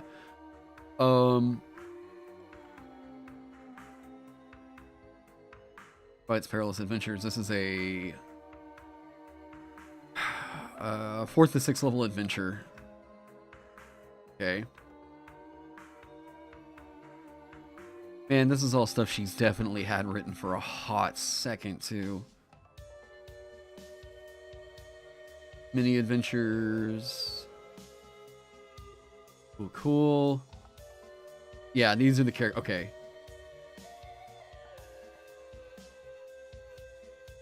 But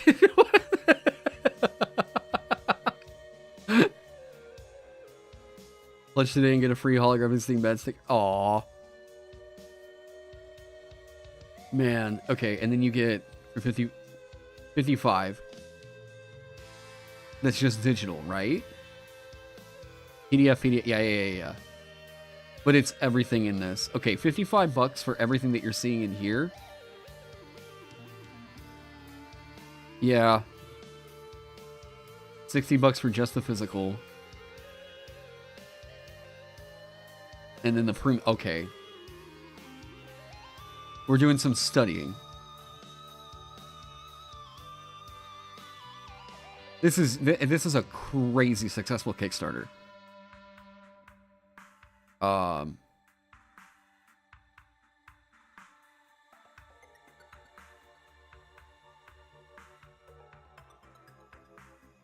Includes print and PDF over here. Includes print and PDF, except you get the core, not the premium. Okay. And then this is premium and standard.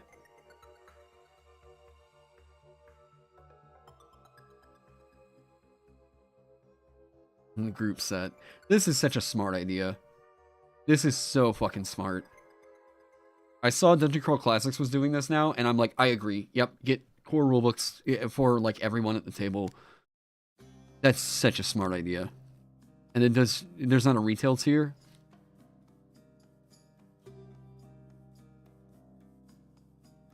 Okay.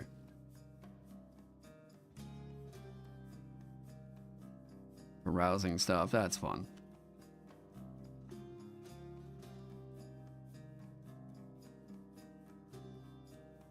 This is, oh man. I would love to talk with her about printing and everything. Because I want to keep Vagabond at a point where it's like, the price quotes I've been getting, I've been like, if I'm doing like a 200-page count book, it still looks like it's going to be about like $19 a book. As in, like, that's what it's going to cost to print each book. Shipping's not included in the pledge tiers. Yep. That's the way it's got to go. Man. New video. And then she has a whole thing plot. Wow. What a hell of a plan.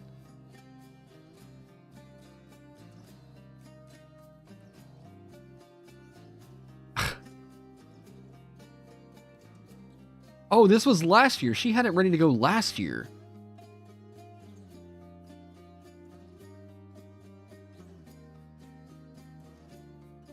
Gah. Okay. Man, what a hell of a Kickstarter. Yeah, no, 100%. This is... Yeah, that's fucking incredible. I'm just so fucking happy for her. Seriously, like, this is insane. This is one day. Yeah, oh yeah, the link to find other players in Discord. Yeah. This, like, awesome. Just fucking great idea. Man. Hell yeah.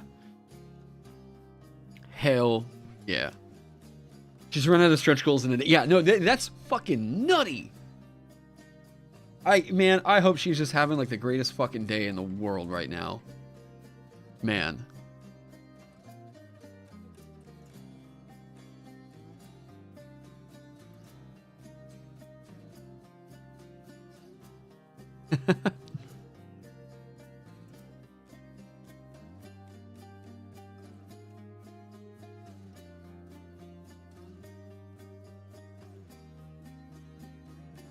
Yeah, funded in less than an hour. It's insane. I should mention in the capstone, you don't assume every damage die will have a 6 on it. I do, because every damage die you roll for spells has a 6 on it. Because it's a d6. In this system, all spells, if they're dealing damage, they deal a d6 of damage. And you can increase the amount of damage that they deal by spending more mana.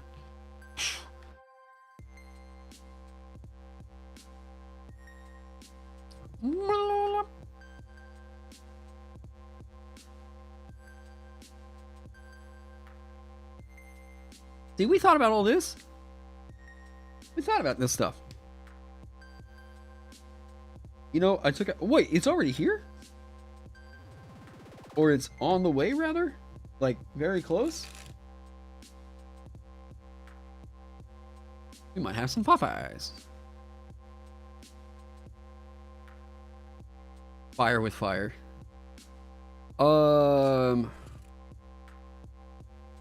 You do have the countercast. Okay. Where was I going at with this? Will there be any spellcaster that can increase the tier of damage dice? I mean, I assume that's a thing that you could potentially do with, like, whatever. I mean, we have an option to do that. I mean, if Evoker was like, we increase it to a D8. If Evoker's like this. Hang on.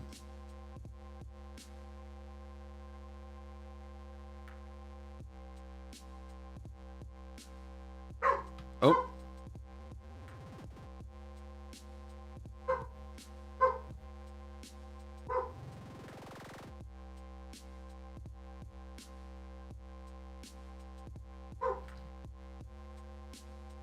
Oh, Jesus. Okay.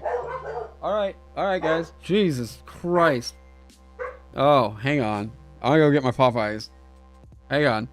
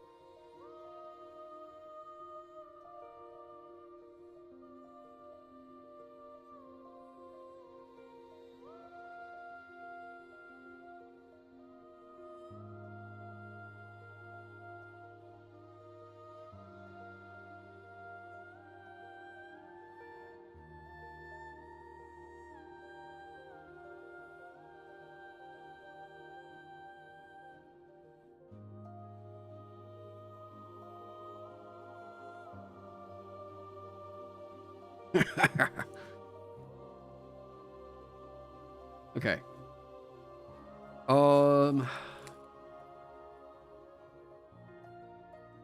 You know, if you increase the damage die, it's weird how that kind of balances out the fact that you're letting it explode. But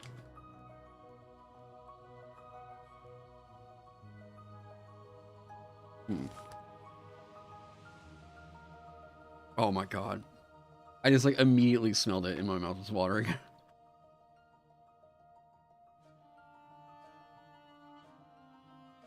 Okay. How would you determine which die is lost through that die? Wait, what's up?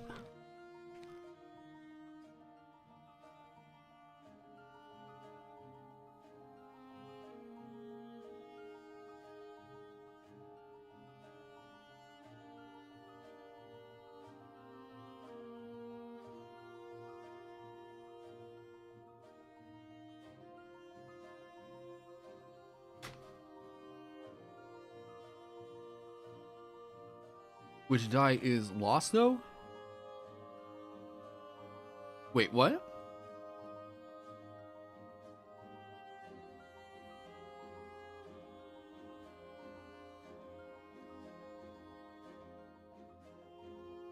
Oh. Okay.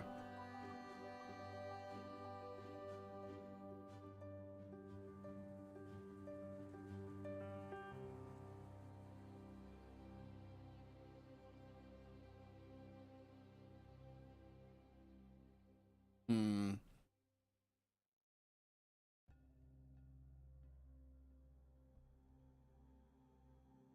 Not sure. Okay, I need to be copy pasting stuff over because we're gonna be formatting some stuff and yada yada yada.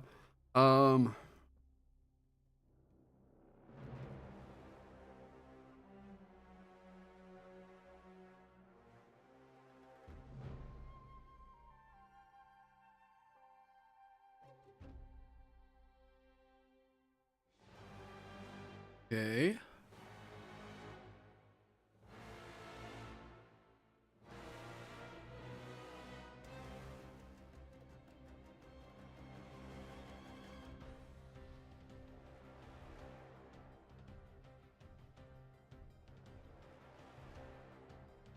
God, what would the fun thing with Conjurer be? Hmm.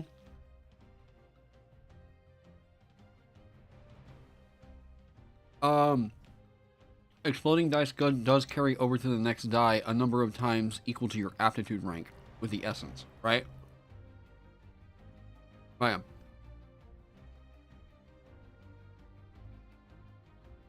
Exploding d6 4. Okay, so 1 point of damage basically. Well, less actually, slightly less.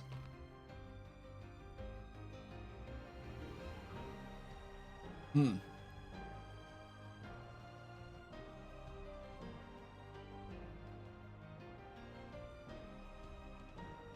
Okay.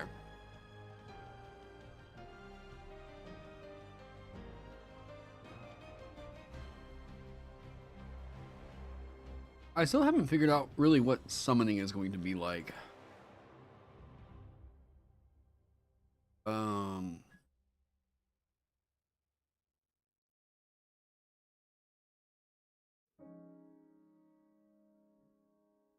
Hmm.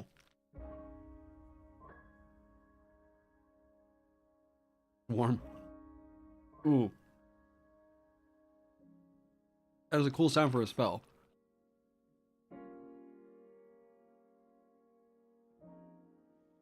Weird. So, it's technically less efficient to use a D8? Huh.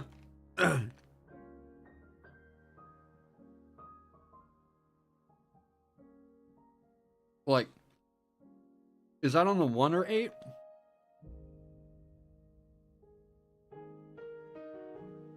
Hmm.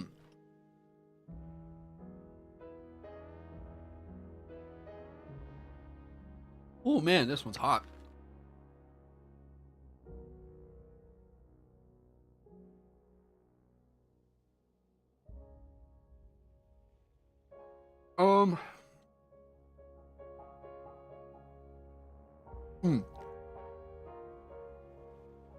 For those of you that are curious, here's what like the wizard healer would look like.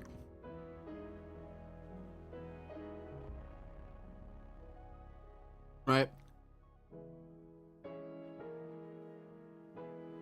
Like writing me video game music helps, man.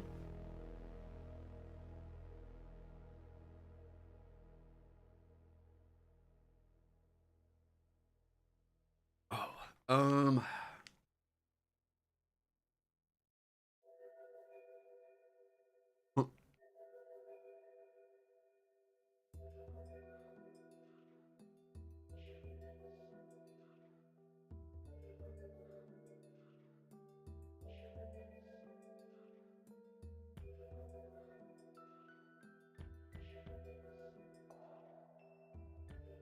Ooh.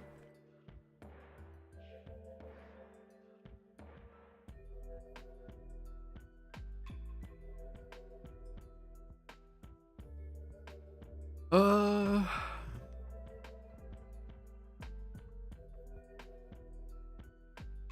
trying to think of what all.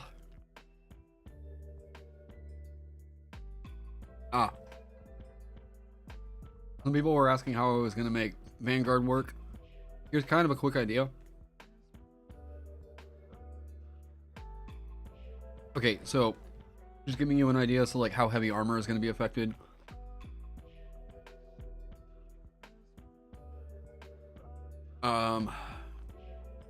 How will I differentiate between witch and wizard? You know how I was talking about those different spell rights? Sorry, how there's different spell arts, like magical arts. If I am, I've got something fun for Bard. Oh man, they not give me a napkin. Uncivilized. Oh wait, nope, that was just me being dumb. Okay, so witches. So because I have distinguished. Oh God. All right. So I distinguished that there are miracles, there are rites, there are spells. So because of that, thank you. Wizards are like arcane casters. Witches are, in my opinion, primal. And I would like for the witch, you know how the druid occupies this space where it's like it's a full caster, but it's a D8 and it gets medium armor and it's whatever. If I was to envision a witch over here, I'm thinking essentially like think of it like a druid blaster, like the druid backliner, not the druid midliner. Witches do rights, not arcana. Yep. Boom. Dwarf goblins. Hey, Mantor. Welcome, welcome. Will the witch get a cauldron? If you want to take a cauldron, you can, but they are heavy as fuck.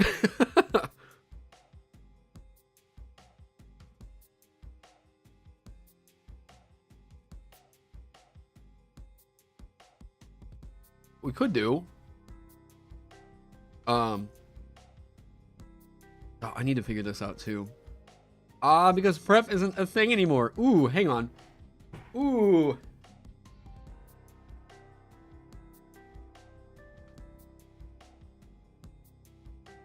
So, D&D Shorts just released a Druid Witch. See, I'm telling you guys, so many people are like, Witch needs to be another arcane caster. I'm like, no. Separate it. Make it the intelligence primal caster. Boom. Yeah, you can. Well, so this is what I'm thinking.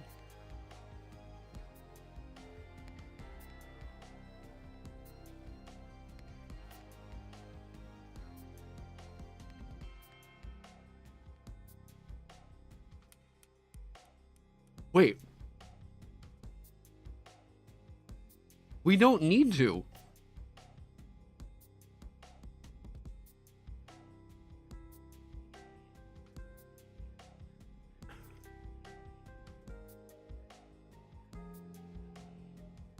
Which could be a warlock subclass?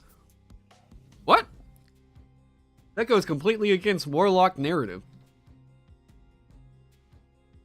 You sent me IRL cauldrons used at Southern cookouts on Discord. An IRL cauldron?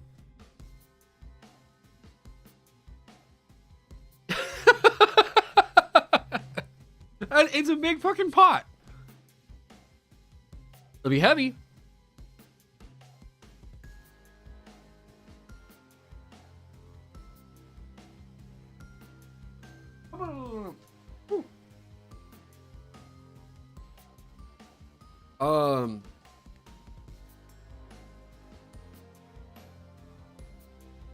The problem is, how do I... Okay, so what I'm thinking is, I know how this needs to work, but how do I tell this Vanguard right here, don't use your action on your turn?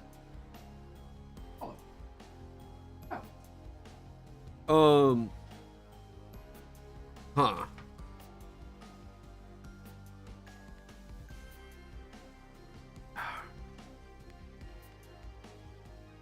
Okay.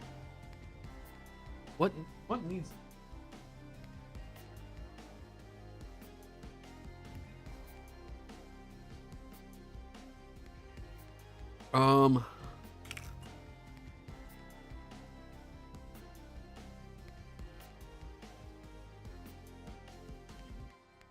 Now, here's the fun thing. Okay. So the reason why I did this with the Vanguard originally, like in D&D, was because D&D doesn't have the kind of weird and, like, you know, ready, whatever. So D&D, it's like... D&D is...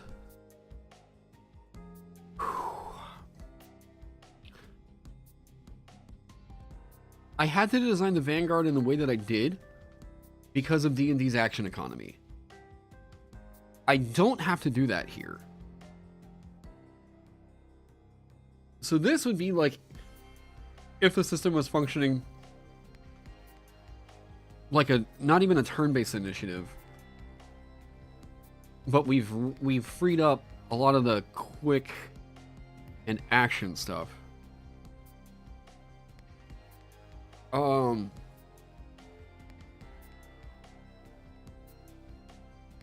Make it so they can use their main action during an enemy's turn if the enemy goes first in combat, but only for the help action or a special Vanguard intercede / guard action. That might help. Like, God, surprise is gonna be so fucking key.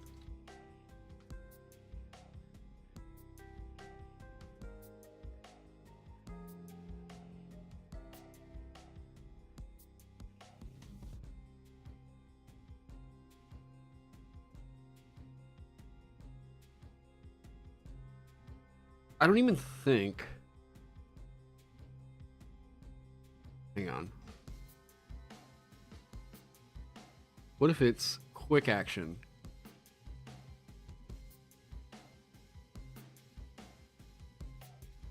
Hang on.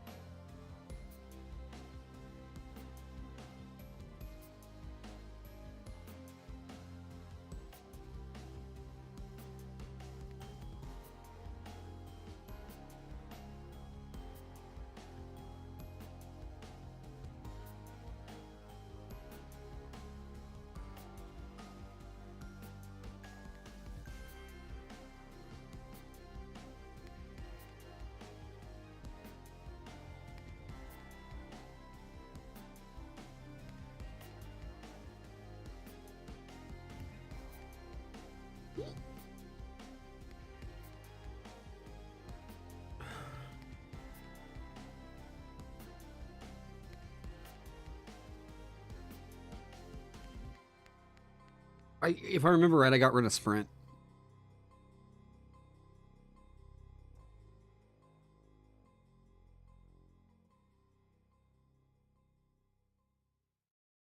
Yeah. Action economy is, yes. And it's key to remember that on the first group's turn, that the enemies don't get to use actions during that turn except for quick actions.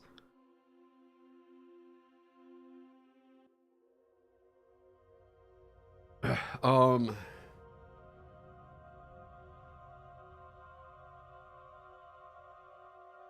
Oh, wait, because rush is an action, not a quick action. Hang on. Rush is an action right now.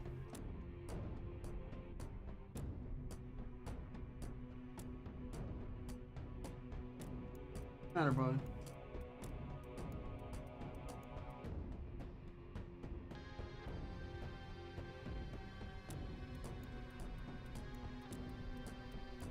God, what a song. Same goes for heroes. Huh?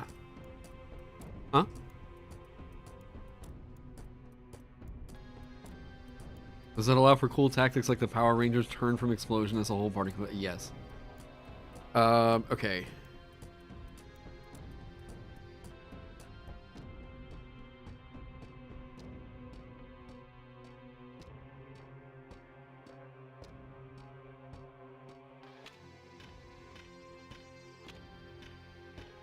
Hang on.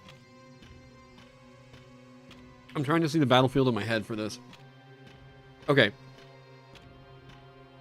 It's the enemy's turn. They are running at one of my buddies. How do I respond to that? I have an action. If I'm conserving it, I have an action and a quick action. I would have had to have... If I rush, that gives me half my speed.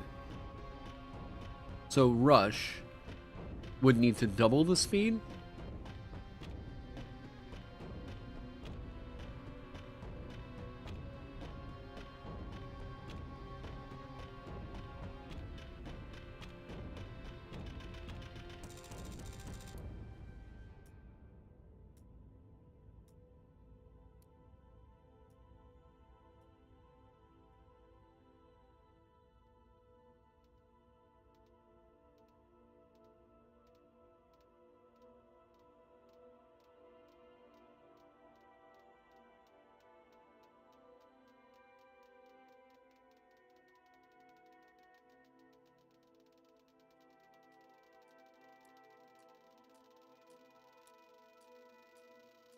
You think quick action for... Wait, what?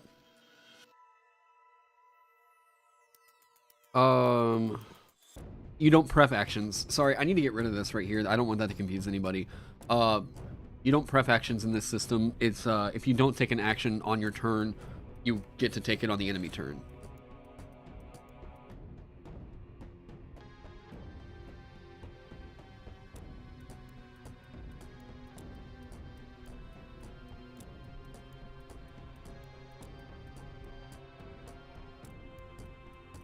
Should that be either or? If you hold off your action and it's the enemy turn, you can either take an action or a quick action, not both.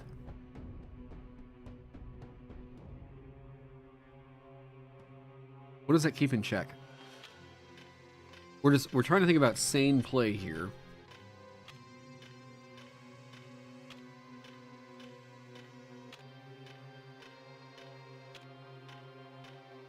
I'm sorry, I'm kind of zoning out because I'm just working the stuff out in my brain.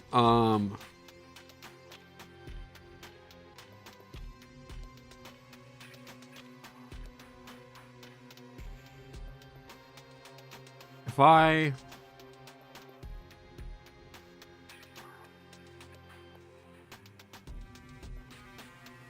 That's a different... Huh?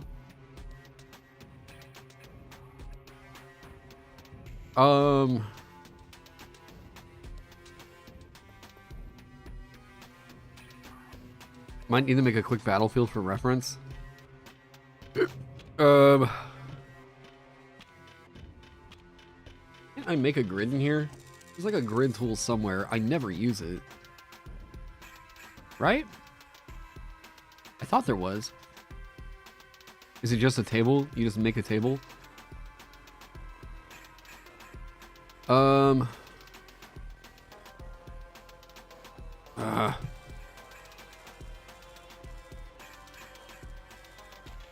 Is it that actions interrupting you all the time as the DM could get awkward? It's more so I'm trying to make sure that it stays sane. Like the game, I don't really care about, like, we can design around annoyance, but like, yeah. Yeah, and design a new hardest VGT on the block, yeah. Here. Okay, we just need a table. Oh, damn it. Okay.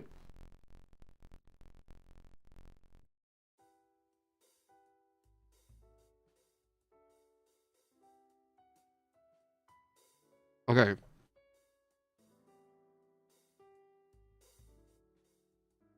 Do I need my Vanguard buddy?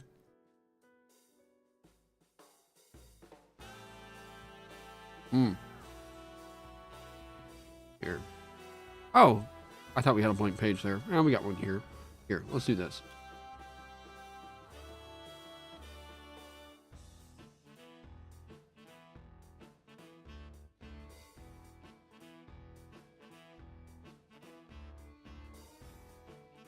Sweet. Okay.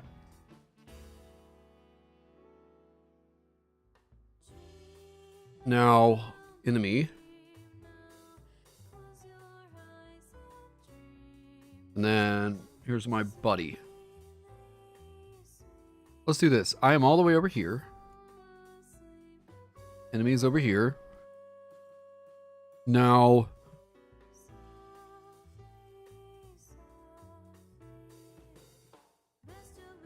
how does this go? This is the enemy's turn. They are advancing. What can I do right now? Yeah.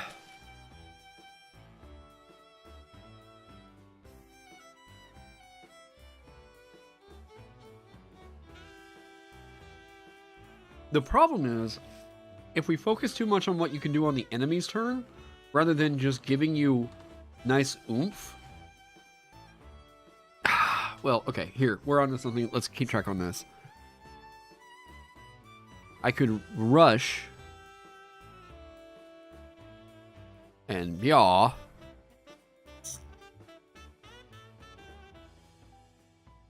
Shove him.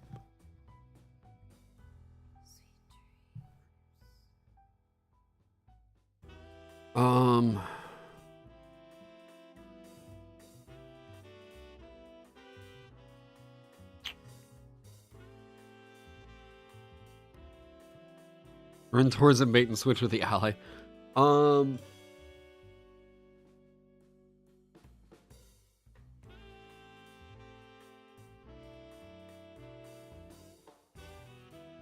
Man, sinuses. Well, I say sinuses, that just like cleared up everything up there. I didn't have I didn't have opponents are forced to attack you mechanics in 5e Vanguard because it was against 5e's principles to take control away from the DM. Does that also apply to Vagabond? I'm still keeping control somewhat in the DM's hands, but they're also like they're basically, they should have a pretty easy time running combat because the monsters are programmed to kind of think for themselves.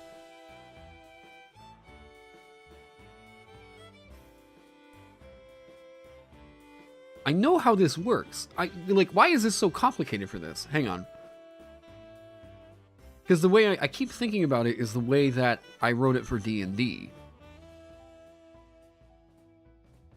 Why am I having such a fucking hard time with this? Okay, is this even a problem?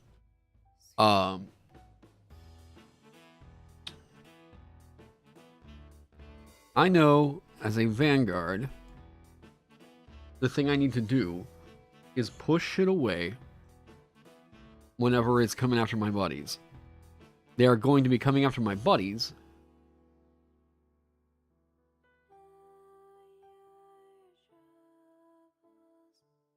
Usually, always, they're moving towards my buddies on their turn. So how do we give you the tool that establishes that core? They're going to be moving at my buddies on their turn.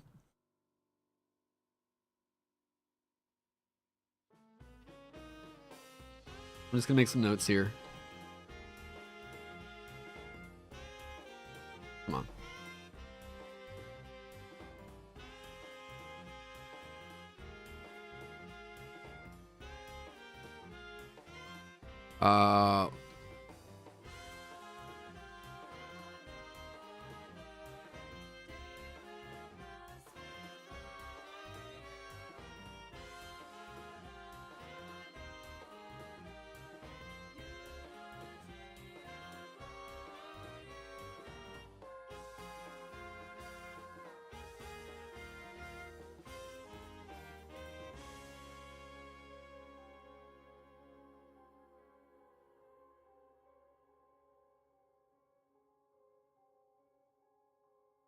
I'm just trying to think of like what we gotta fix.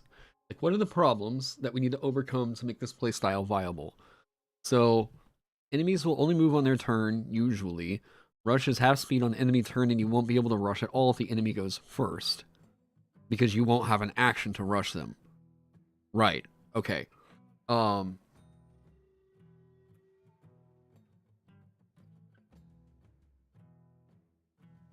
an enemy when they get near you as a quick action. Like, that's the thing, though, is it's not really you because they're getting close to you. It's you're shoving an enemy because they're getting close to one of your buddies, and you're like, you're coming after me. Like, that's what you want. You wanna do the, like, yeah. Reactions only solve it because that's how it's already been built. We have a reaction.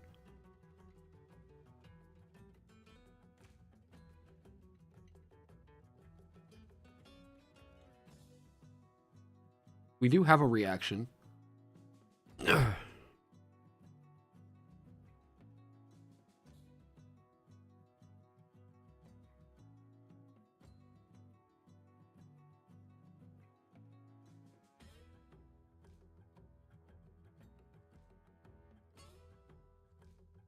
What does this need to be? When an ally makes a defense test, shove the enemy and potentially interrupt the defense test. Oh, that's the other thing. Defense test. Ooh. Hang on. Hang on. How does this need to work? Dodge, endure, resolve defense tests. Okay, so these are going to be always forced on my allies. Correct.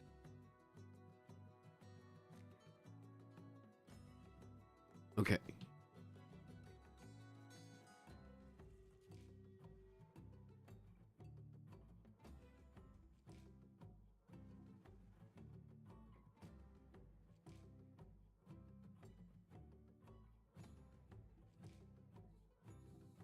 Move on. Hang on.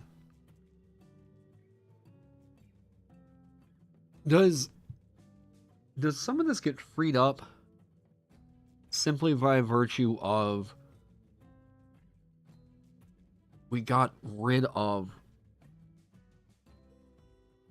ready?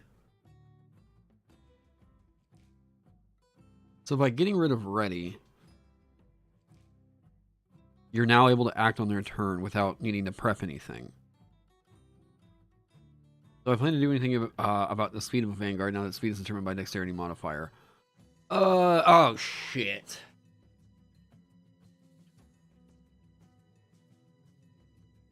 Man. Ooh, yeah.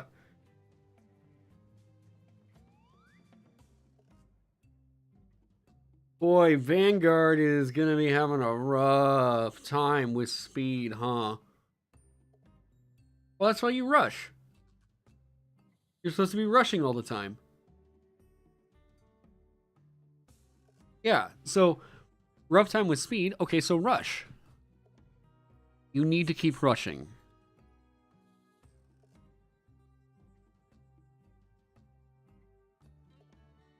When you rush,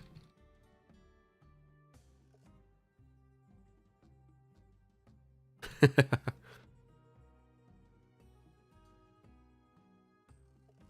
don't know what.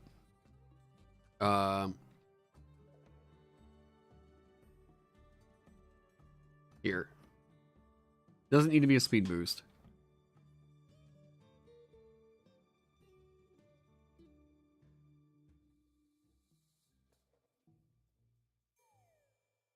Let's say with the same action. Yeah.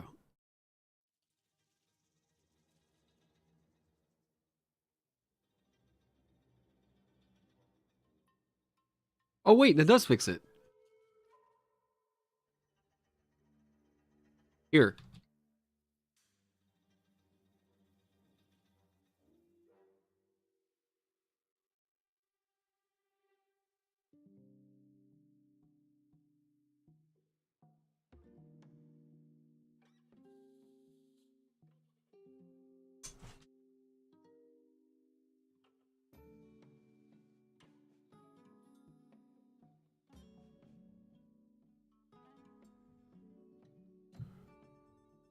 Yeah, there we go. Boom. That's done, right?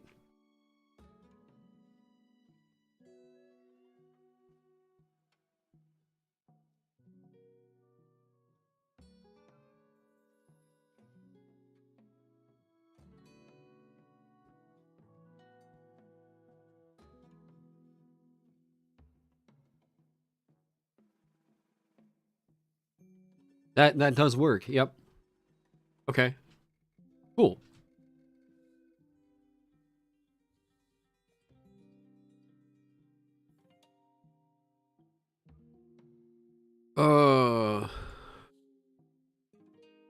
This needs a more evocative name than guard.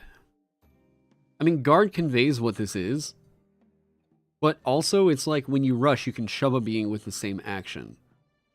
If you rush on an opposing force's turn, you can move up to your remaining speed rather than half.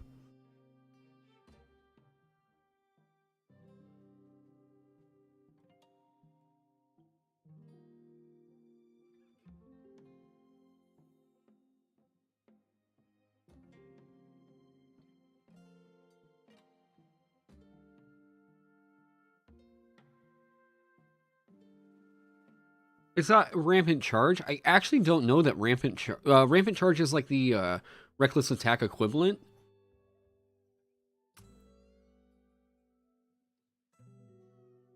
Does shoving into walls deal damage? Yes, it will. It will. Bull rush. Ooh. Let me think on this one. If you weren't planning on using Sentinel. There is Sentinel, but I feel like there's another name for this here. I mean, I've already written... Let me see here. Because...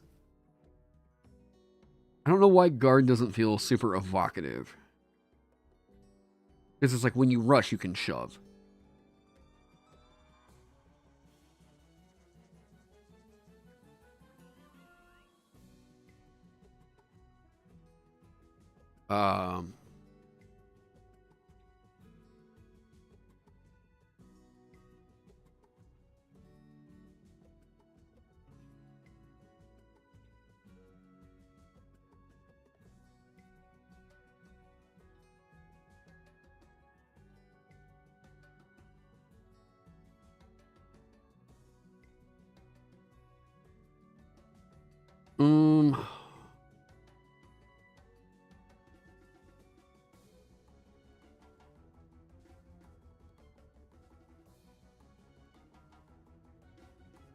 Do we solve the speed issue? Yeah, just reinforce rush, and then if they rush on the enemy turn, they get to go up to their full speed rather than half. Yeah. Oh, yeah, that's easily solved.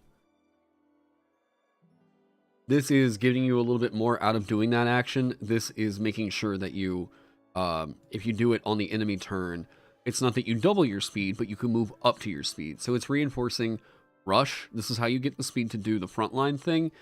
This is telling you do the frontline thing whenever you get this. And this is giving you frontline stuff as well as other stuff.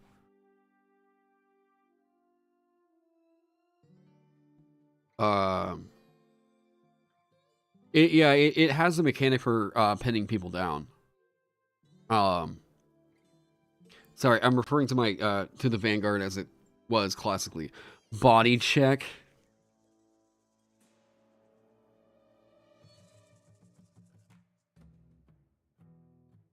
Body check is not terrible.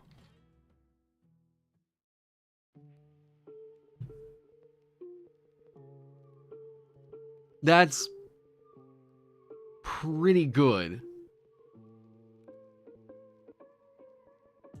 Hey, what's up, Rook? How you doing?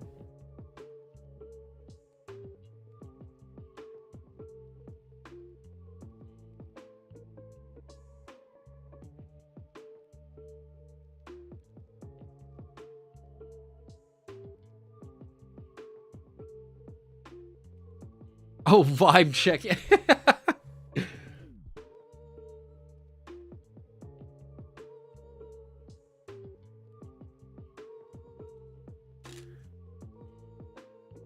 That's good.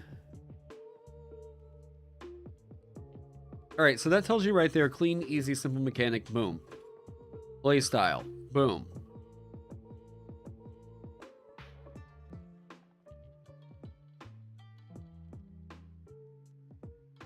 Yeah, I think that's right.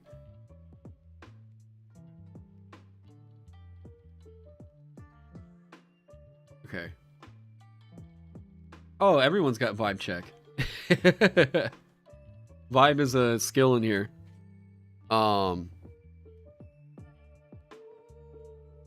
Shield bearer. Yeah, I think this was correct. When you're wielding a great shield, you can use... Oh, ooh, this is gonna be tricky. Ooh,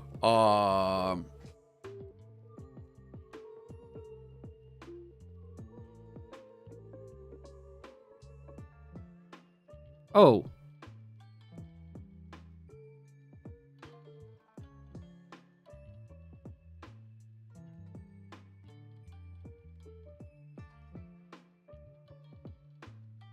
Yep.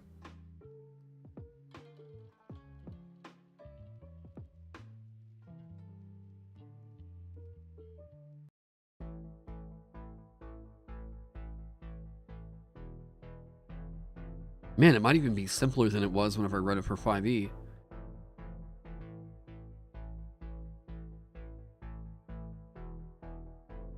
Ooh, the second shield is halved. This meant more in D&D whenever it was a shield that gave you a +2. Now it's a +1. It's not an AC bonus either.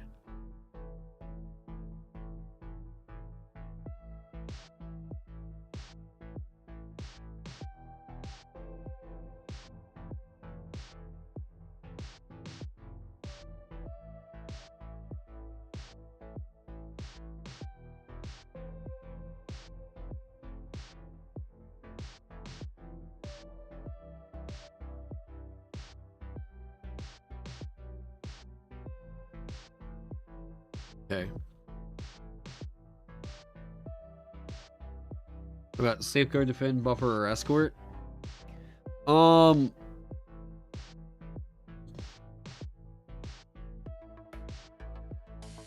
like body check.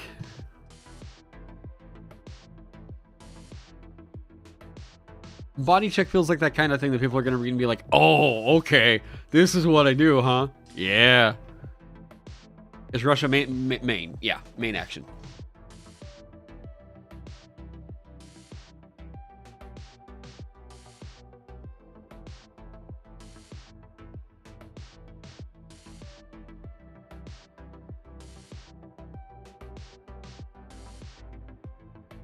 Okay. So we have, hang on. You provide cover, yada yada yada. That's already quite good. Dual shields. Okay. So we have 2 ways that you can play with shields here. Pretty fun, pretty fun. Body check. This is quite good.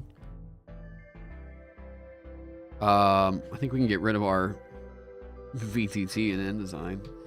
Alright. I think body check is pretty fucking funny. Okay. So after this, I had Armored Titan as another homage. I feel like they need something else at first level. Maybe not. Actually, maybe not.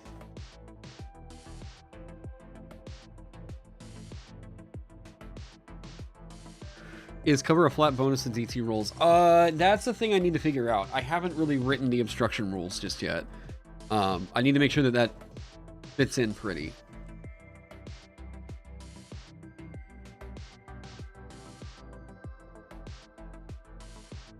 Okay. What is the fun thing here? Rampant charge. Why this originally worked and was so good was that you just kept going.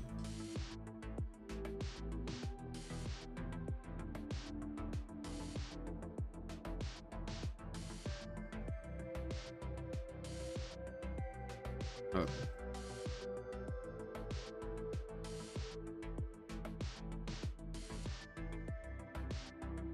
Yeah, I've got power through at 6th? Wait, okay, so they're a martialist. This means that they're going to get their mandates at 5th? 7th? What did I rate for the fighter? I think it was like 3rd, 6th, and 9th?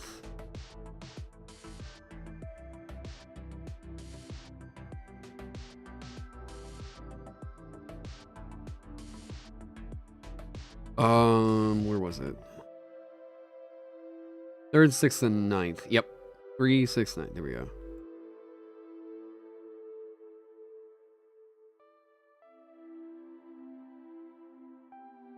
Go right back here. 3, 6, 9. We're almost there. Oh yeah, I want to show you guys something that was like, I'll show you here in a little bit. This is one of the feats, yeah, one of the like feats that I have no idea how we have gone this far into D&D and like this far into this edition. And this wasn't a mechanic that was ever accounted for. It's a very, very small ribbon.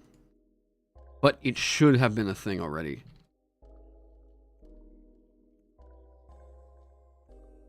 Yeah.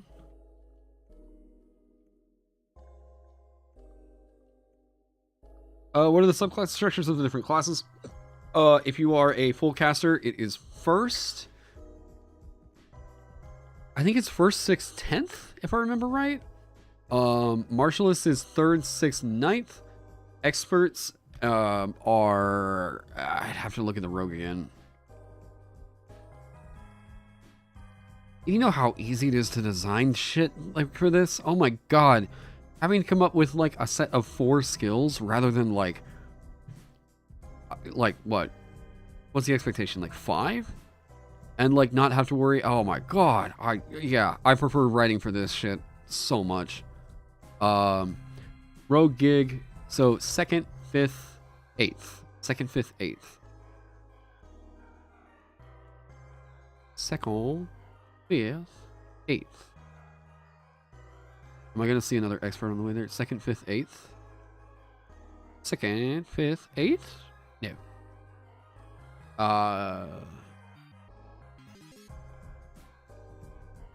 Oh my god. Okay. Alchemist should have 5th, 8th.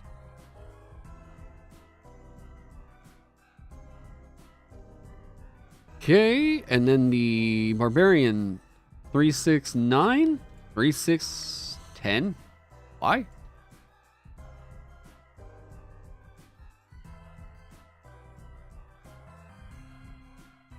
Two. Oh my god, someone remind me. Expert. It's an expert. Two. Jesus. I just did one. How is my memory that bad? 258. Thank you. Oh, yes. 258. Yeah, there's a really shocking thing that I never realized, like, this is the kind of thing that I say, like, me as a musician. I realized whenever I looked at the game that there's a huge gap that they just never accounted for. So I immediately did. Talents. Aha. Here you go.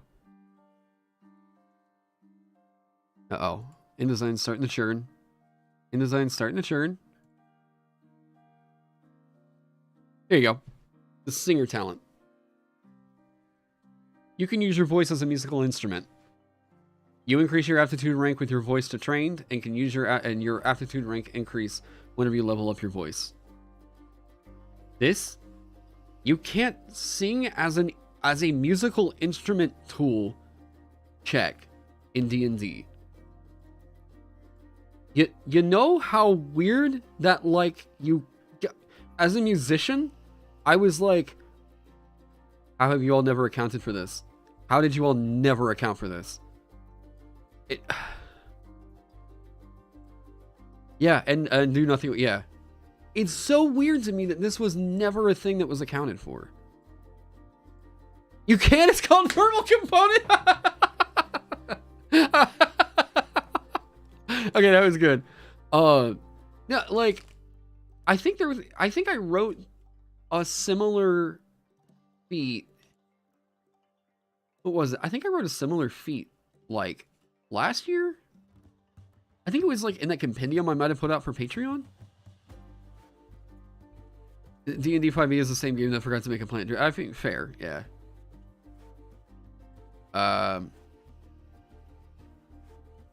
It says more about the community, not really. I've heard some people mention this. Idle Bard, yeah.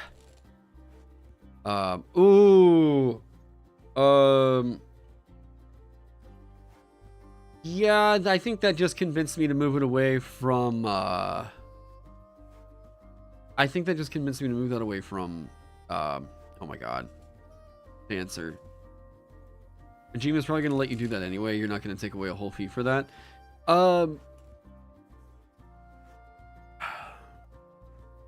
Yes and no.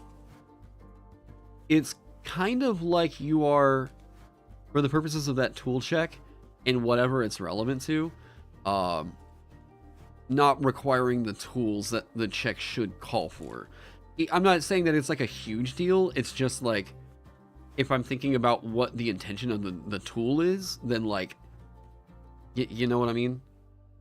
I agree that it should just, like, kind of allow it or whatever, but, like, you know, hey. This is also because, like, downtime activities are going to have a lot more weight. Like, I don't think that this is necessarily going to be a must pick, but it's a flavor pick. Yeah. You feel like plant is an underutilized crew. Oh, yeah. Well, there's only, like, what? Like, 30 plant monsters in all of 5e? Officially, I guess.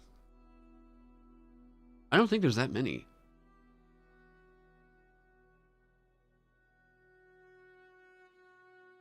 Ooh, okay, yes. Some people reminded me.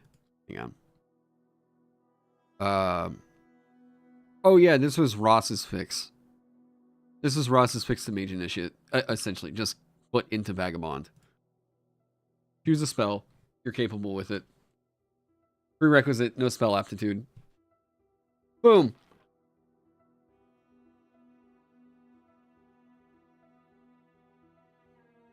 Boom. Just, if you don't have aptitude with a spell, choose a spell. You're capable with it. Bam. Actually, this should... Aha. You know how easy this is to do that and then.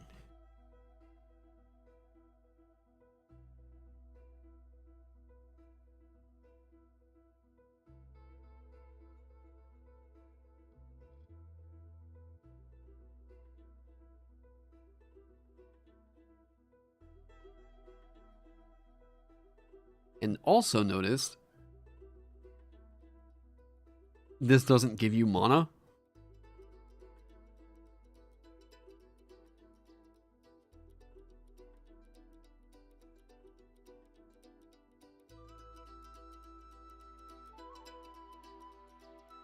Bam. Oh, bam.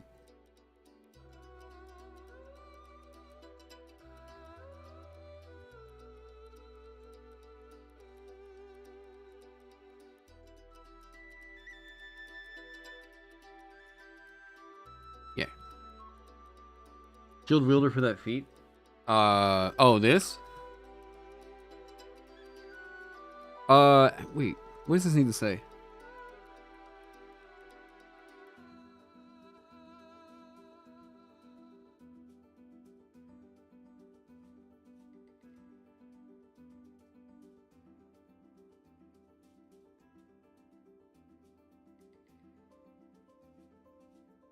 Yeah, I guess it didn't need to say that.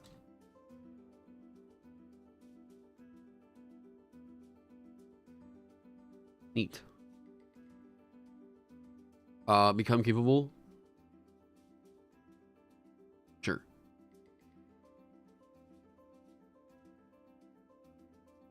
Yeah, that's probably more clean. Okay. Right initiate, but not spell or miracle initiate. Oh wait.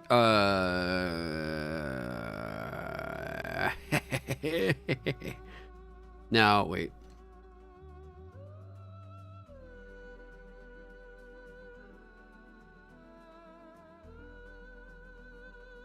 Yeah.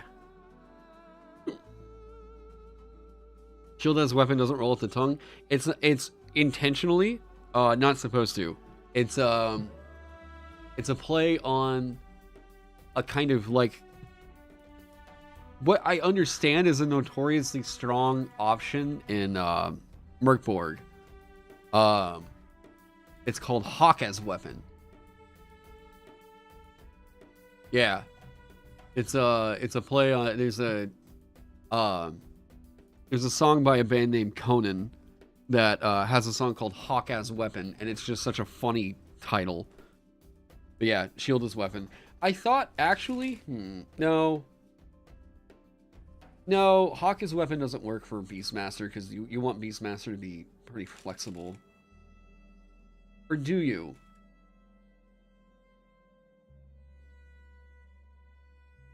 Do you want?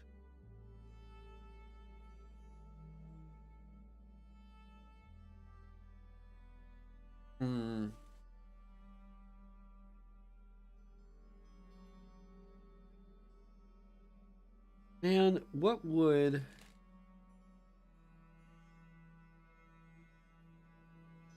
You're not sure if you're a fan of primal and occult magics being folded into one. You feel like there's separate enough varieties for spellcasting to be their own things. Potentially. Like, I get that. Yeah, I've also, like... The thing is, if I split off occult from arcane and miracles and rites, and I split off occult into its own thing,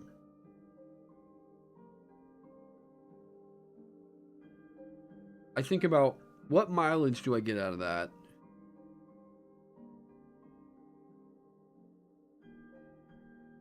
Like, what all does it serve? Because part of it was which.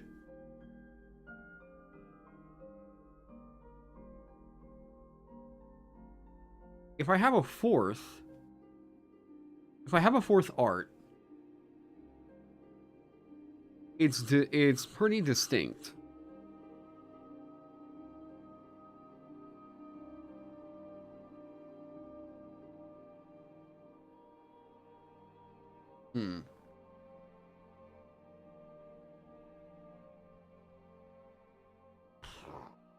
Uh.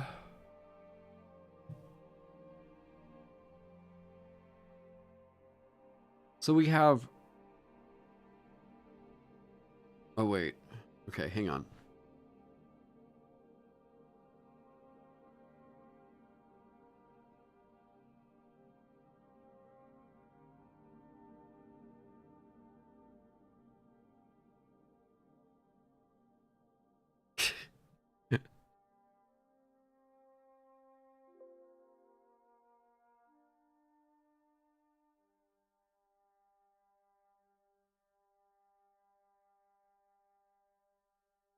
I was trying to think like what you would call like an eldritch magic.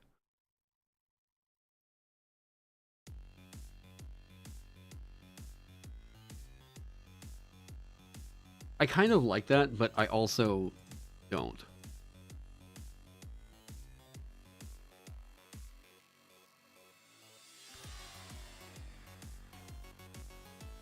Choose an anomaly.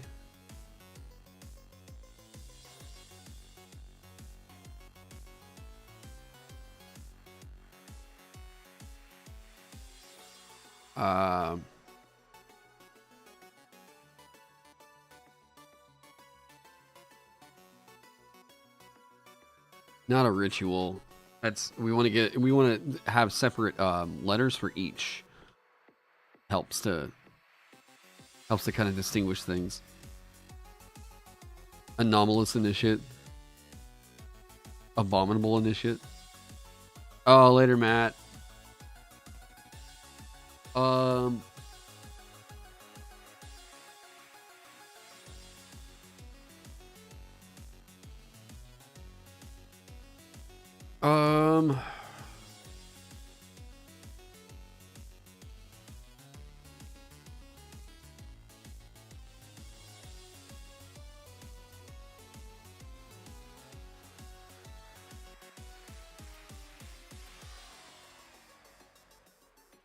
I kind of like horror.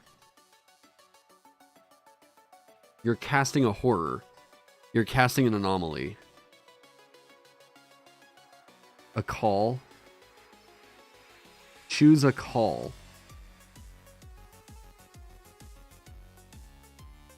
Call is interesting. An invocation.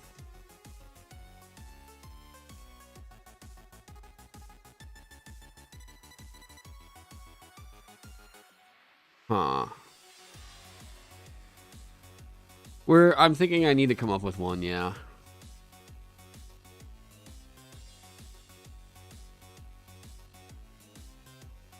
Kind of, we're just sort of all over the place now.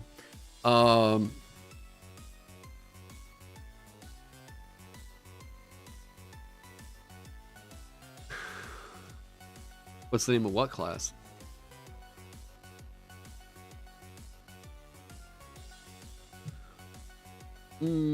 I like fear, but a dread. Choose a dread.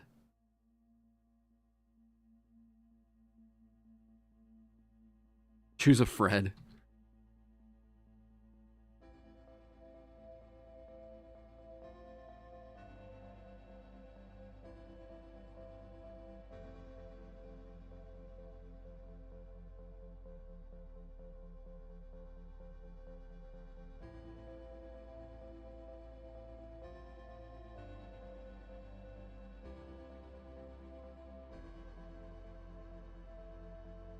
A spell, a dread, a miracle,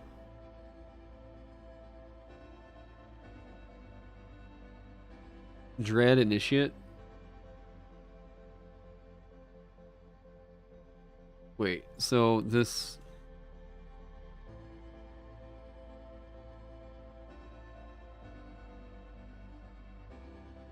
There we go.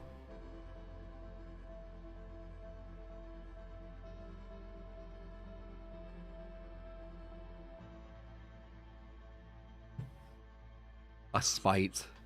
Well, it would be spite and spell. Spite, spell, spite, spell. It would get mixed up. I mean, not really, but our brain, the most brilliant computers in all of the fucking universe. We just, whenever we see like the first two words, we start to associate like, oh, that's the same thing. This is a part of why like D&D kind of has an identity crisis with like level as a term, and how it's just like, yeah. Yeah, there is hex, but yeah. I kind of like you have a spell, you have a miracle. You are a dreadcaster.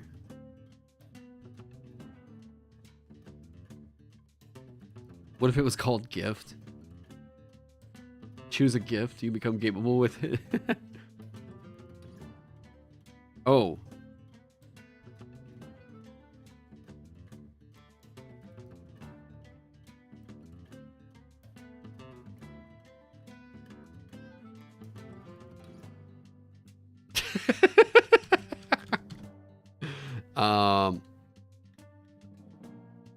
Divine something.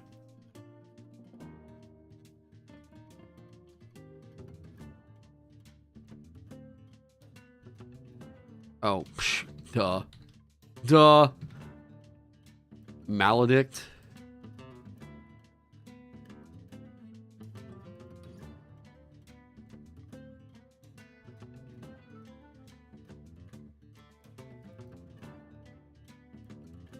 Divine touch.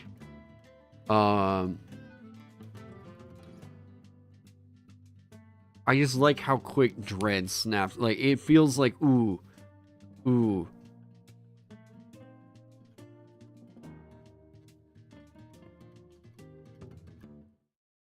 Bam. Oh, just. Sassy. That's sassy magic. And dwarf goblins. Welcome, welcome. Versatile Beats DJ. What a name. Welcome. Favor. Ooh.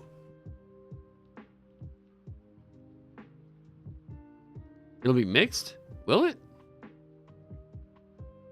Will it?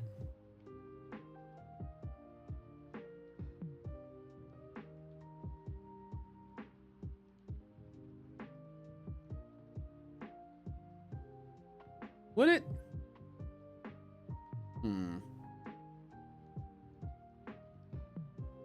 And about all that, I don't know. Hello? Hello?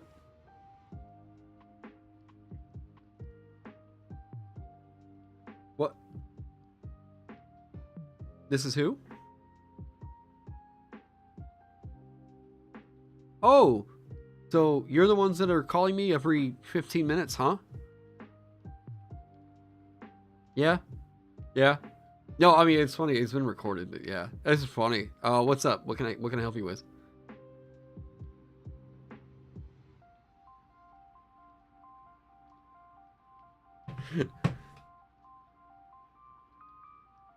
Oh, wait. I got it. Was there a... No? Okay. Yeah, I've had a... Yeah. You remember how I was telling you all? You remember... Okay, those of you all that have been watching the channel for a second, you remember how I had to get a whole new internet provider this winter because of the issues that was going... Yeah. So my old provider... Oh my god, it's such a... yeah, it's not a huge story or anything. They keep hounding me about a $20 charge for equipment that they had a guy come out to pick up. I have shown them the email that confirms the pickup, and they keep calling me nonstop about, well, I mean, when are you going to return this equipment? And I'm like, it's getting to a point now where I'm like, oh man.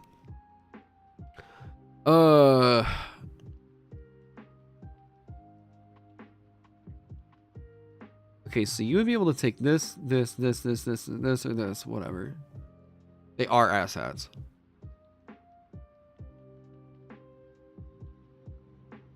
Wait. Does this need to cut it off from an essence at all? There's a huge fly in here. Ah! Jesus.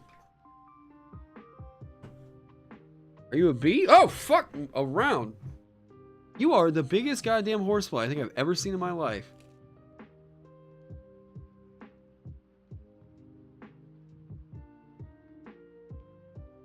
How do I get rid of you?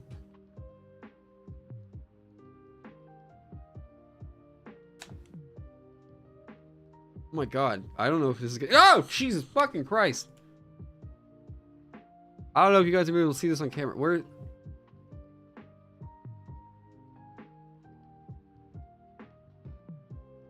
Hang on. Where'd it go?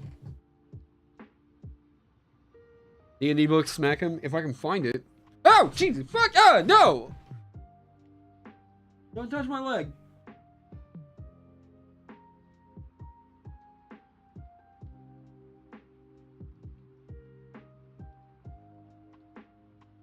All right. Yeah, apparently.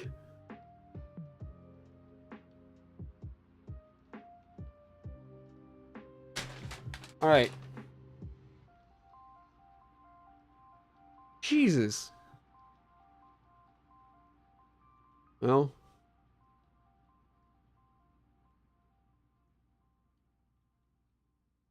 Now I'm paranoid.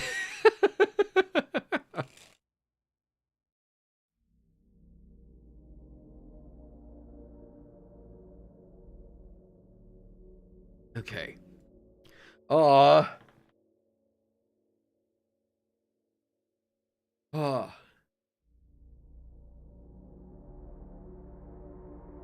think here.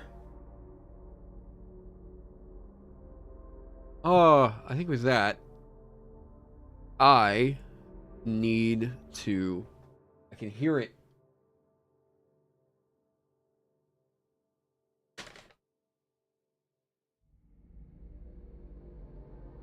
Okay, this music is not helping. I think with that, I should probably go on ahead and call that a good stream. Been on for 5 hours.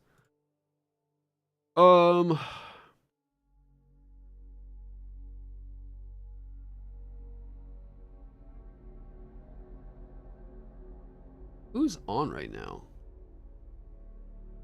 Do bards learn sagas?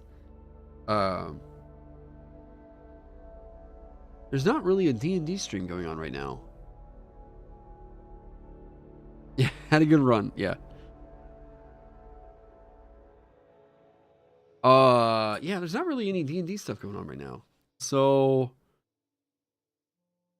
and like, I would love if like YouTube made it like way easier to sort streaming to see like what all is going on. Well, in that case, I'm going to pop off of here. I hope you all have a great day. And I am going to kill this horsefly. And chill out. I don't know. Ooh, good question. What do you all want to see next stream on Vagabond? What do you want me to take a whack at to see what I can get? What do you want me to take a whack at to see what I can get cranked out? Let's hear it. What do we need to handle next time? You just like look, aw, shucks. The magic system more? I am currently waiting to get okay, so lots of magic. I'll take a look. Bard. Okay. Bard Hunter. How to build an adventure.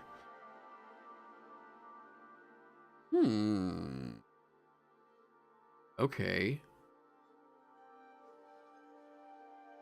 What do we look at the other classes that aren't as developed yet? Okay. I'll keep that in mind. I'm going to work on making sure the stuff that I've written is still gelling with the changes to the action economy. Pugilist.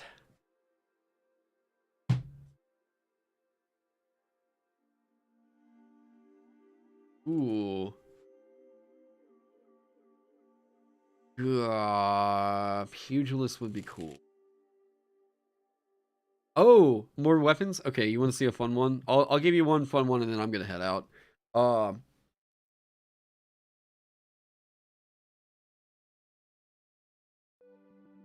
just thought this was super funny. And it's odd that it was an equipment, and yet there was it always felt more like a weapon to me. Or sorry, gear.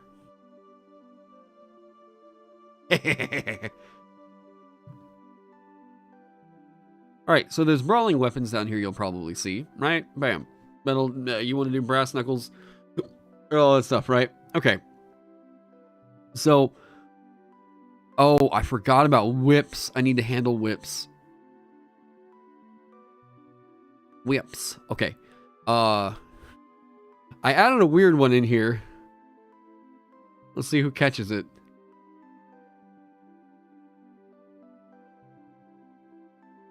I mean, there are a bunch of weird ones in here, but there's one brand new weird one that I think is going to be super fucking funny. Because I moved it out of equipment. Battering ram. I'm trying to figure out...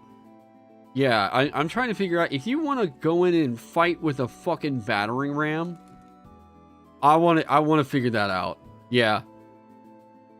Yep. Is it a ram? I want you to be able to hit with a weapon that has the potential to knock shit down. And do it in a way that isn't super clunky. Just, yeah. A switch for the Vanguard is that, yep, there you go. Yep. So, battering ram is just going to be a type of stupid weapon. Maybe a type of club. Oh, it's a bludgeoning weapon.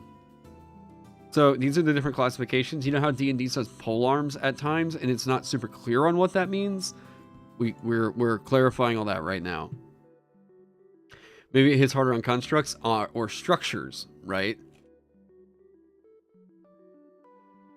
So you want to break down a door? Boom. You got to have a battering ram. Yeah. Transforming weapons like I always lead. So, everybody, have a great day. It is 70 degrees here. So that means your boy... Am I going to skateboard today? Do I go skateboard today for the first time in so fucking long? Oh.